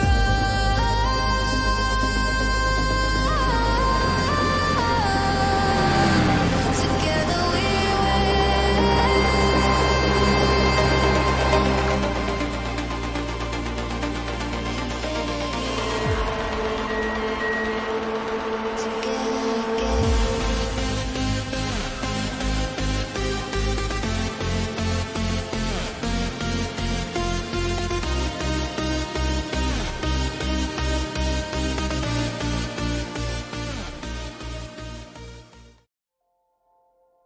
Yet another championship to add to the historic lineage of Team Redline. But Phil Denez is the one that grabs the win in race 22 of 24. Just 2 more to come. Redline can relax as yet another podium added to the tally. EMM Esports take vital steps forward in the fight for 2nd in the championship, closing their margin on Coanda Esports. Alexei Nesov in 4th, thrilled with his effort, as will be the Falcon Sim Racing crew with Lewis Woods 5th on the board. Cody Deeth in front of Coanda Esports, well, shares of Esports, Last Cooking Racing Adventures, and then Solprec Precision Racing. 17 spots gained for Jordan Johnson. Rest of the field will work our way through. Not too many big movers and losers, to be honest, in this 11th through 20th page. Chopping and changing mostly from where they started.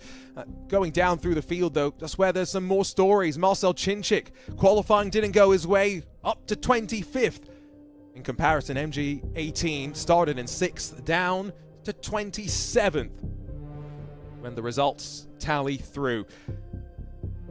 Still 40 cars all on the lead lap. Drago Racing, this result really puts them out of touch for 4th in the championship standings, and all but the top 46 on the leading lap, and a couple more in trouble. Let's see if we can quickly catch up with Phil Denez, winner once again in these trucks, and he is standing by with Zach Sweeney.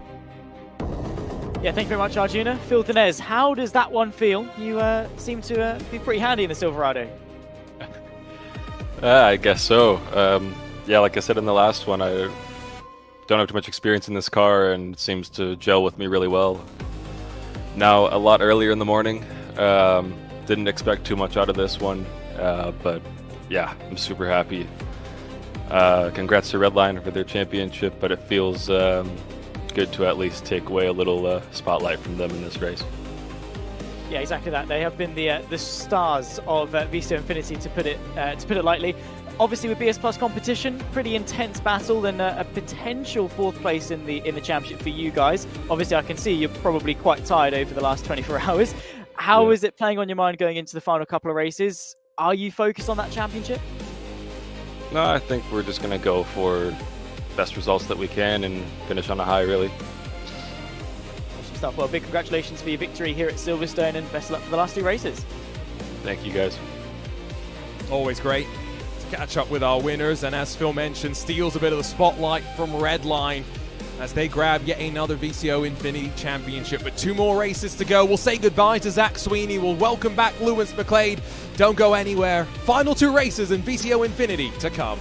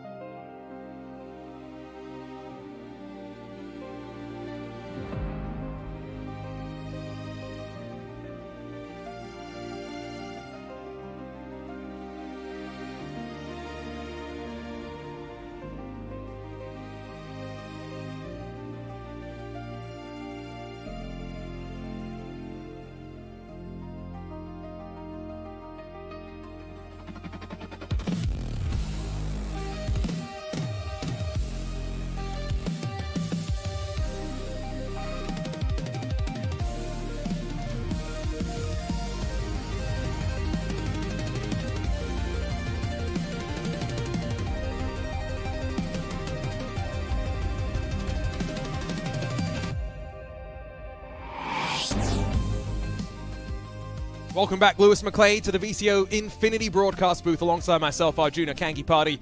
Our champions have been crowned, Lewis. Redline once again. Perfect in Infinities on iRacing, and now leaves us with 2 more races, starting with the Acura GTP at Fuji with a chance of rain, a chance for us to have some fun. Yeah, I almost actually wanted Redline to drop back a couple of spots and then not do races 23 and 24, because they could have had the round 1,000 points. But alas, that's fine. They're not going to.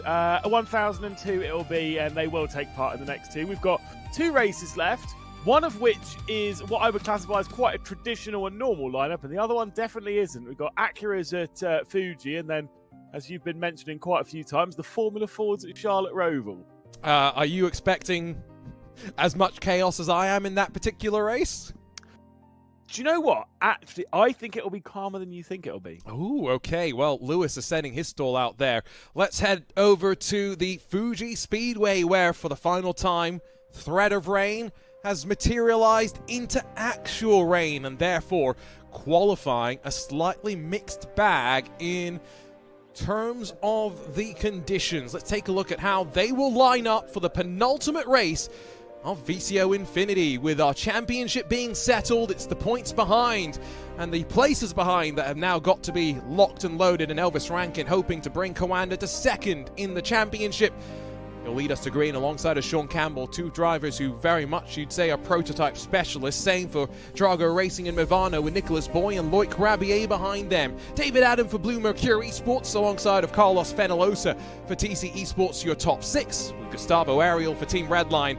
Now able to have a nice quiet drive. Oh, Gustavo doesn't quite know what that's going to be. All action from 7th for him. Cody Deeth going back-to-back in 8th position. Altitude 3M, and then Williams F1 Team Gaming, your top 10. Peter Zuber in the Grid and Go Machine, 11th. ERE Race Esport Team in 12th, with Was Cooking Racing Adventures and the Falcon Sim Racing Team splitting row 7, and 1 second through the front 7 rows. First sign of just how difficult and changing those conditions were. EMM have some work to do. Jerome Fisher needs to close on Rankin at the front in the fight for second in points, with Absolute Motorsport Aslith on the outside of row 8. Impulse and Delatraz 17th and 18th, with Jesse Jones for Falcon and Luca Neudek for Scherer completing your top 20. MG 18 and SimRC 21st and 22nd, the Fast Repair Motorsport crew alongside of the Team PGZ machine. You amateurs and Sheza Esports. Remember, Sheza are 4th in points. Norby Kish has left himself with a lot of work to do as well, with Stint 1 Motorsports and Delta Sport behind them, and Thomas Engsim Racing and 07 Racing, your top 30. Ride Sim Sport and Sorrento Motorsports Esports 31st and 32nd, GTS Spain 92 and Avalon Motorsports 33rd and 34th, with Prism Motorsport and Pedro Sanchez Albert. That's not a lap that I'm sure he will say he hooked up. Tatum Restech, BS Plus Hybrid, Solpec Precision Racing, Dutch League Racing, and Vitality Sim Racing alongside of Armentario. These are a lot of teams with slower times than I would have expected.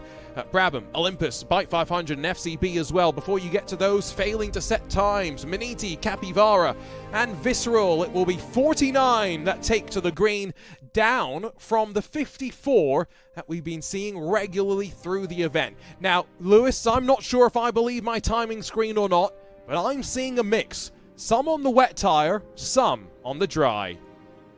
Well, the last time we were racing here at Fuji, which obviously was a few races ago in the... Was it the Super... no, sorry, was it Okayama? I can't remember. Basically, it was wet, and the person who won the race won it on slick tyres. It would have been the Super Formula Lights. It would have been race 16. Super Formula Lights around here, and it was wet, and the person that won was on slick tyres. Tamas Simon ran away from everyone, 20 seconds clear. The conditions were pretty similar to this. Like Lewis and I were just discussing before our break came to an end, it is very light rain, which I think is why the top 4 have all elected to stick on the slicks. Adam and Fenalosa for Blue Mercury and TC Esports on row 3. They're the first to go different.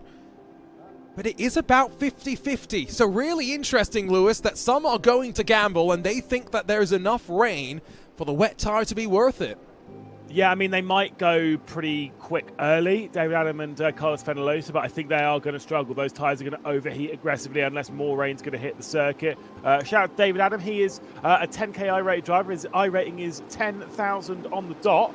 He is, and this is what I couldn't believe earlier, he is the 104th driver above 10K. Isn't that mental? That's too many. Too many at this point. With our championship secured for Redline, though, 2 more races in VCO Infinity, where bragging rights will be on the line for all. They'll fan out as we drop the green at the Fuji Speedway for the final time with the Acura GTPs, and a couple of rooster tails as we navigate down to turn 1. And oh my goodness, bowling into the corner. I see SimRC, Mivano, couple more will get tangled up. But as we descend down towards Coca-Cola and the sweep through the right-hander in towards the hairpin, Rankin leads, Nicholas Boy's up to second. The wet tires have gone nowhere fast. Yeah, it's just I just don't think it's the right time for them. I don't think it's wet enough out there for wet tyres to really. It is going to get worse potentially for the wet tyres. I would expect them to start pretty well and then get worse as the temperature creeps up and up and up for them. For everyone else, like that are on the slick tyres, realistically things should get better for them as temperature is put into the tyres. Look, Rabier and Sean Campbell going side by side for 3rd and 4th position, going in advantage of Rabier, but it is Elvis Rankin who is holding firm at the front. Crash, we're going to get down into the hairpin. Gustavo Ariel released from the pressures of having to survive this race for a championship. Overcommitted down at that section, and there's more trouble behind. I see the Dutch League Racing Machine in trouble, but on the screen, oh my goodness, the rooster tails kicking up in this portion of the track. Clearly a bit more moisture here as the windshield wipers working hard and physical. This is where the wet tire is working well. Elvis Rankin has got a meatball flag. Nicholas Boy has cycled to the front of this field. Opening lap of chaos as expected. Where did Elvis Rankin get that meatball from? He was going side by side. I think Sean Carroll and Nicholas Boy were both looking down his inside. And clearly there has been some form of contact. And unfortunately for the Commander team that currently sits second in the points, he's going to have to return to the pit lane to have something sorted on the car. I mean, it looks fine. That's going to be the most annoying part. Now, they will need to pit in this race, I think. Fuel tank capped at 70% capacity. Although maybe the rain is going to slow the pace down slightly. Sean Campbell, Nicholas Boy trying to now build up their advantage. Plenty heading down to pit lane. There was a total of about 8 meatballs that I saw on that opening lap. And Lewis, let's ride with SimRC and head down to turn 1. You've got Impulse there on the right-hand side. You've got the Delatrav Automotive. And, well, I mean, SimRC were just sent. That's just it. They were pointing in the right direction and they weren't. Nicholas Boy leads. Carlos Fenalosa in the wet tyres is going on the attack here to try and sneak his way through the middle of all of it. Has got past Elvis Rankin. We now look to the outside of Sean Campbell. I think in this 3rd and final sector, you might see Carlos Fenalosa take over the race lead. Reminder, this car is on wet tyres. Everyone around is on slicks. And there's only about 15 more minutes of rain, I think, based on the forecast. On the left, those with the blue circles are on the wet tyre. Blue Mercure, David Adam dropping to 11th while Fenalosa goes on the hunt. It's interesting how different the strategy choices played out for them, and it's a overcast day in Fuji as well. Difficult to pick things apart from our overhead camera. Fenalosa's going to try and cut back underneath, and they are 3 abeam as they put the power down and run down the longest straight in the VCO Infinity calendar. Elvis Rankin not going to head to pit lane just yet. He will do that at the end of the next lap, and so Fenalosa tucked back into 4th. Yeah, I mean, look, Elvis Rankin is leaving it as long as possible, so when he comes in to serve it, he can stick some fuel in the car as well. Use the fast repair so he's actually not stationary for any real major time. Stay on the same tyres and just get to the end of the race on that. Like I say, if they have to take fuel... Obviously, when it's wetter, they're not on the throttle pedal as much as they would be in the dry, meaning you burn less fuel. So theoretically, you might be able to do this race on no stop. I think it's unlikely to be able to do this one on no stop. I think you would really have to stop once. But Elvis Rankin's probably going to have to do it where he's going to have to save fuel despite stopping for the fuel because the tank's only so big. Although you say that, I wonder if we are seeing fuel saving. Oh, Williams F1 Team Gaming Academy, or as Zach Sweeney would call them, the community car, off at the hairpin, and that's more trouble for a couple of other machines as well. the fact that they are so on top of one another, I don't think it's just conditions as Fenellosa will finally be able to switch his way to the lead of this race. I do kind of feel as though there is some pace management going on as well. The problem for Fenellosa here, Lewis, it's been a long day, excuse me. The problem is the wet tires are slower in a straight line, and so that's going to mean he's a sitting duck if he's not clear enough when they exit out the right-hander. Yeah, isn't it because the tyres are a different size of the wet tyres, isn't it? It's something odd like that, where it's like you would think it wouldn't make much of a difference, but because obviously they're slightly bigger, they're not as far. It's very bizarre. Into the pit lane though comes Elvis Rankin, and he will drag that Commander down to pit road speed. And to be fair, the last time, one of the times I can remember a Commander coming into the pit lane around here, it was Dan Amor. It was in the Formula 4, and he got a penalty. So hopefully they won't do that. Sorry, there was bowling balls once again, and only just wrecked race cars. David Adam, Kasper Ullmanen. I think I saw Francis McGinn as well. Apologies there, but you see a peak of chaos here, Lewis, and you can tell drivers who are on the slicks are hitting puddles and really struggling to wind the car up. Yeah, especially down into that opening corner where you drop down the hill quite aggressively, and it's such a big braking zone. Look at that on the live standings, though, because of Commander being in the pit lane and where they've come out. EMM with where they are in the race. We're seeing some of those replays further down. Vitality, Falcon, there's the Solpec car as well. But now EMM are ahead of Commander in the live standings. Big changes. Commander haven't come down, but remember, maybe they can get to the end from here. Goodness gracious me. Oh, my days. That was a big hit. A really, really big. I mean, it's so fast down there. Really odd bit of contact there while you're driving in someone in a straight line. I cannot understand. Is that the one of the Falcon cars? The one that's got the wrong livery on it, where it's like a wrong angle or whatever. However they've submitted it maybe with the wrong car. It looks a bit odd. I think that was the one. If there's a car there on the straight, don't drive into it, Chief. That's simple. I can't make it simpler than that. Drag race off the final corner as Gustavo Ariel is pinched by Nicholas Boy. Fenellosa has cleared up the road, although at some point he will pay the piper when the conditions begin to dry out. Look on board with both Nicholas Boy, bottom right, as they bang doors. Gustavo Ariel to his left in the webcams, you see. I'll slow it down in time. Both drivers are on the slicks, let's not forget. Costing each other time, though, in this fight for third. God, don't get these boys into the Daytona 500 later on. Obviously, that's the IRL one, which is happening about an hour and a half, I think, after we're off air, and I will be watching it. Good timing. As much as Zach Sweeney's not into it, I'll honestly tuning out of this. I'll be watching the Arsenal-Wigan match, and then tuning into that, sticking Pebble Beach onto the other screen. I'm going to have a cracking afternoon. It's a great weekend. Who needs Valentine's Day? Get out of here. We've had Infinity, we've got a plethora of sports, and we've got 3 wide off the hairpin. As a little bit aggressive for the ERE race team. Lent on Mivano. Tatum Restek there to pick up the pieces for Fioroni and Bassett wheel to wheel. So awkward to slow the car down on the dry tires for this part of the track. As much as there's not big rooster tails, that's only because they're at such slow speeds, squirming around as they put the power down.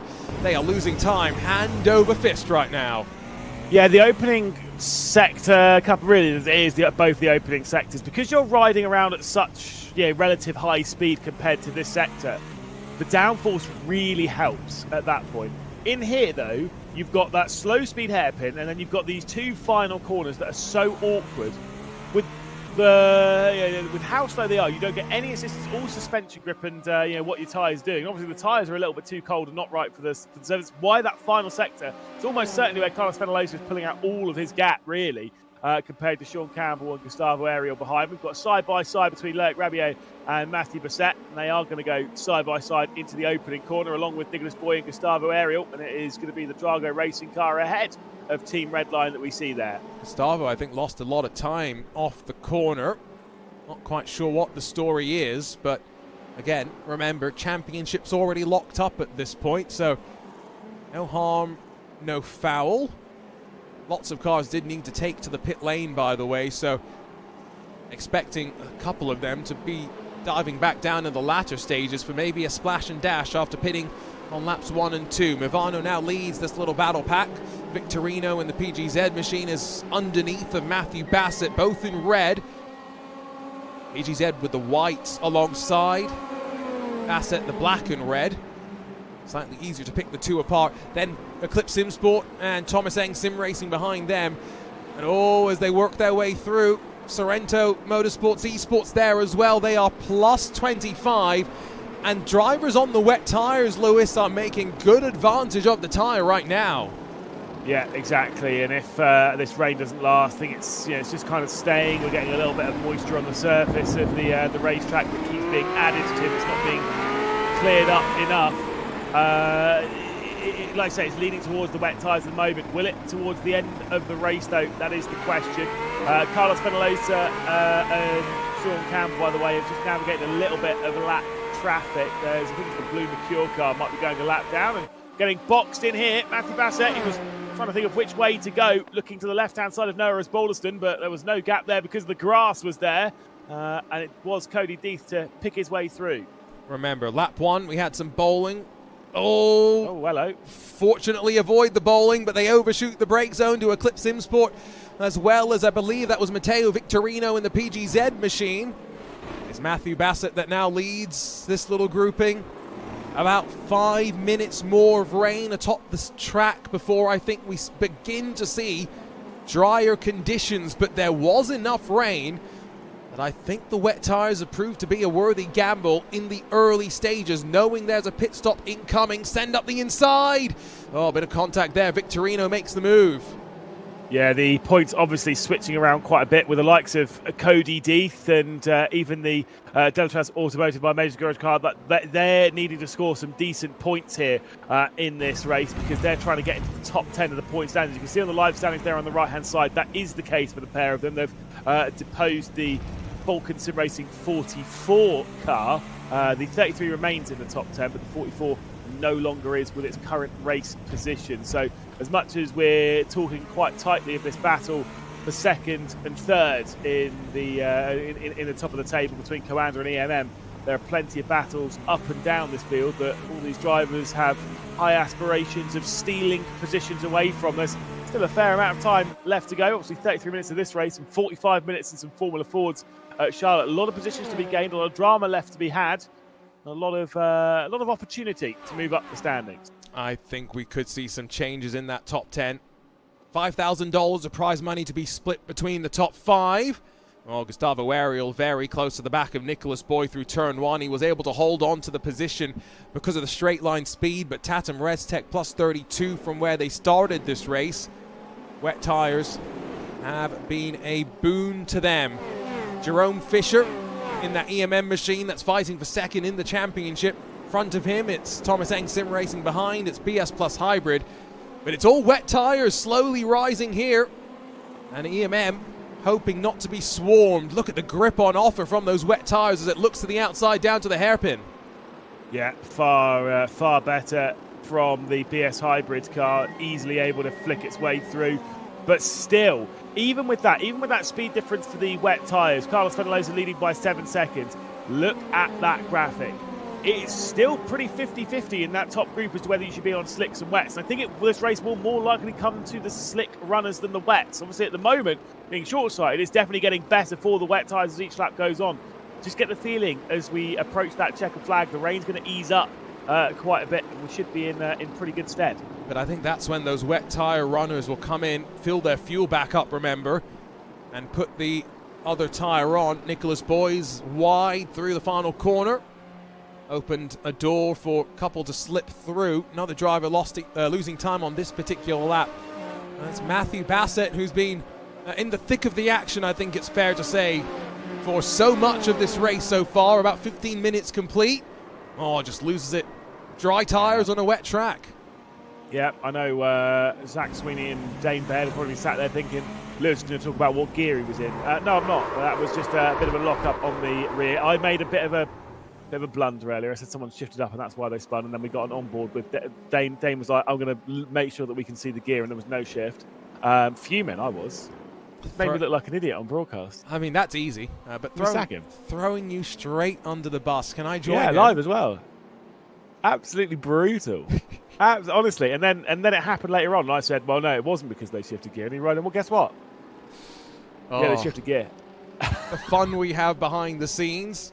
Gustavo Ariel, Niccolo Fioroni swapping back and forth.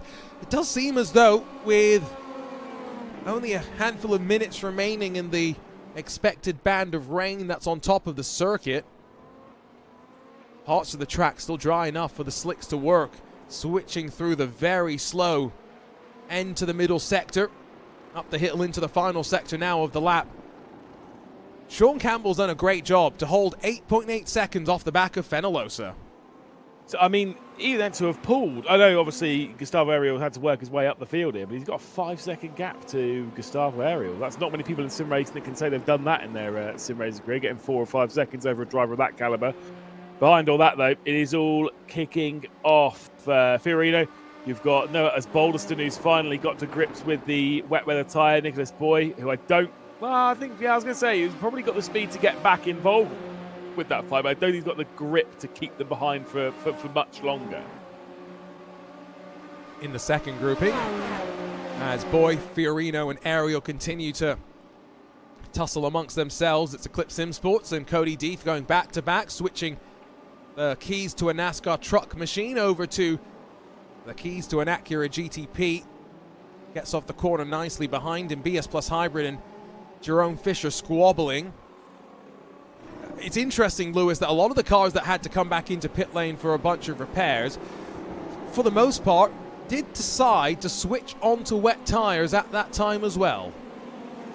Yeah, I mean, maybe they're just seeing it as that this gamble's not really working out, so we're going to bail from these. On board with the 78 Armamentario, the best number in sim racing and motorsport. We both agree on that one. That was a big hip check, though, coming in from EMM.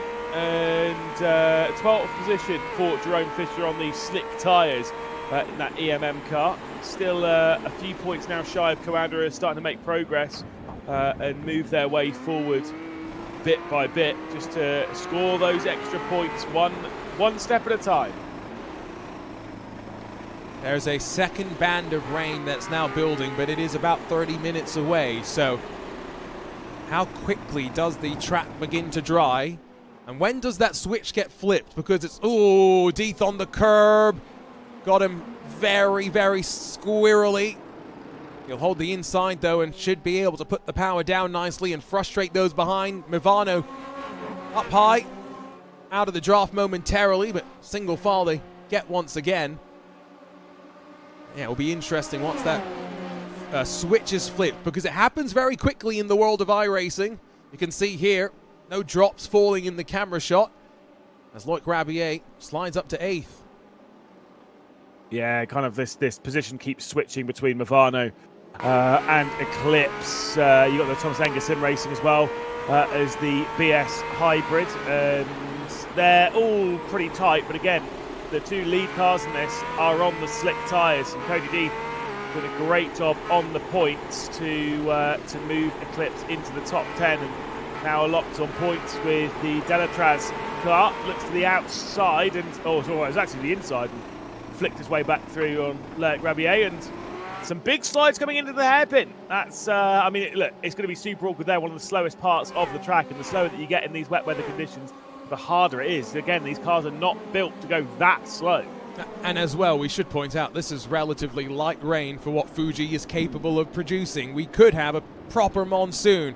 BS Hybrid, Thomas Ang Sim Racing wheel to wheel as they fight through the chicane once more. Got to say, this has been a close race, closely contested for the most part.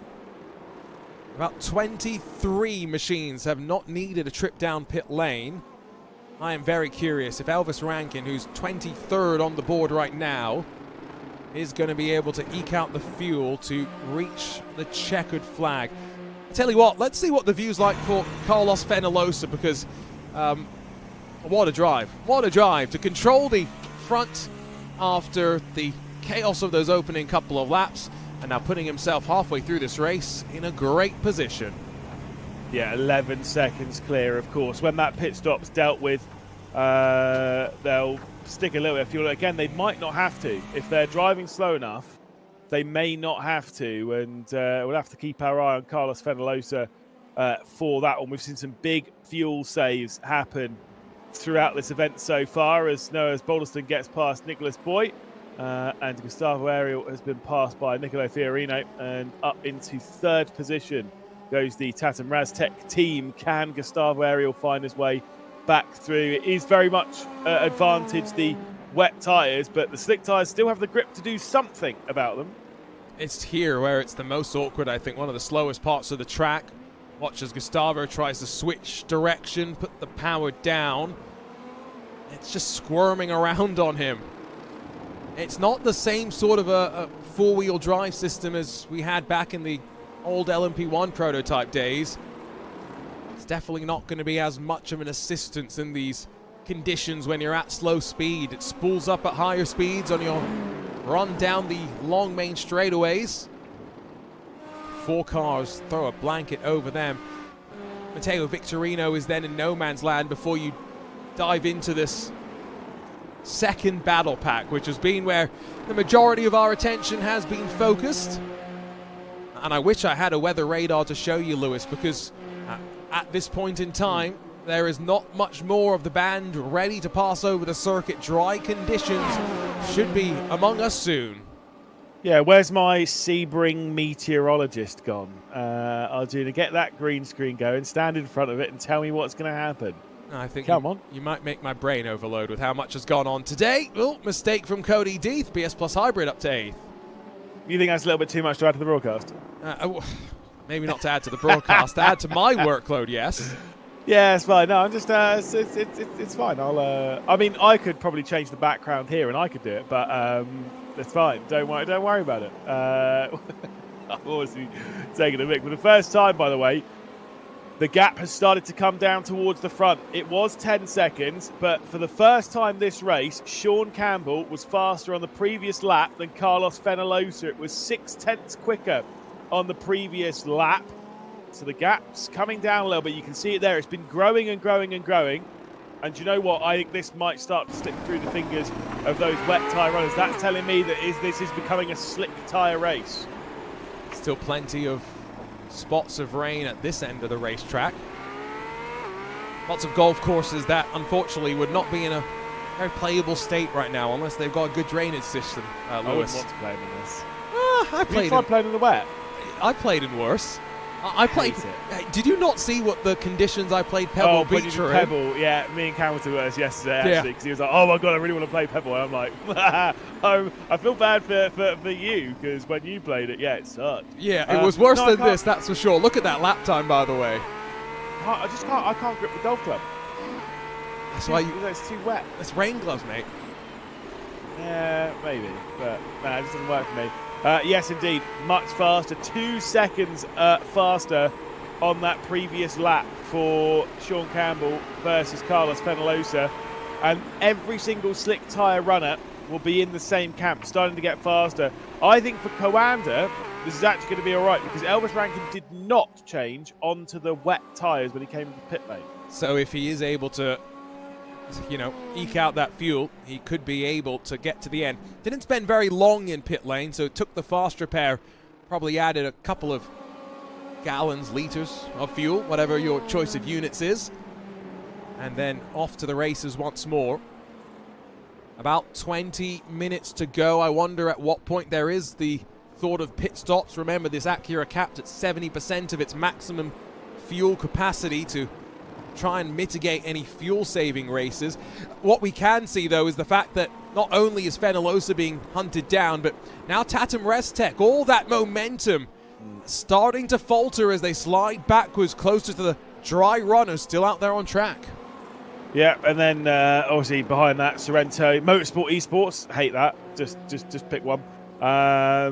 They'll also be in the same camp, as will the BS hybrids, as will all those cars behind that are running on the wet tyres. This is PGZ getting involved and ahead as Victorino moves up into 6th position with relative ease. Obviously that slipstream being gifted back out to Noah as Boulderstone. Car coming out of the pit lane just to make things a little bit awkward here down into turn 1. It's actually a good question for you that's completely not relevant to any of this, but it's an IMSA Esports question. It's an IMSA question. Okay.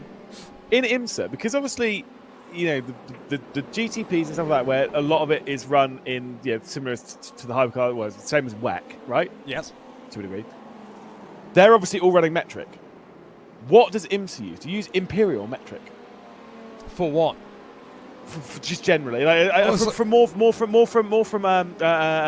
team and engineering side rather than a broadcast side. Because broadcast side is always going to be more Imperial because American broadcast. We'll go there. Well, the reason I asked for what is because, remember, fuel is not fuel nowadays, it's energy, and so that's a percentage. Don't get me started on that. Bless Magnus Racing and their virtual energy car for trying to educate those maybe who don't understand what a silly situation we live in nowadays, especially in those GT3s where, let's just call it fuel. Why do we need to call it energy? Yeah. Anyway, I think it depends, because as much as there are a number of teams with US operations, let's take who would be the biggest example that I can probably think of?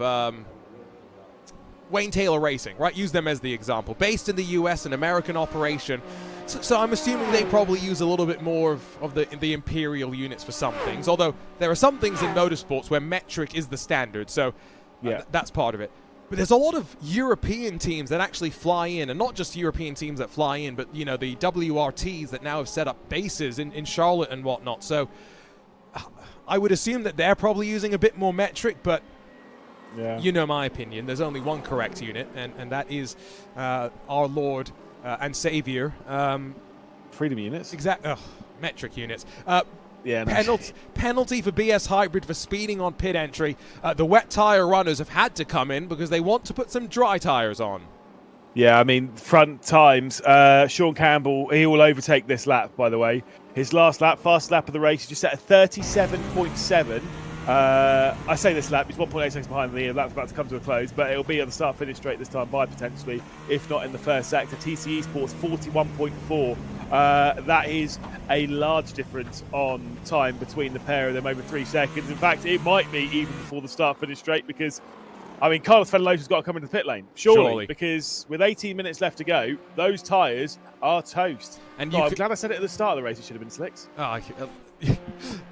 Broken clock is still right twice a day, don't forget. What you can see from the onboards is there is a drying line that is emerging, so no surprise to see Fenelosa down to pit lane. But he didn't. Did he not? He stayed out there, you're correct. So he has decided it's not worth going in just yet. It definitely is. Yeah, I agree. But I guess the question really that I'm now pondering in my mind, Lewis, is, well, there's still raindrops falling on the track. At what point are the dry runners going to feel confident starting to go off that drying line? Yeah, I mean, I don't know. It's just, the reason why I say it definitely is, to give you a bit of a reference here to some of the other times. So let's just go with the fastest time that's been set, which is by Gustavo Ariel.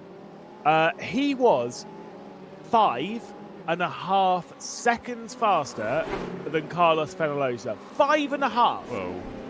It's like, game's gone, mate. Get into the pit lane. Like, every single lap that you stay out, you are causing more pain for yourselves. Just get in, change the tyres, get back out, send it. Fights through the field, back up to third. We were momentarily keeping our eye on Ivano and EMM, two of the teams, of course, that did start on the slick tyres. In the top 10 now, just waiting for Solpec Precision and TC Esports still on the wets to return to the pit lane. As still spots of rain here at this part of the track, as much as on our weather radar it shows as the band of rain is totally departing the track itself. And this is where every lap you navigate around, parts of the track may be a little bit drier. And was that Fenelosa in? Yeah, Fenelosa is into the pit lane. It's going to cost him a lot of points. It's going to cost him a position in the live standings to Drago for sure. But that was it's a lap late, but it'll do. And again, remember, we still think that the teams that started on dry tyres are going to need to pit before the end of this race, unless they were also able to save enough fuel in the start when the rain was heavy enough. Fenellosa hits his marks, does not slide through the box. That could have been even more costly and added a couple more seconds onto the clock. Nicholas Boy, Gustavo Ariel now fighting for second and third position. This is important for Drago, actually. It's getting them a little bit clear of TC Esports, closing them up to BS Competition in fifth. Yeah, and again, fifth, top 5 is where the prize money is, and as much as I know a lot of these teams, outside of winning it and stuff, those final positions, yes, it's a bit of extra money, but it is more for like the fun of it. We get a lot of the big esports drivers in this event, right? And I guarantee if you talk to them, the prize money's like it's a nice little added bonus. But the reason they're in this race is because they like the style, they like they enjoy the event, right? Because it's different, because it's odd. The drivers like this style of event because it's so different compared to your normal 24-hour races that your big esports drivers will jump into it. And I think that's great because they're not here because there's a 500 grand prize pool and that's the only reason they're here. They're here because they want to be here. And I think that is one thing you have to capitalize on in esports in general, is that yes, there's big championships where there is big money on the line, but drivers kind of don't want to do them. They just do them because that's where the money is. As into the inside comes Gustavo Ariel. Nicholas Boy will be on the outside, but a rubbing between the pair of them at T1. And off to the right-hander, or left-hander that leads to the long right-hander. Ariel clear. Yeah, you're right. I mean, just look at Redline. The fact that they have 3 Porsche Esports Super Cup champions in this lineup. Can't really claim that Sebastian Job, Diogo Pinto, and Cooper Webster are doing this necessarily for the paycheck.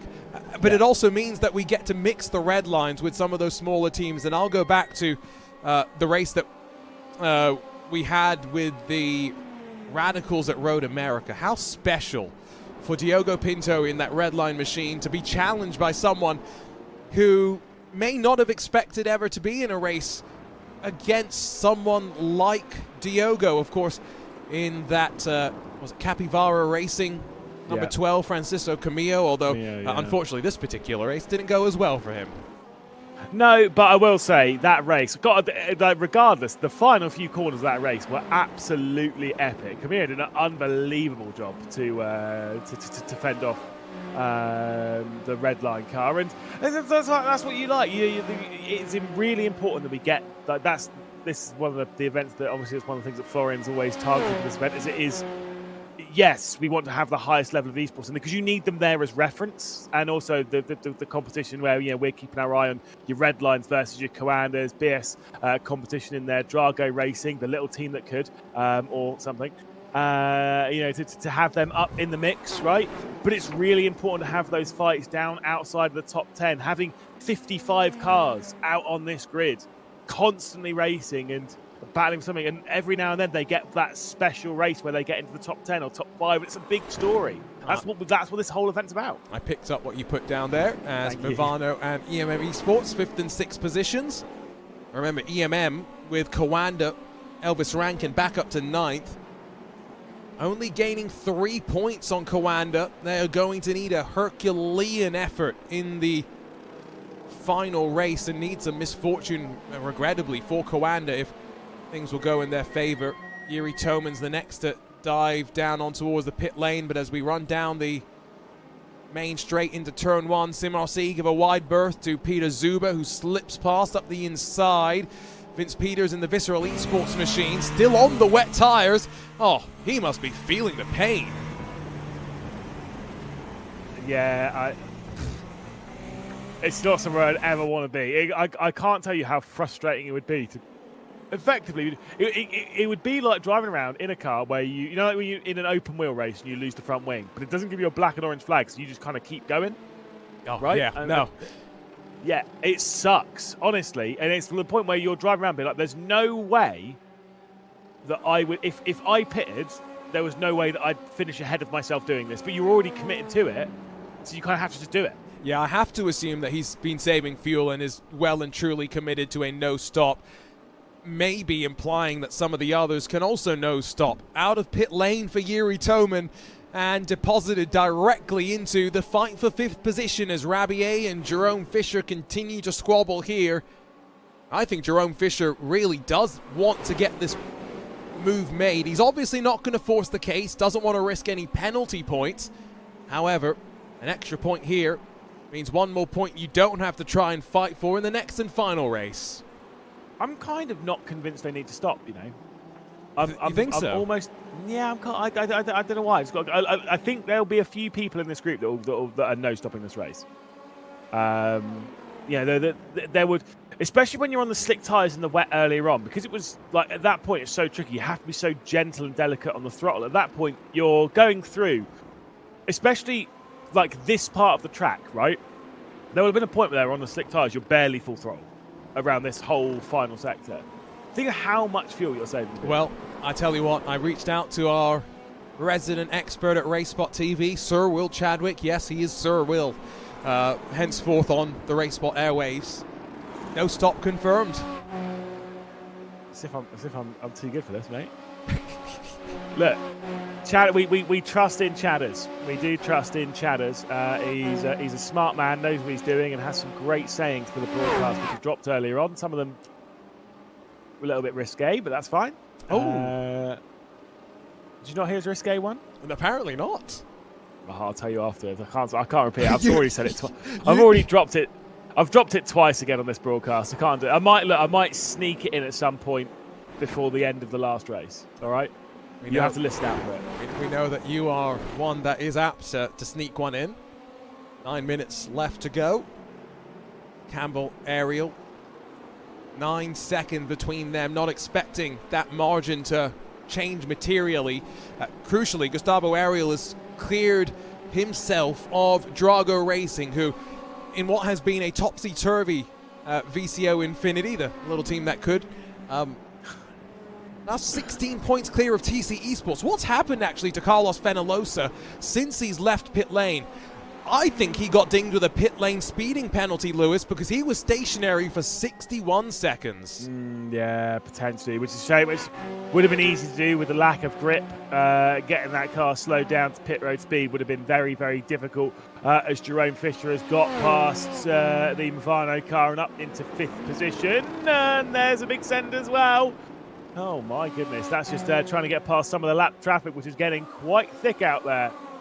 You can see as soon as they leave the drier part of the track on the left, Rooster Tail's being kicked up, which is where those that are on the wet tires still, because there are some through the field, it's where they'll be going to just try and cool off the rubber underneath. Visceral Esports, Vince Peters, he's still in 14th position and feeling the pain.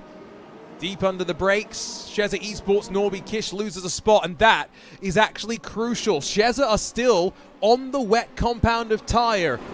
Although BS+ competition, Pedro Sanchez Albert, usually a driver that, Lewis, you and I would say is a fitting match for this car and track combination, has just not had an easy race and not in a position to capitalize on this misfortune for Sheza. Yeah, but I mean, you pointed that out in the build-up. It all kind of went slightly wrong in qualifying, right? And you've got to qualify well. This is one thing. The main thing about an event like this is you have to have a team of good qualifiers. Racing, yes, fine. Most of these drivers can put together a 45-minute race without really making a major mistake.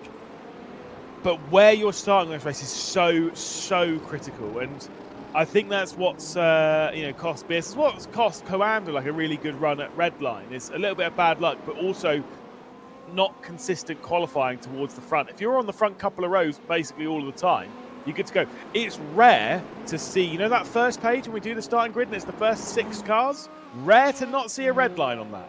Exactly. The ability to deliver in the one-lap qualifying situations that make VCO Esports events not necessarily unique in the world of sim racing and esports, but it's the thing that kind of makes them slightly different from some of the other championships that many of these competitors will be running in. Back out through turn 1 with just 6 minutes left to go in this race, and then a trip across the world to the Charlotte Motor Speedway to close out VCO Infinity with the Formula Fords. And as much as you and I, we know that those cars can put on a great display of racecraft and racing ability. We've seen plenty of chaos and contacts in the previous 4 races with that car across the track so far. But it's not. But I don't think the crashes that we've seen in the Formula 4. I promise you, they are not it is not the most crash-heavy race that I've commentated on here in.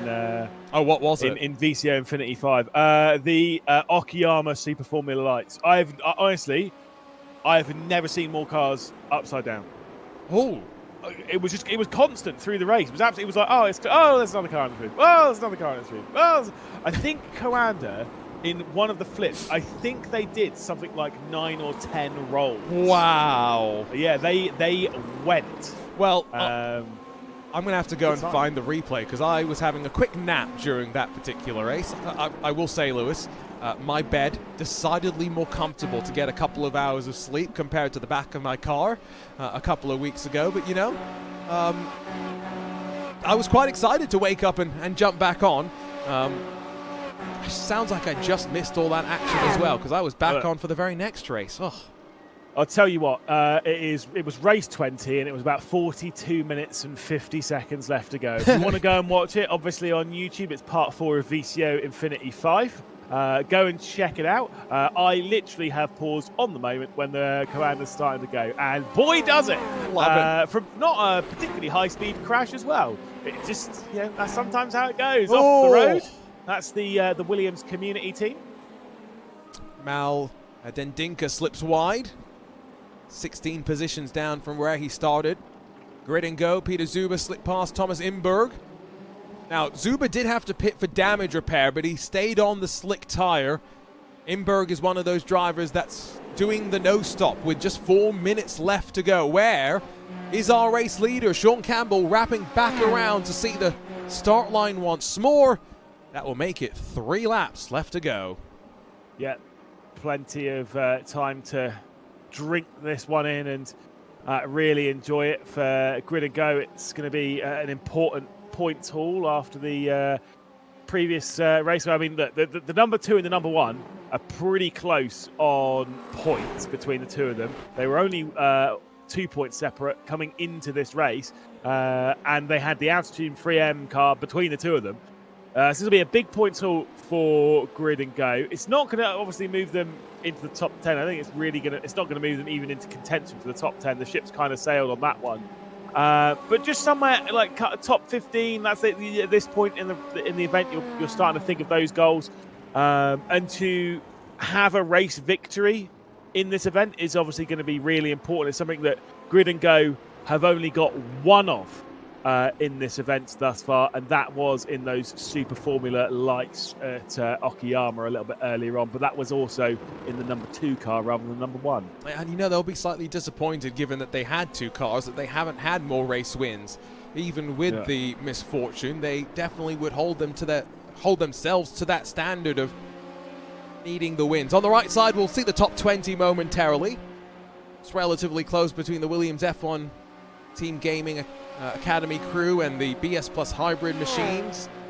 2 points between them. Tied with CMRC, our BS Plus hybrid as well. Only 10 points between 10th and 11th, the Clip Sim Sport. So could be something still for us to be mindful of. As 2 laps now left to go. Cody Deeth and Matteo Victorino starting to squabble. I wonder if there's a little bit more trepidation about that fuel number than Will Chadwick maybe alluded to. It was marginal. How marginal is it for the field? Yeah, I mean, look, if you're picking up slipstream, it should be you should be relatively all right.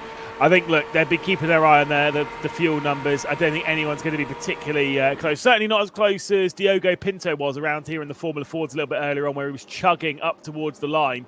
Extremely close. Just about took the victory in one of the most exciting races that we've had in VCO INFINITY V. Also, speaking of those Formula Ford races, and speaking of Grid and Go, actually, they've actually got a really good shout of getting a solid result in the final race. Isaac Phelps will be the driver behind the wheel of the number 1 car, and he is rapid in the Formula Fords. Still think Dan Amor might be the favourite for that race. He's very quick when it comes to it. He's had 3 of the 4 poles in the Formula Fords, I think, so far.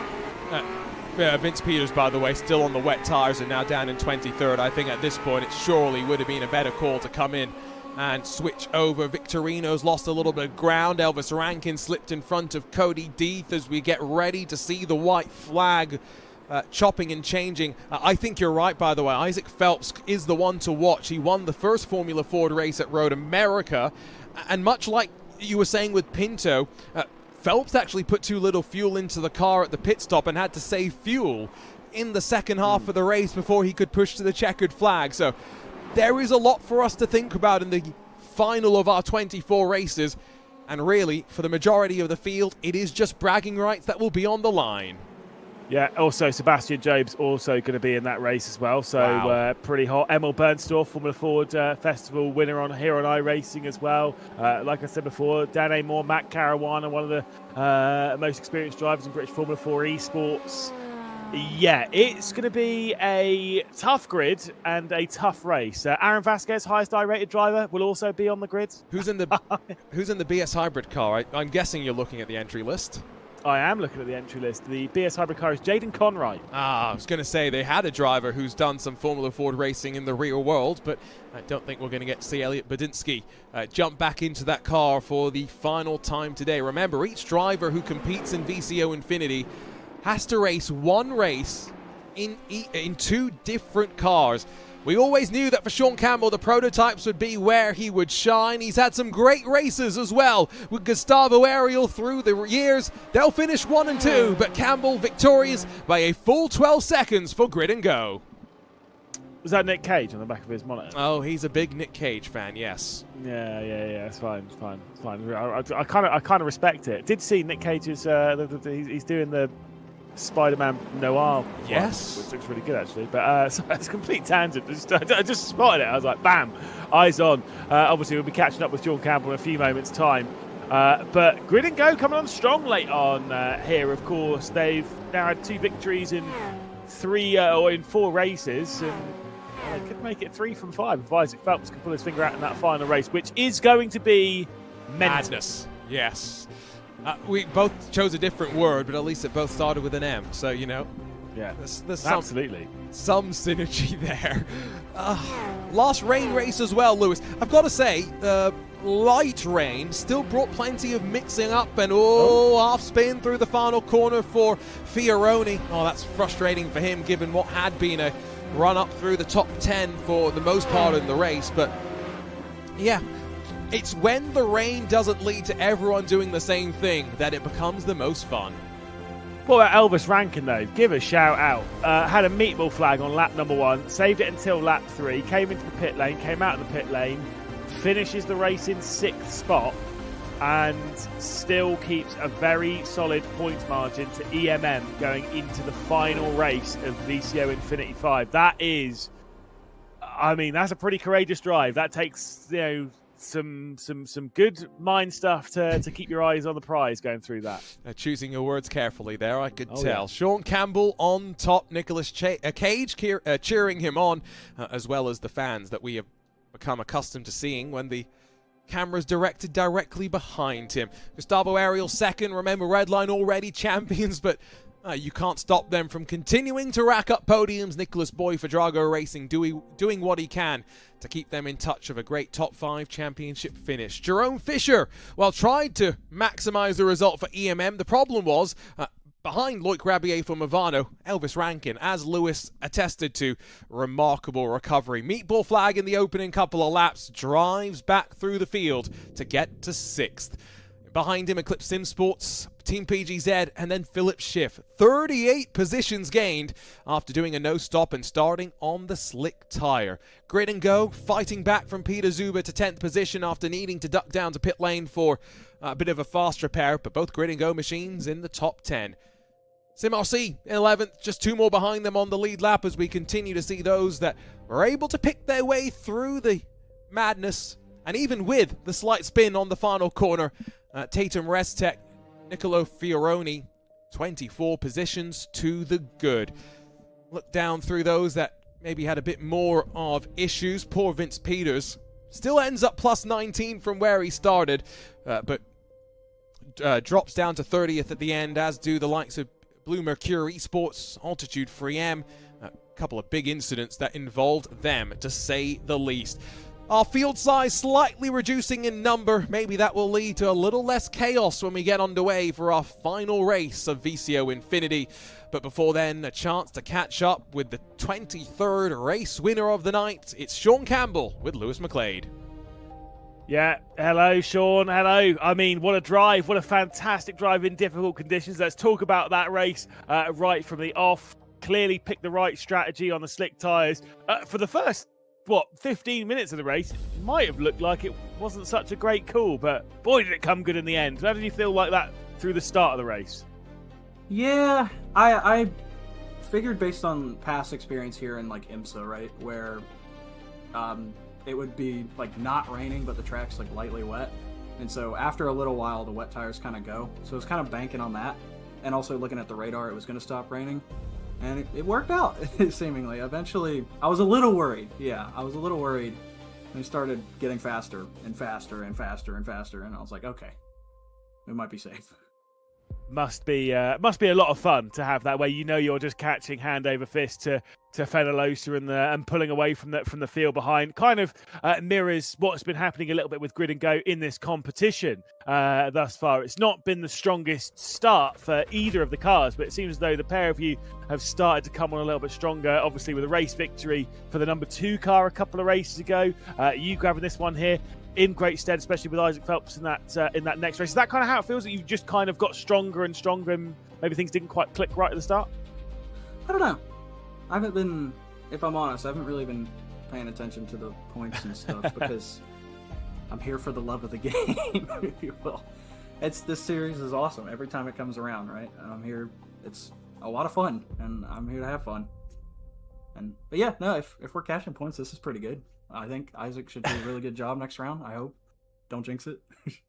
Yeah, okay. I don't believe in the commentator's curse. It's fine. I can say whatever I want, right? Obviously, final thing before you go. This is, I think, it's your third time because you did both of them in 2024. The Infinities that we had there with the VCO Infinity 2024, and then the Pro Sim Infinity as well. I believe you took part in. What are you kind of thinking about it being back? Comparing it to past experience. It's such a different event than what we get in sim racing. Oh yeah, it's great. Every time, I said, every single time this comes around. I think I did it with Brabham, I think the very first time in 2022, maybe. And it was fascinating to me, like the concept was like, you get basically no practice time on these combos, and it really shows like who can adapt and stuff. And I think it's really interesting. So every single time this comes around, I'm gonna be doing it, surely. I'm so excited. Well, obviously, pass the luck on to your teammate for one final race. We've got one more to deal with in VCO Infinity. Sean Campbell, race winner here in race number 23. Thanks. And here... Our work's done, Arjuna. Yes, I'm here for the love of the game, if I can unmute myself and then take a look at our championship points. One final race on the docket, Lewis. Team Redline already clinched as VCO Infinity champions, but still plenty to be settled behind them. Yeah, like you say, you've got that battle for second position, Coanda versus EMM, and that is not going to be an easy fight. Matt Caruana should be taking to the EMM car as far as I've seen. Yes, he is indeed. That EMM car is a quality driver. Coanda will be Dan Amor. You've got Chezer Esports that are trying to keep BS competition at bay. And then look at that behind. You've got Drago TC, you've got the Falcon Sim Racing Team Teal car, all relatively close, couple of tight battles. It's great to see. The only team that is relatively comfortable on the points is obviously Team Redline, because they've won it for a 4th time. And they'll just be going into this with Sebastian Job aiming to take the crown in the best possible way by taking yet another victory. And with Redline already having clinched the championship, it's time for us to once more look back through the previous 23 races, the road for Redline to claim their 4th VCO Infinity Championship.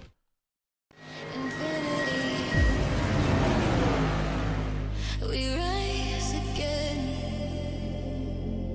No limits, no end. Faster every time. We don't break, we ascend. Together we rise.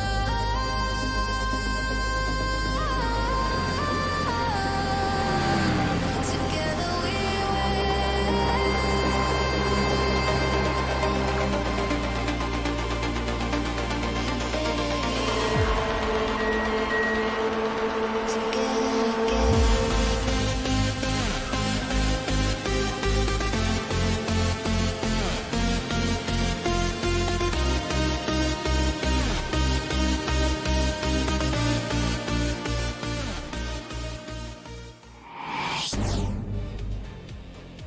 And what a ride it has been, Lewis. An interesting set of car and track combinations, to say the very least, and we end up maybe the most interesting one of them all. Although maybe some would argue the Acura GTP, the one combination that we're not racing with, that could have been the most interesting race of them all. I mean, I like that we're ending on this. It's one of those ones. It's nice to end on an odd one. I think it's good to have those odd races, something a little bit different, but still have like some regular, pretty normal races like the Acura at Fuji. But spice it up a little bit. It was the Truck Series race earlier on here that really caught me out, because obviously it was at again. The racetrack is lit because there's floodlights around here, and it was quite late at night. The only problem was the infield is not lit, and the trucks, as Lightning McQueen once said, race cars don't need headlights because the track is always lit. Not that bit, though. That bit was not lit. Boy, was it dark. Lightning was referring to the party on the track, okay? It's always lit at the Charlotte Motor Speedway. It was more interesting, I think, actually, with the Super Formula lights, when they would go into the darkness and almost like, just with the force, judging where they were. What we did see, though, was this 2025 layout of the Charlotte Roval has got a much more acute sort of hairpin. And it led to plenty of chaos when we were here with the Super Formula lights. Lewis, I'm a little bit scared with these Formula Fords because I can see them fanning out 3 and 4 wide and trying to turn back onto the banking and run onto the entry into the chicane. All I know is that there is going to be about 4 wide going into that bus stop on the back stretch. I can feel it at some point, and even then, hey, going into the chicane on the front stretch, there's going to be a lot of side by side. Do you know what? I'm going to give you a bold prediction here. I reckon we might have a breakaway winner. And I don't mean on pace. I mean on contact. Someone's going to be there's going to be a tight fight behind. Second, third, they're going to bin it, and then whoever is leading is going to be checking away. Picking up what you're putting down. Good to have our entire team bring you this coverage of VCO Infinity, and not just those on the broadcast side of things, our race control team as well, working through the night, and our VCO organization team, not just on social media, pumping out what's been many clips across of all the different platforms, but managing all the different things points related as we get ready to go. And so for one final time today, let's dial up a starting look at the lineup for race 24. Lewis was saying Dan Amor might be one to watch, and he has put it up top as with a 128.671, he gets the opportunity to see clean air in front of him. Elias Riker for BS+COMPETITION will be fighting for a top 5 in the championship, while Solpec Precision Racing and former Formula Ford Festival winner on iRacing Emil Bernstorff lines up alongside of Sam Ward. Isaac Phelps, winner of the first Formula Ford race, is 5th. Connor Jups led many a lap in this car through the course of VCO Infinity 5. Will there be one more here today, as the front 6 rows split by just a couple of tenths of a second? David Toth 7th, Jack Sedgwick 8th in the Was Cooking Racing Adventures machine. Sheza Esports, remember, looking to hold on to 4th in points. Fight 500, Williams F1 Team Gaming Academy, your top 10, and then BS Plus Hybrid with Jaden Conwright. ERE Race Esports Team Tommy Razier hoping to sign off on a high. I saw support in chat for them a couple of minutes ago. Matt Caruana for EMM Esports, the fight for 2nd in points. He's got nowhere to go but forward to close on Elvis Rankin. Graham Carroll will be alongside for the Altitude Freem Esports crew. Share Esports and the Falcon Sim Racing team share row 8 with Grid and Go and Visceral Esports 17th and 18th positions. 07 Racing and Armentario bookend your top 20. Thomas Eng Sim Racing and Fast Repair split row 11, with Drago Racing and Michael Romanidis having to push his way forward to try and solidify that finish in the championship. Sim RC, the Bumblebees, looking to sting from 24th. Delta Sport behind them, 1 second off of that pole time, with Tatum Restech then 26th. Dutch League Racing, Capivara Racing, Brabham Motorsports and Ride SimSport, the front 15 rows before you get back to the black and gold of TC Esports, Sorrento Motorsports Esports, and then the MG18 and Absolute Motorsports machine that line up 33rd and 34th. Stint 1 Motorsport and Project 91 Racing Team. Fraser Smith has been involved in plenty of contact today, hoping to stay out of the wars this time, while LionGPFenster.com, Vitality Sim Racing, and GT Spain 92. Only 39 times laid down on the board, but we've got a field of 51 ready to go racing once again. A rather short run through the night, and under the glorious sunshine here at America's Home for Racing, Lewis, we are ready to go with what in some ways is a car that I'm sure many Americans might not even realize just how fun it is to race. 116 brake horsepower and absolutely no weight at all. It is an awful lot of fun, and that is why, and I was going to say this a second ago, who was missing from that starting grid? Who wasn't there? Oh, Sebastian Job wasn't on it, because obviously he's not set a lap time. Wonder if that was, you know, he might have exceeded track limits, but maybe he sat at the back thinking, no, I want to have a little bit of fun on the last race. There's nothing to lose. We did talk about last to first challenges slightly earlier on. Reina Talvar here at this track, 44 positions gained from 45th on the grid, won the race. Lewis, I'm still not sure if that's ever going to be beat in VCO Infinity, but as we get ready to pull away from behind the pace car, I can tell you that Sebi did try and set a lap time, so it wasn't an intentional last to first challenge. Maybe it was. Maybe he was going through the. I'll give him the benefit of the doubt. He was going through the chicane and thought, actually, no, I don't want to. I'm going to skip over. But he wanted to get that lap in just to feel the circuit. Yeah, you got to give some benefit of doubt. Look, it's been a really, really fun event. We've had 23 fantastic races. We have one final one to deal with. You've not asked for it, but I am going to give you my prediction anyway. I do think Danny Moore, that boy right there, I think he's going to win. And I know his dad's watching, so shout out to Ian. You're just trying to curry favour. You know what? Absolutely. I want a Coranda t-shirt. You know what I'm going to do? I'm sitting square on this fence. I'm just excited that after 23 incredible races, we get a chance to send a clean set of race cars, no battle scars over the previous 23 hours, to anything but the minds and to the egos. And so put those egos aside.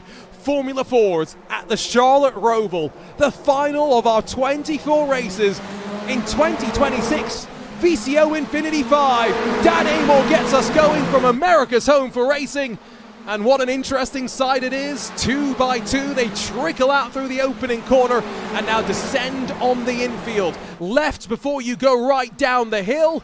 And Amor continuing to control the pace up front. It's Emil Bernstorff that slid to second and slotted in behind. Great shout as well for a driver to potentially take victory in this one. Emil Bernstorff's looking pretty quick. Elias Riker's got Isaac Phelps right over the rear end. He's trying to make some progress. Sits on the rear of that BS competition car, but already a little bit of a break from second to third.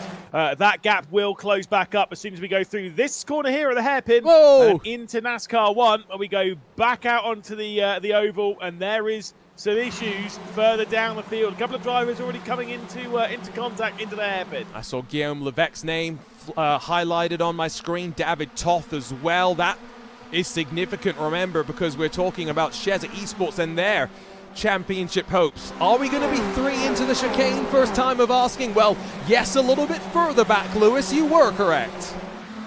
Solpak, presumed by the way, have taken over the race lead ahead of Dan Amor, who will settle himself in the second position in the slipstream of the Formula 4 Festival.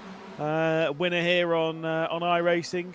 It was just it was not last year's year before, wasn't it? That yes. Emil Bernstorff won, and Danny Moore's keeping pretty close. God, they get close to that barrier, didn't they? Coming out of that chicane. Got to use all of the track available in a car with such little power and little grip, as Isaac Phelps will pick up Elias Riker at T1.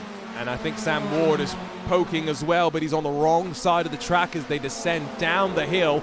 Crucially, in terms of point situations, EMM Esports and Matt Caruana heading down pit lane for their fast repair. As, let's check in with the recovery from the failure in qualifying. Hello, Sebi, already up into the top 30 as Grass gets kicked up behind him. Thing is, this car, as much as this is kind of like the style of racing that you'd sit back as a casual and think, no, this is definitely the kind of race where you could go from the back of the field and the front. I actually don't tend to believe that is the case. And the reason I say that is, by the time that you've made quite a lot of progress, you can see it going round onto the banking there. There's a couple of larger breaks between some groups, and you could be on the wrong side of a break, and you're more likely to be so when you're trying to rise up from the rear of the field. That's why you have to make that progress really, really early. I could actually see, it's going to be a crazy statement to say, I know, I could see Sebi Job not getting into the top 10? Into the back end. I was going to say not getting a top 10. I reckon he might get to the back end of the top 10, but I don't think he'll get much higher than that. Agreed. No, that's what I was not sure how to phrase it, but we're on the same page there. 2x2 off the banking outside of the top 10. Single file it out as they sling out through the chicane. I was just thinking that the backstretch chicane, it would be a very interesting layout to add the initial version of the chicane they had. You remember the really fast one, Lewis? I actually don't, because I only remember. Well, again, my time of driving this circuit, which is why I hate it, was the. I say the original. I think it might have been the original version of it on iRacing. It was in the Pontiac Slowstus, and there was no chicane.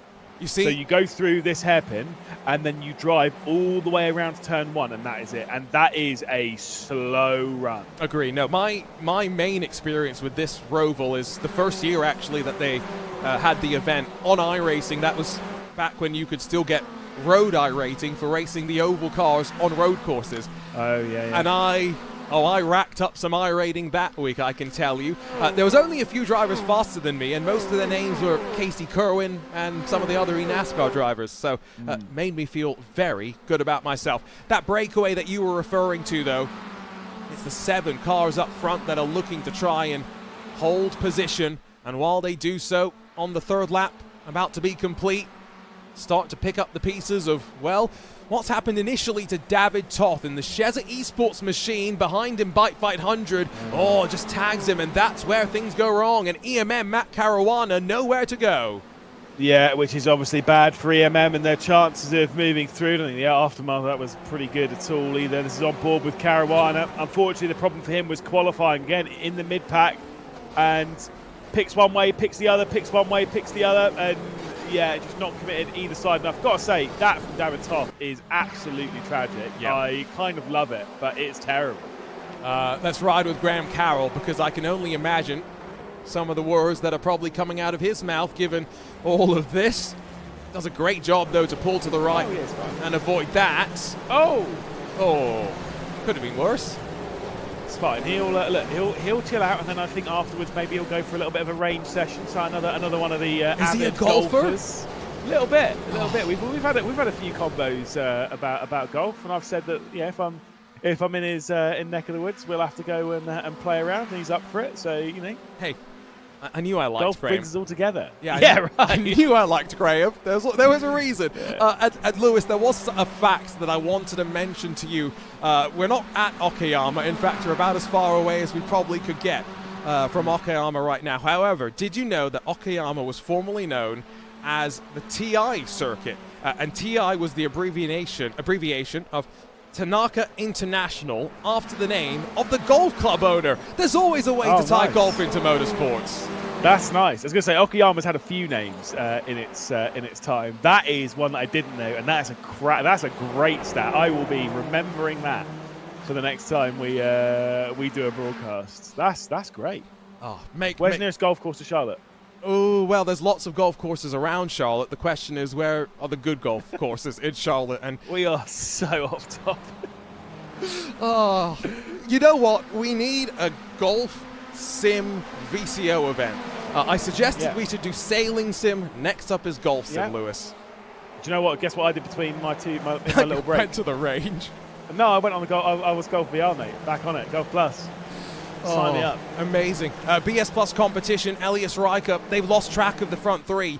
And so the breakaway you were talking about, Lewis, it's now Phelps, Amor, and Bernstorff. Maybe the 3 strongest in this particular car that are now biding their time till the end.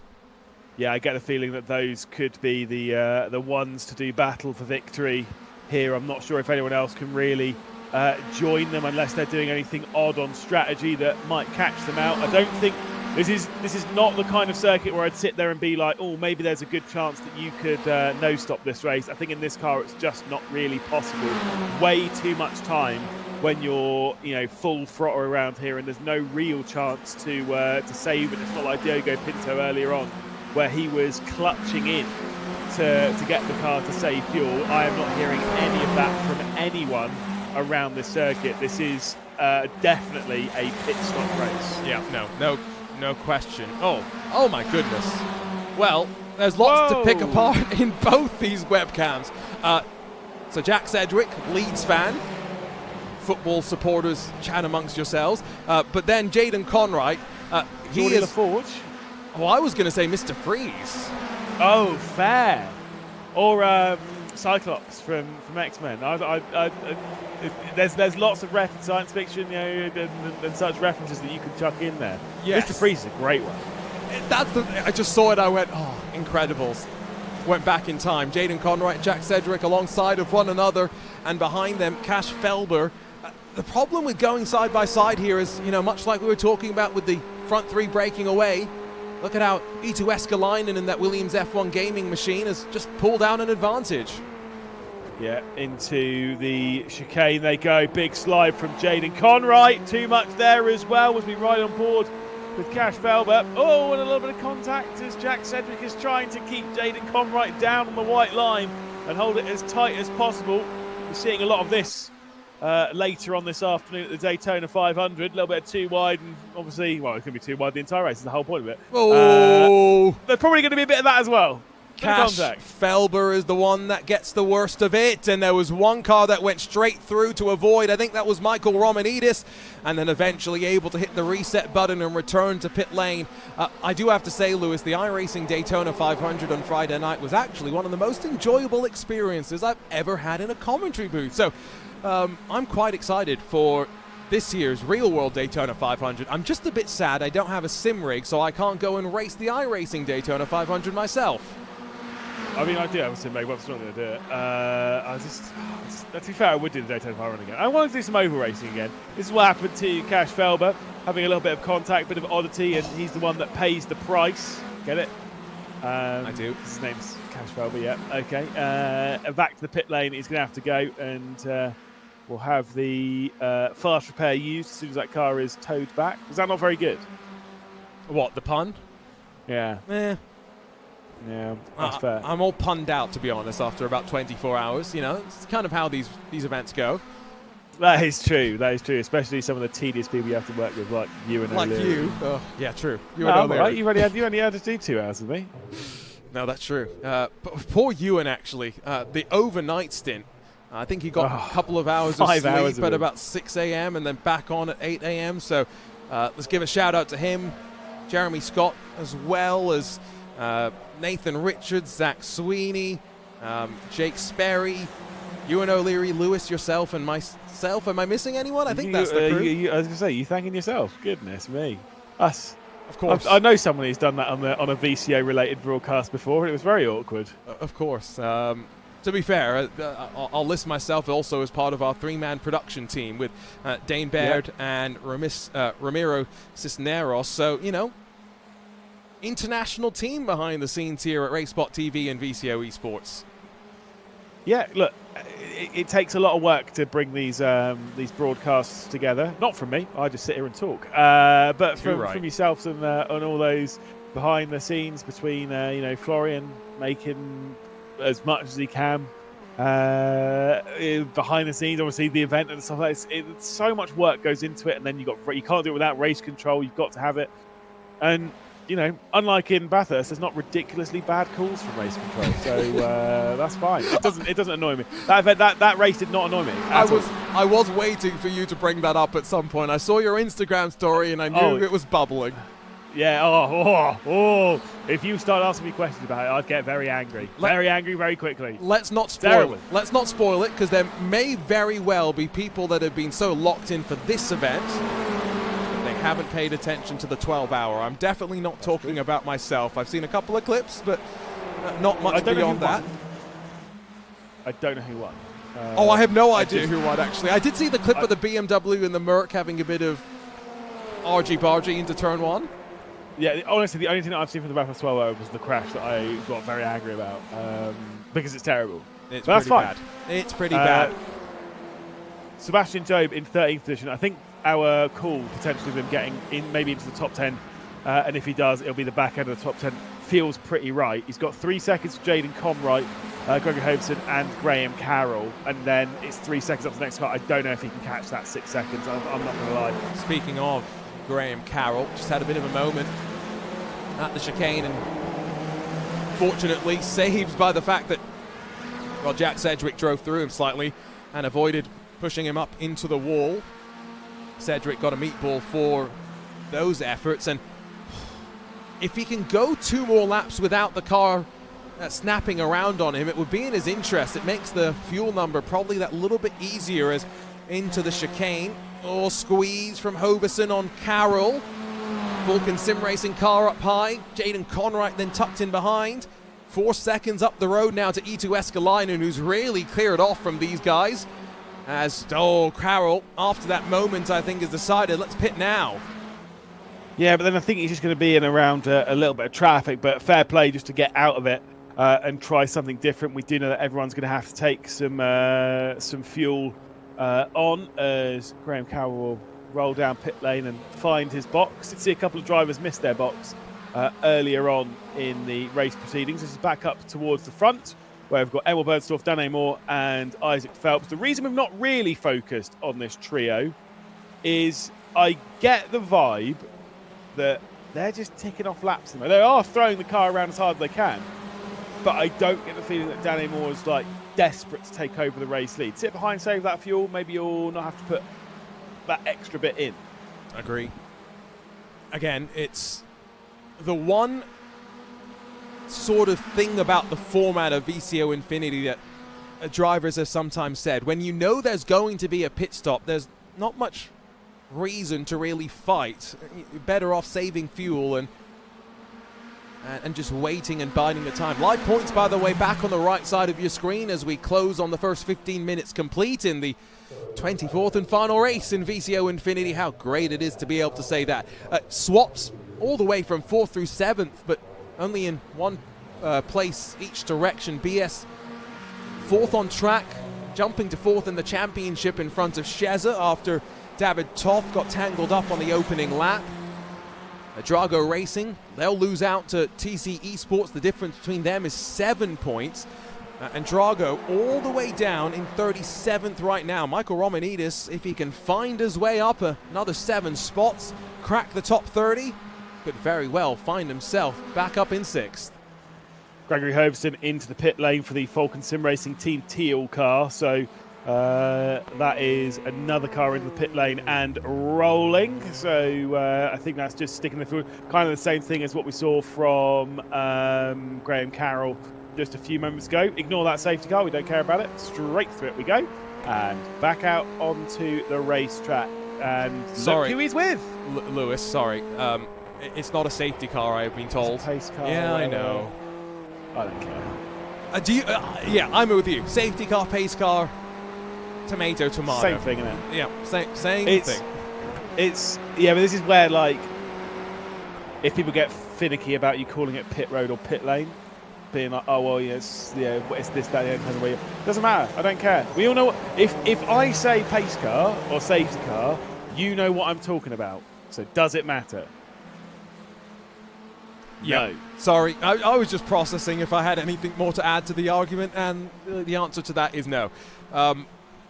What point, by the way, do we reach the point of no return at which everyone is going to be down pit lane? Because next into pit lane is Jaden Conright, or Mr. Freeze as we're calling him now.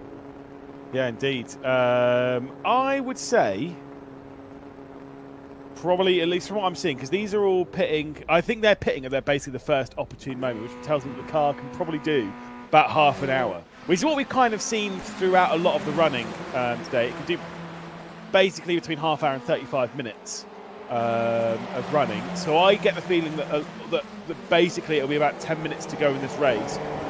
Pretty much everyone will have pitted. So over the next 17, 18 minutes, we should see a majority of this field head their way into pit lane. You can double check though with the man himself, Will Chadwick, see what he suggests. He's so knowledgeable.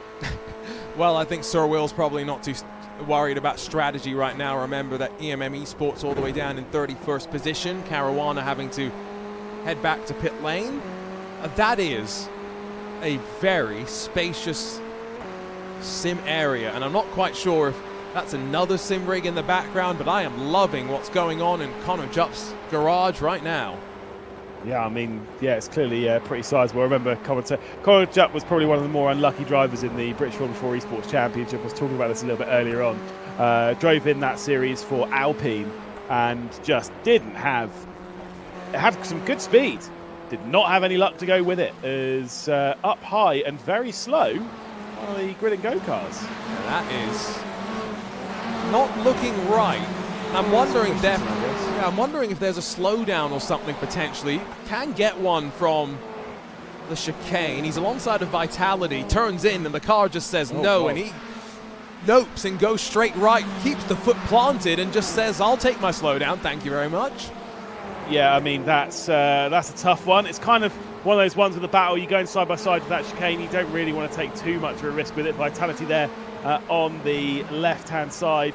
Just didn't really slow down, got the braking point all wrong, skips over, accepts the penalty and drops back. You're going to lose a couple of positions, but as Will Chadwick was saying earlier, sometimes with the battles, he's passing it on to his drivers. That you're involved in a battle and sometimes a little bit risky. You're only going to gain a couple of points or a point if you're going to get past 1 point per position. Sometimes it's better just to avoid the battle, pull out and finish. And I guess there's kind of a little bit there in that one for Christensen, just to skip over and just skip the battle. SimRC and Eclipse Sim Sport. Long way around attempted for Simone Pisoni. He didn't quite pay out on Caleb Hyde. Sorry, just got a message in chat. Let me see what Will Chadwick's got to say. He's clearly listening to us. Pit stop for everybody, Lewis, is what the word from Sir Will is. Yeah, again, that is not a shock at all. It's a little bit higher fuel consumption here than what we've had in some previous races. No chance of saving enough to get to the end of the race. And like I say, the thing is, he's not giving you a rough time window. He just said that everyone's got a pit. He's like, yeah, we know that. We've been hammering that in the broadcast the last 20 minutes, bro. Like, give us more. Tell us exactly what lap Matt Caruana's coming to pit lane. So what you're asking is for me to break out some of that truth serum that apparently I sprinkled down on pit lane. Yeah, absolutely. See, I don't know what it is. And with that, maybe you can find the bottom of this commentator's curse rubbish. Oh, that's this real thing. To be fair, I will say there was a very suspect moment earlier on in this broadcast. I still don't believe in it at all, but it was suspect. I said Cooper Webster, the Team Redline have got such a lead that basically Cooper Webster could even disconnect from this race and it still wouldn't matter. 20 minutes later, he disconnects. But again, it didn't matter. It didn't matter. So I was right. Omnipotent, I think, is what I really meant to say. But yeah, that's a commentator's curse. What I was going to say though, Lewis, I've never really been in a situation in sim racing where a team has told me, yeah, you know, our car can go 56 minutes. That's what they all tell me in IMSA. Yeah. Yeah, but there's a lot of fibbing, isn't there? They're usually pretty good about being accurate. You can tell who is trying to. You can tell who's coy. You know how it is, Lewis. You go and try and talk to a racing driver in the paddock, get a bit shifty. Yeah. As soon as they start using the words like about and around, I'm like, yeah, rubbish. When they're like, yeah, I mean, maybe we'll be pitting around like, you know, lap 25, and you're like, you have said that with zero confidence whatsoever. You've got something up your sleeve, mate. I can feel it. My favorite thing is taking something that someone else has said that you don't believe, and going and asking another driver, oh, someone told me this. What do you think? And when they call it out as, you know, BS, that's always very interesting. Chatters once again answers the question. About 5 liters of fuel needed from a 22-liter tank. That's what they all would have started this race with. And so maybe about 36 minutes, maybe a bit more on fuel is what we can expect. Okay. See, there you go. There we go. Now we're getting the answer. As if he's been on this broadcast before. Give me all the information. In fact, just jump in the comms booth, actually. Take over my role. I'll go and watch football. Look, obviously very helpful. Thank you, Chadders, and thanks for the information. Obviously, all the teams will be in the same kind of camp with that, and no one will be particularly like. The people that are not shocked by that information are all the other teams. I mean, yes, that's exactly what we're running. It's not really a car where you can do much different than what it does. You know what I mean? Yeah. It's simple. It's not a complex car, this one, compared to the machine, the Acura GTP machine that we've just come from. Albeit, again, fixed setup, Lewis, so a lot of the adjustments kind of simplified down across of all the cars, and there can be no complaints about, oh, but my setup was down in a straight line, or blah, blah, blah, blah, blah. What we can talk about, though, and maybe it's worth a conversation, is the fact that fixed setup means that drivers have to adjust their driving style to suit the car rather than the other way round.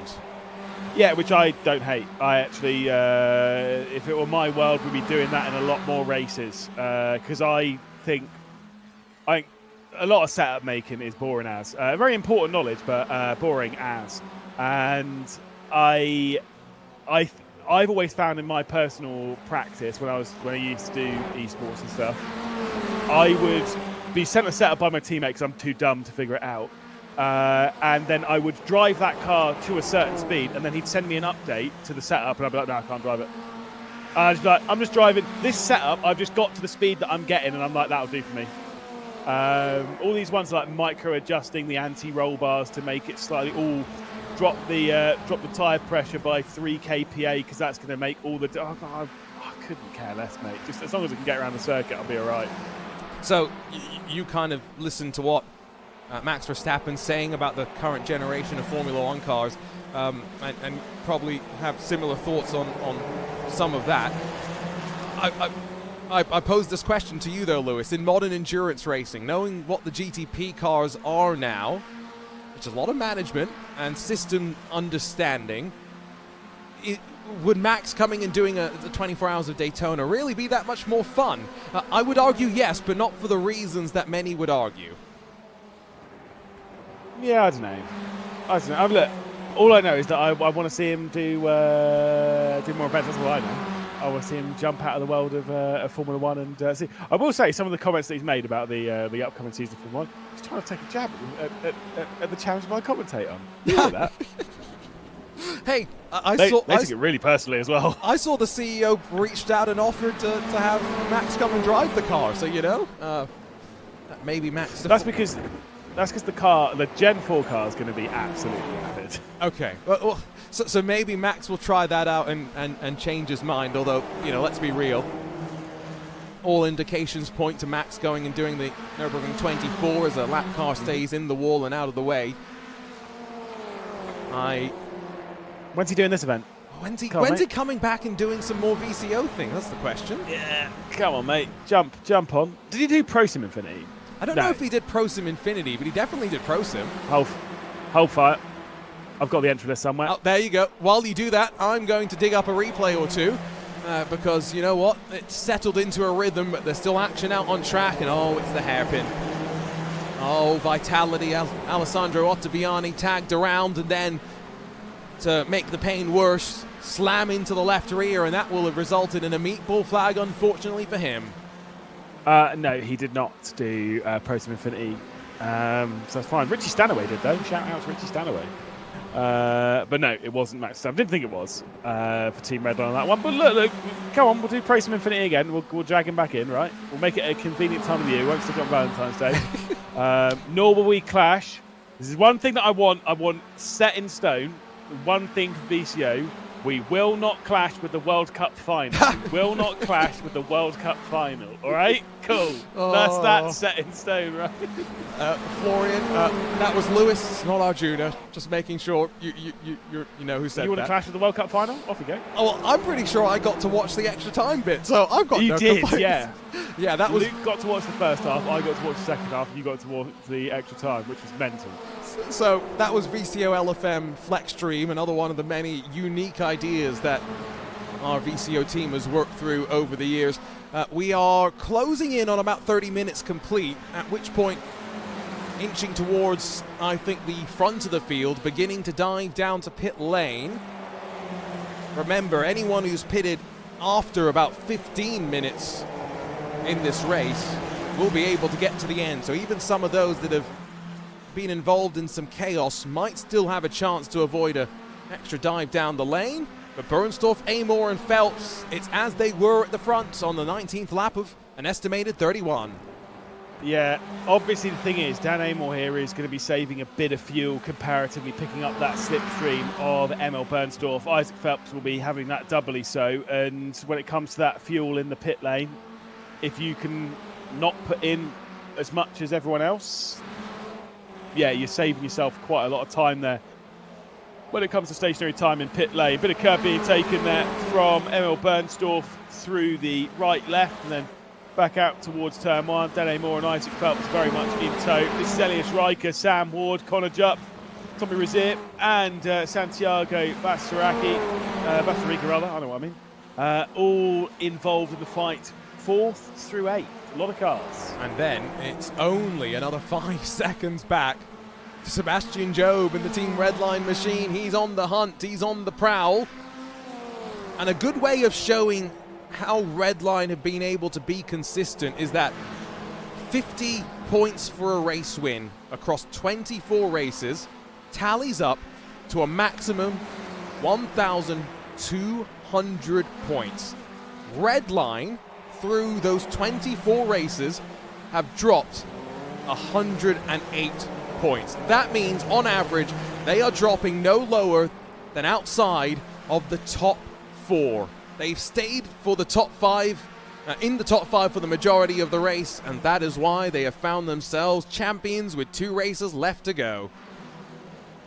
The most important bit of VCO Infinity has always been consistency. It trumps everything else, and Redline are the most consistent.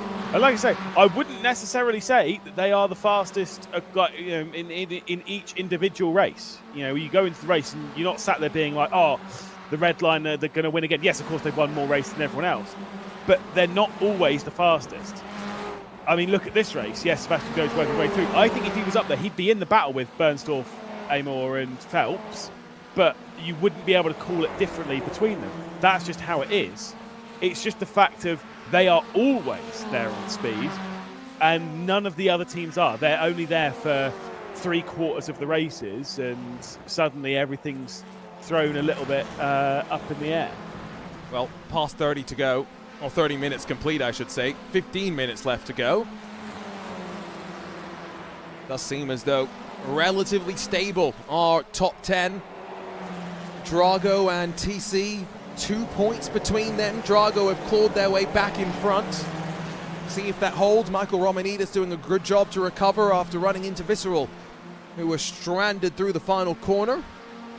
Also a close fight between one of the Falcon sim racing machines and Delatraz Automotive. Connor Jupp, I tell you what, this effort from him to run in 6th position is really giving them a solid chance of grabbing that 8th place away.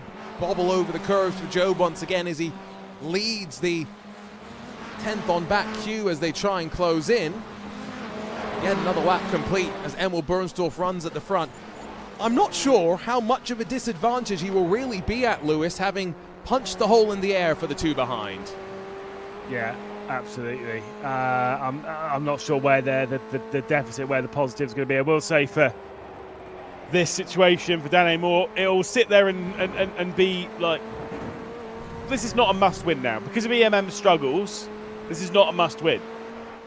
But because of EMM struggles, it almost becomes a, but we can win.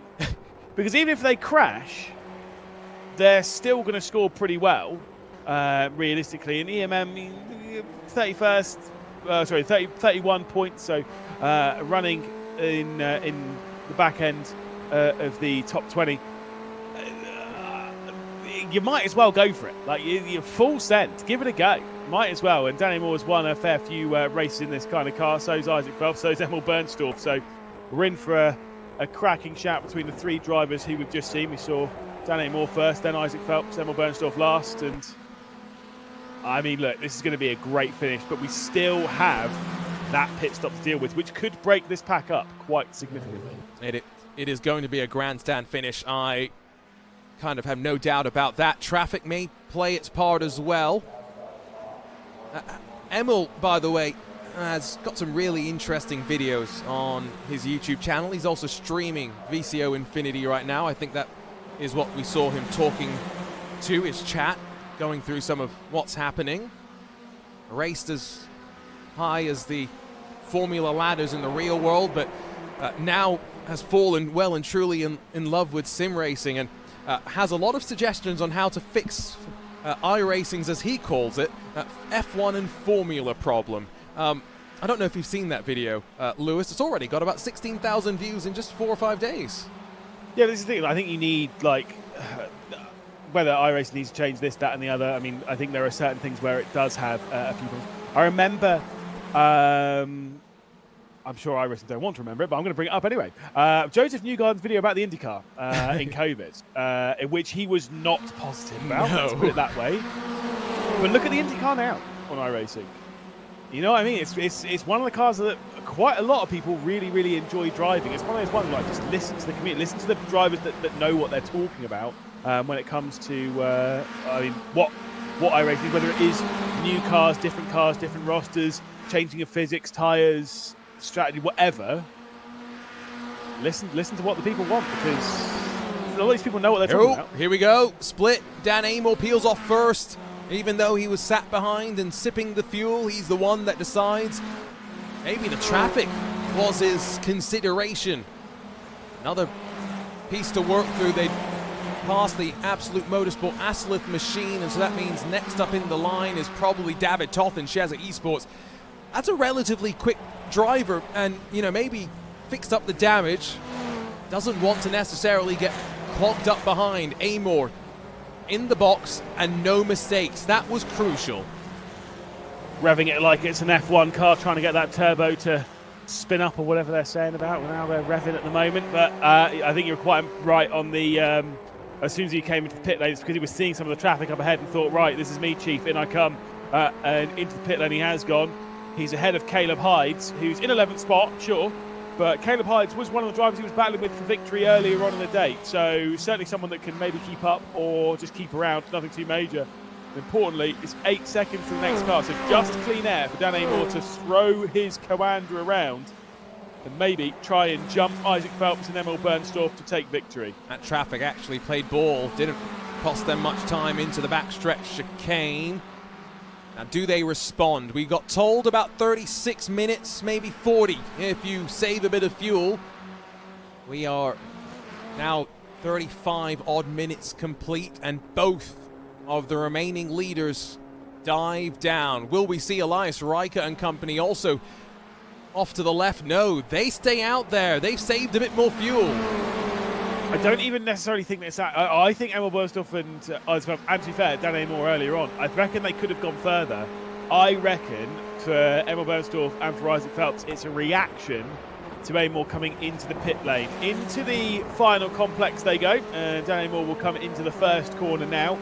Rolling off of pit lane comes Isaac Phelps. A slow stop for Emil Bernstorff. He's taking on a little bit more fuel in the Silver pursuit car, and Isaac Phelps has taken over what will become the race lead.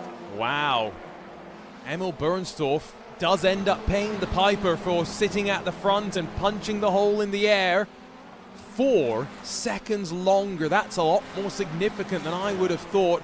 Although I don't think he's totally out of touch, because he's only 2 seconds adrift from Caleb Hyde, who could act as the bridge here for Emil Bernstorff to latch back onto the leaders and then try and slingshot his way to the front.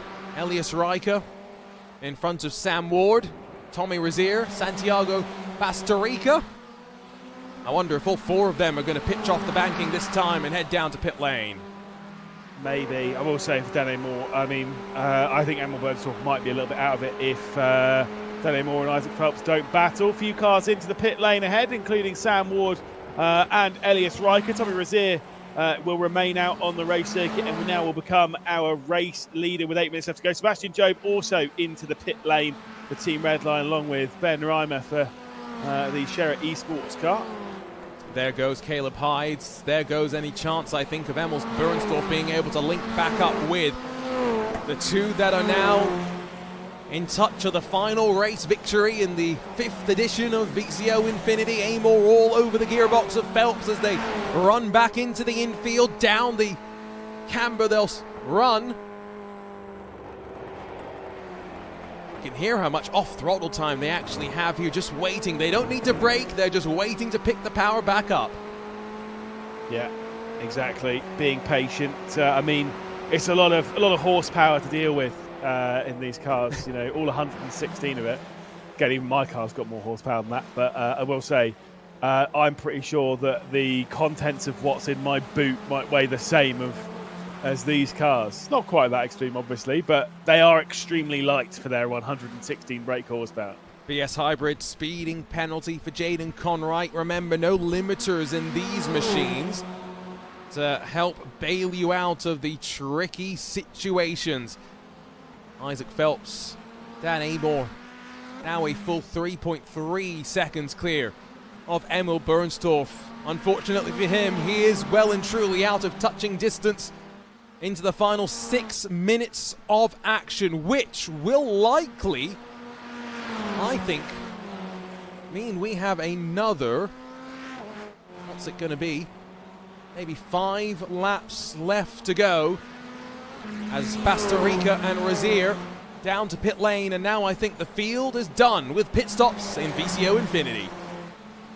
Yeah, we are ready to run to the checkered flag for the final time. 24 races, but it comes down to these final 6 minutes in this battle for the race win. Isaac Phelps, Dan Amor, 2 drivers who have, again, won a fair share in their Formula Fords. I did have the joy of commentating on Isaac Phelps in the GB4 Championship last year. He'll be racing in Porsches this year alongside Callum Voisin, who's someone that we know from the sim racing scene as well as the motorsport scene. Obviously was racing in Formula 3 and such recently and is a GB3 champion. Where are they They'll racing? be taking on Porsche Carrera Cup GB. Oh, nice. So the one on the Toka package, if I recall correctly. Yeah, and that's one of the championships still running with the 992.1 generation Cup car.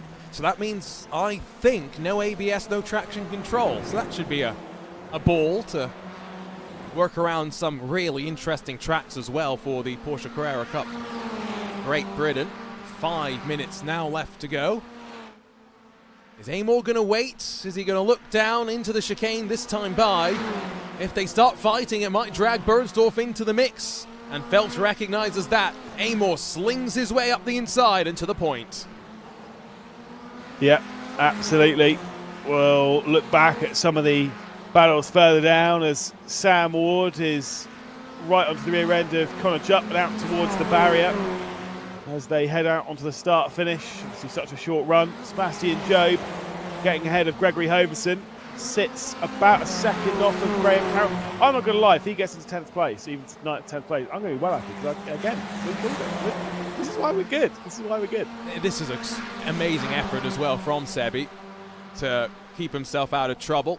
He got himself in some trouble in races 10, 13, right around that point, halfway through the event. And it seemed as though maybe Redline might falter, but as much as he got himself in those situations, he also dug himself back out of them. And that's the Sebi that we've seen evolve in the last couple of years, building up that mental toughness, Lewis. Sometimes we see him make some odd, rash decisions, but he's put those in the past and a lot more level-headed nowadays. Yeah, absolutely. And again, he's one of the most well-rounded and fastest drivers in the world of sim racing. A lot of people argue that he is definitely on the list of one of the best, and I don't think many people could argue that. At the front of the field, though, there has been a switch. Dan Amor will take over from Isaac Phelps at the front of the field. 3 minutes and 30 seconds left to go in this final race. And I'm liking the look here. I think this is going to be a good fight. 2.2 seconds to Emil Bernstorff. Do you know what? Don't fully rule out the Solpec Precision car. If there is a battle, which there will be, between Amor and Phelps, if it starts early enough, Bernstorff might have a shout at this. I agree. Meanwhile, almost 3 wide. Graham Carroll trying to pop to the inside of Vito Escalainen, Gregory Hoverson and Sebastian Job alongside. The teal and blue machine on the inside down the hill. That's Hoverson. Sebi now going to switch back underneath in the darker blue with red highlights. And he's going to rip 11th away. He saw his chance and found the momentum.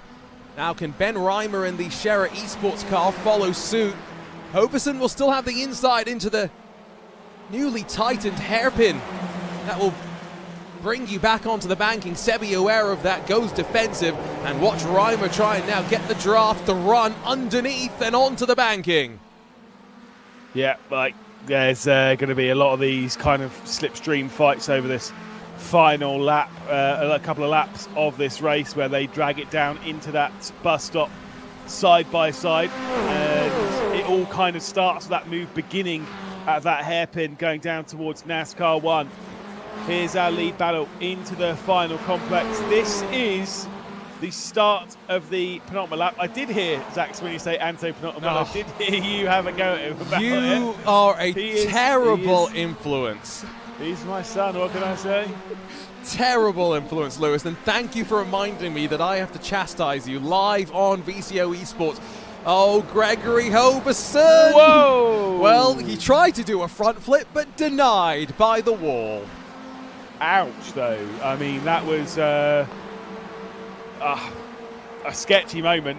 Like, you see, just pushing it a little bit too hard, braking. The rears start to come round way too quick into the barrier hard. That is a big shame. But, I mean, later in the race, kind of got to go for it, didn't you? So, now that we're in the final stages, Lewis, remind me, who did you pick? I picked Dan Amor. Now, do you think he's in the best spot possible, leading the race, heading to the white flag? I do not.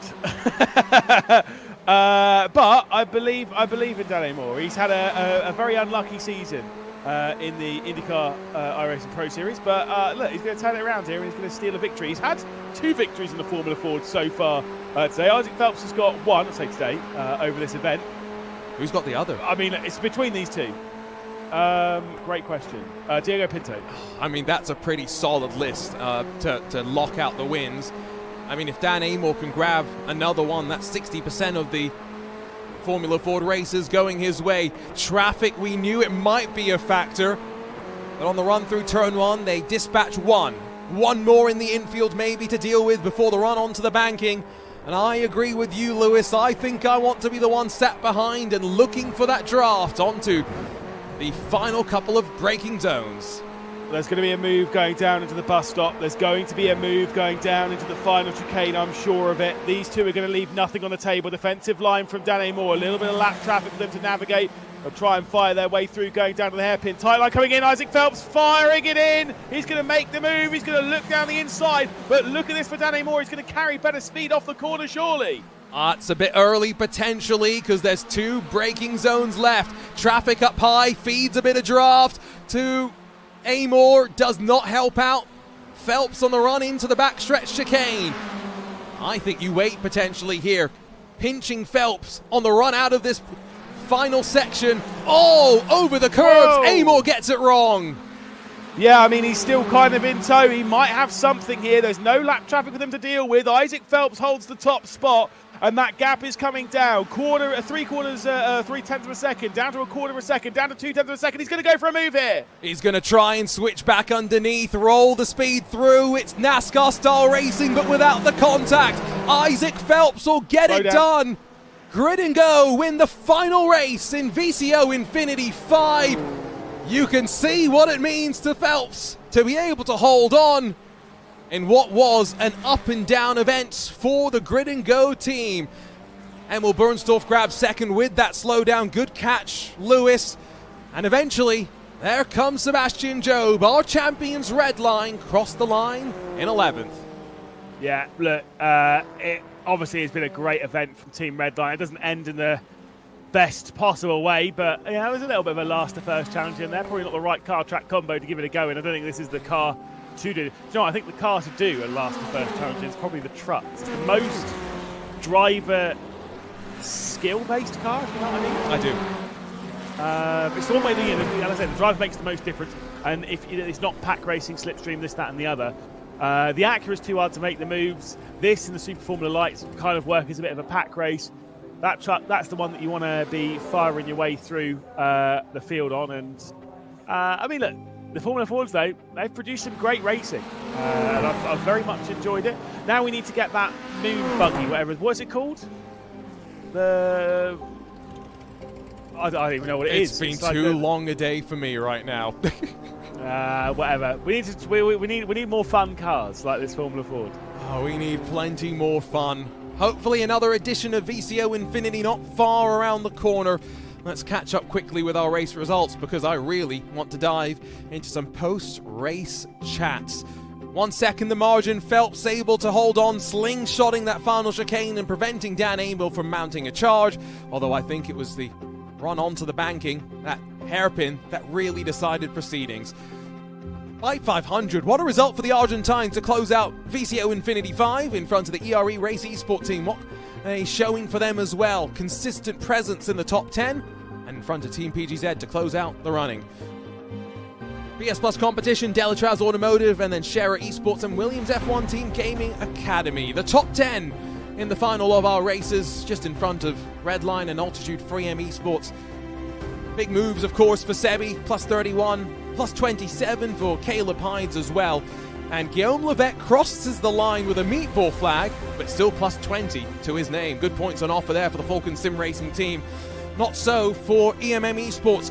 They needed more to push Coanda in the fight for second. Matt Caruana crosses the line in 21st position.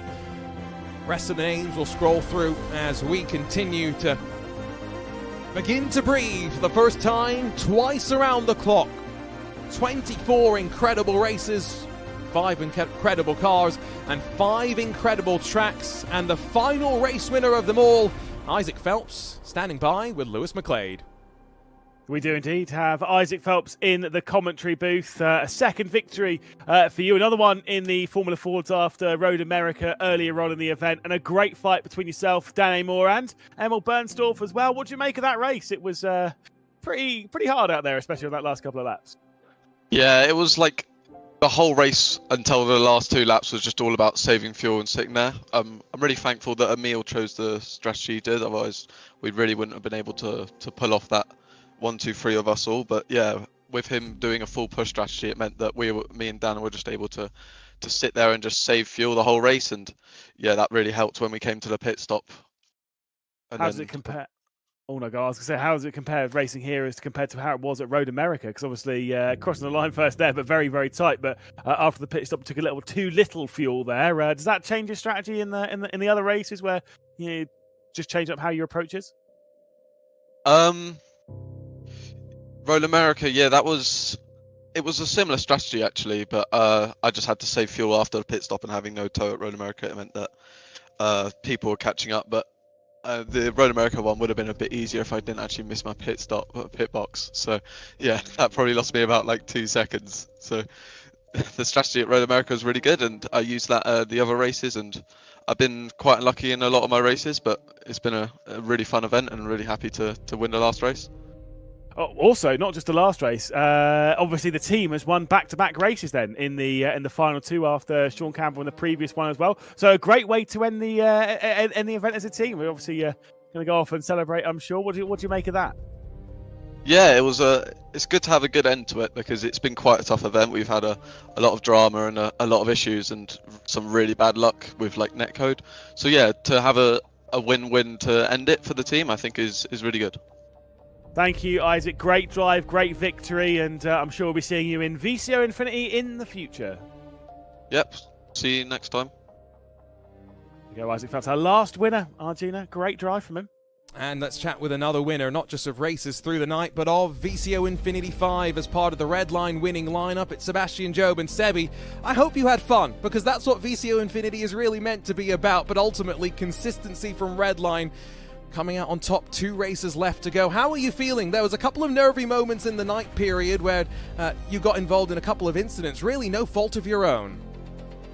Yeah, it was a frustrating night, a tired night, but I really enjoyed this last race. Since we had it all wrapped up, we said, "Oh, just absolutely go for it in quali, and if you get a slowdown, then you can have a fun race." And that's exactly what happened. I got a tiny slowdown in the last corner going for pole. So yeah, the last race was really fun actually, just cutting through the field. But yeah, the nights were pretty tricky. Yeah, I crashed. I had an incident in both of my races, had to fight back. I was yeah, a little bit annoyed, a little bit frustrated, but luckily my teammates were super consistent. So yeah, a bit of a mixed bag. Some races I really enjoyed. You know, everyone likes races that go trouble-free, but then the other ones were extremely frustrating because it felt like we didn't get much of a break. But clearly we did if we won. So yeah, it was a mixed bag, but I did enjoy it. I'm super tired now though. Yeah, I can tell. I'll ask you one more question. I'll let you go get some sleep. You mentioned after one of your wins that it was nice to be back in one of the downforce cars, a type of driving style that you maybe haven't had the chance to have too much of in the last couple of years. What are your plans in 2026? Where are people going to be able to follow Sebi as the year continues to unfold? It's honestly, it's still a bit up in the air.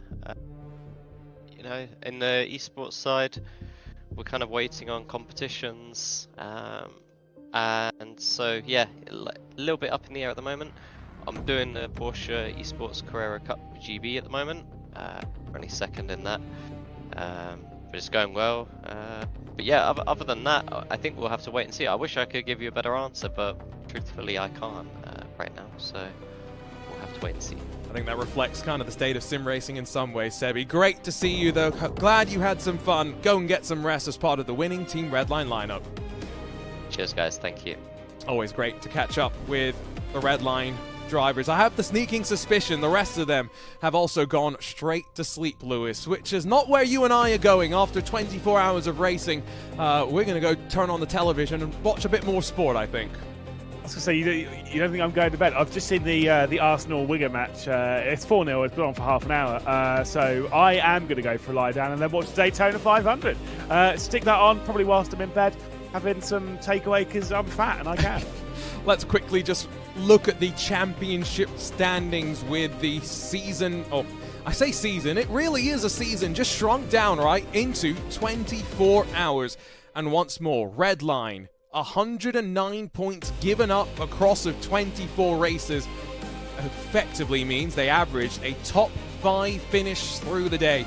They take the lion's share of the prize money alongside of Coanda Esports, EMM Esports, BS+, and Shazza, your top 5. Although I think Race Control might still have a few more things to pick their way through. On behalf of our team at VCO Esports, though, it has been a pleasure to have your company once again here in this wild event. Something only possible in the world of sim racing. 24 hours, 24 races with 5 cars and 5 tracks. For our team behind the scenes that have made this all possible, from VCO, Race Control, and our team at RaceBot bringing you the broadcast. Thanks for your company. We'll see you next time, ready to do this all again in the next edition of VCO Infinity.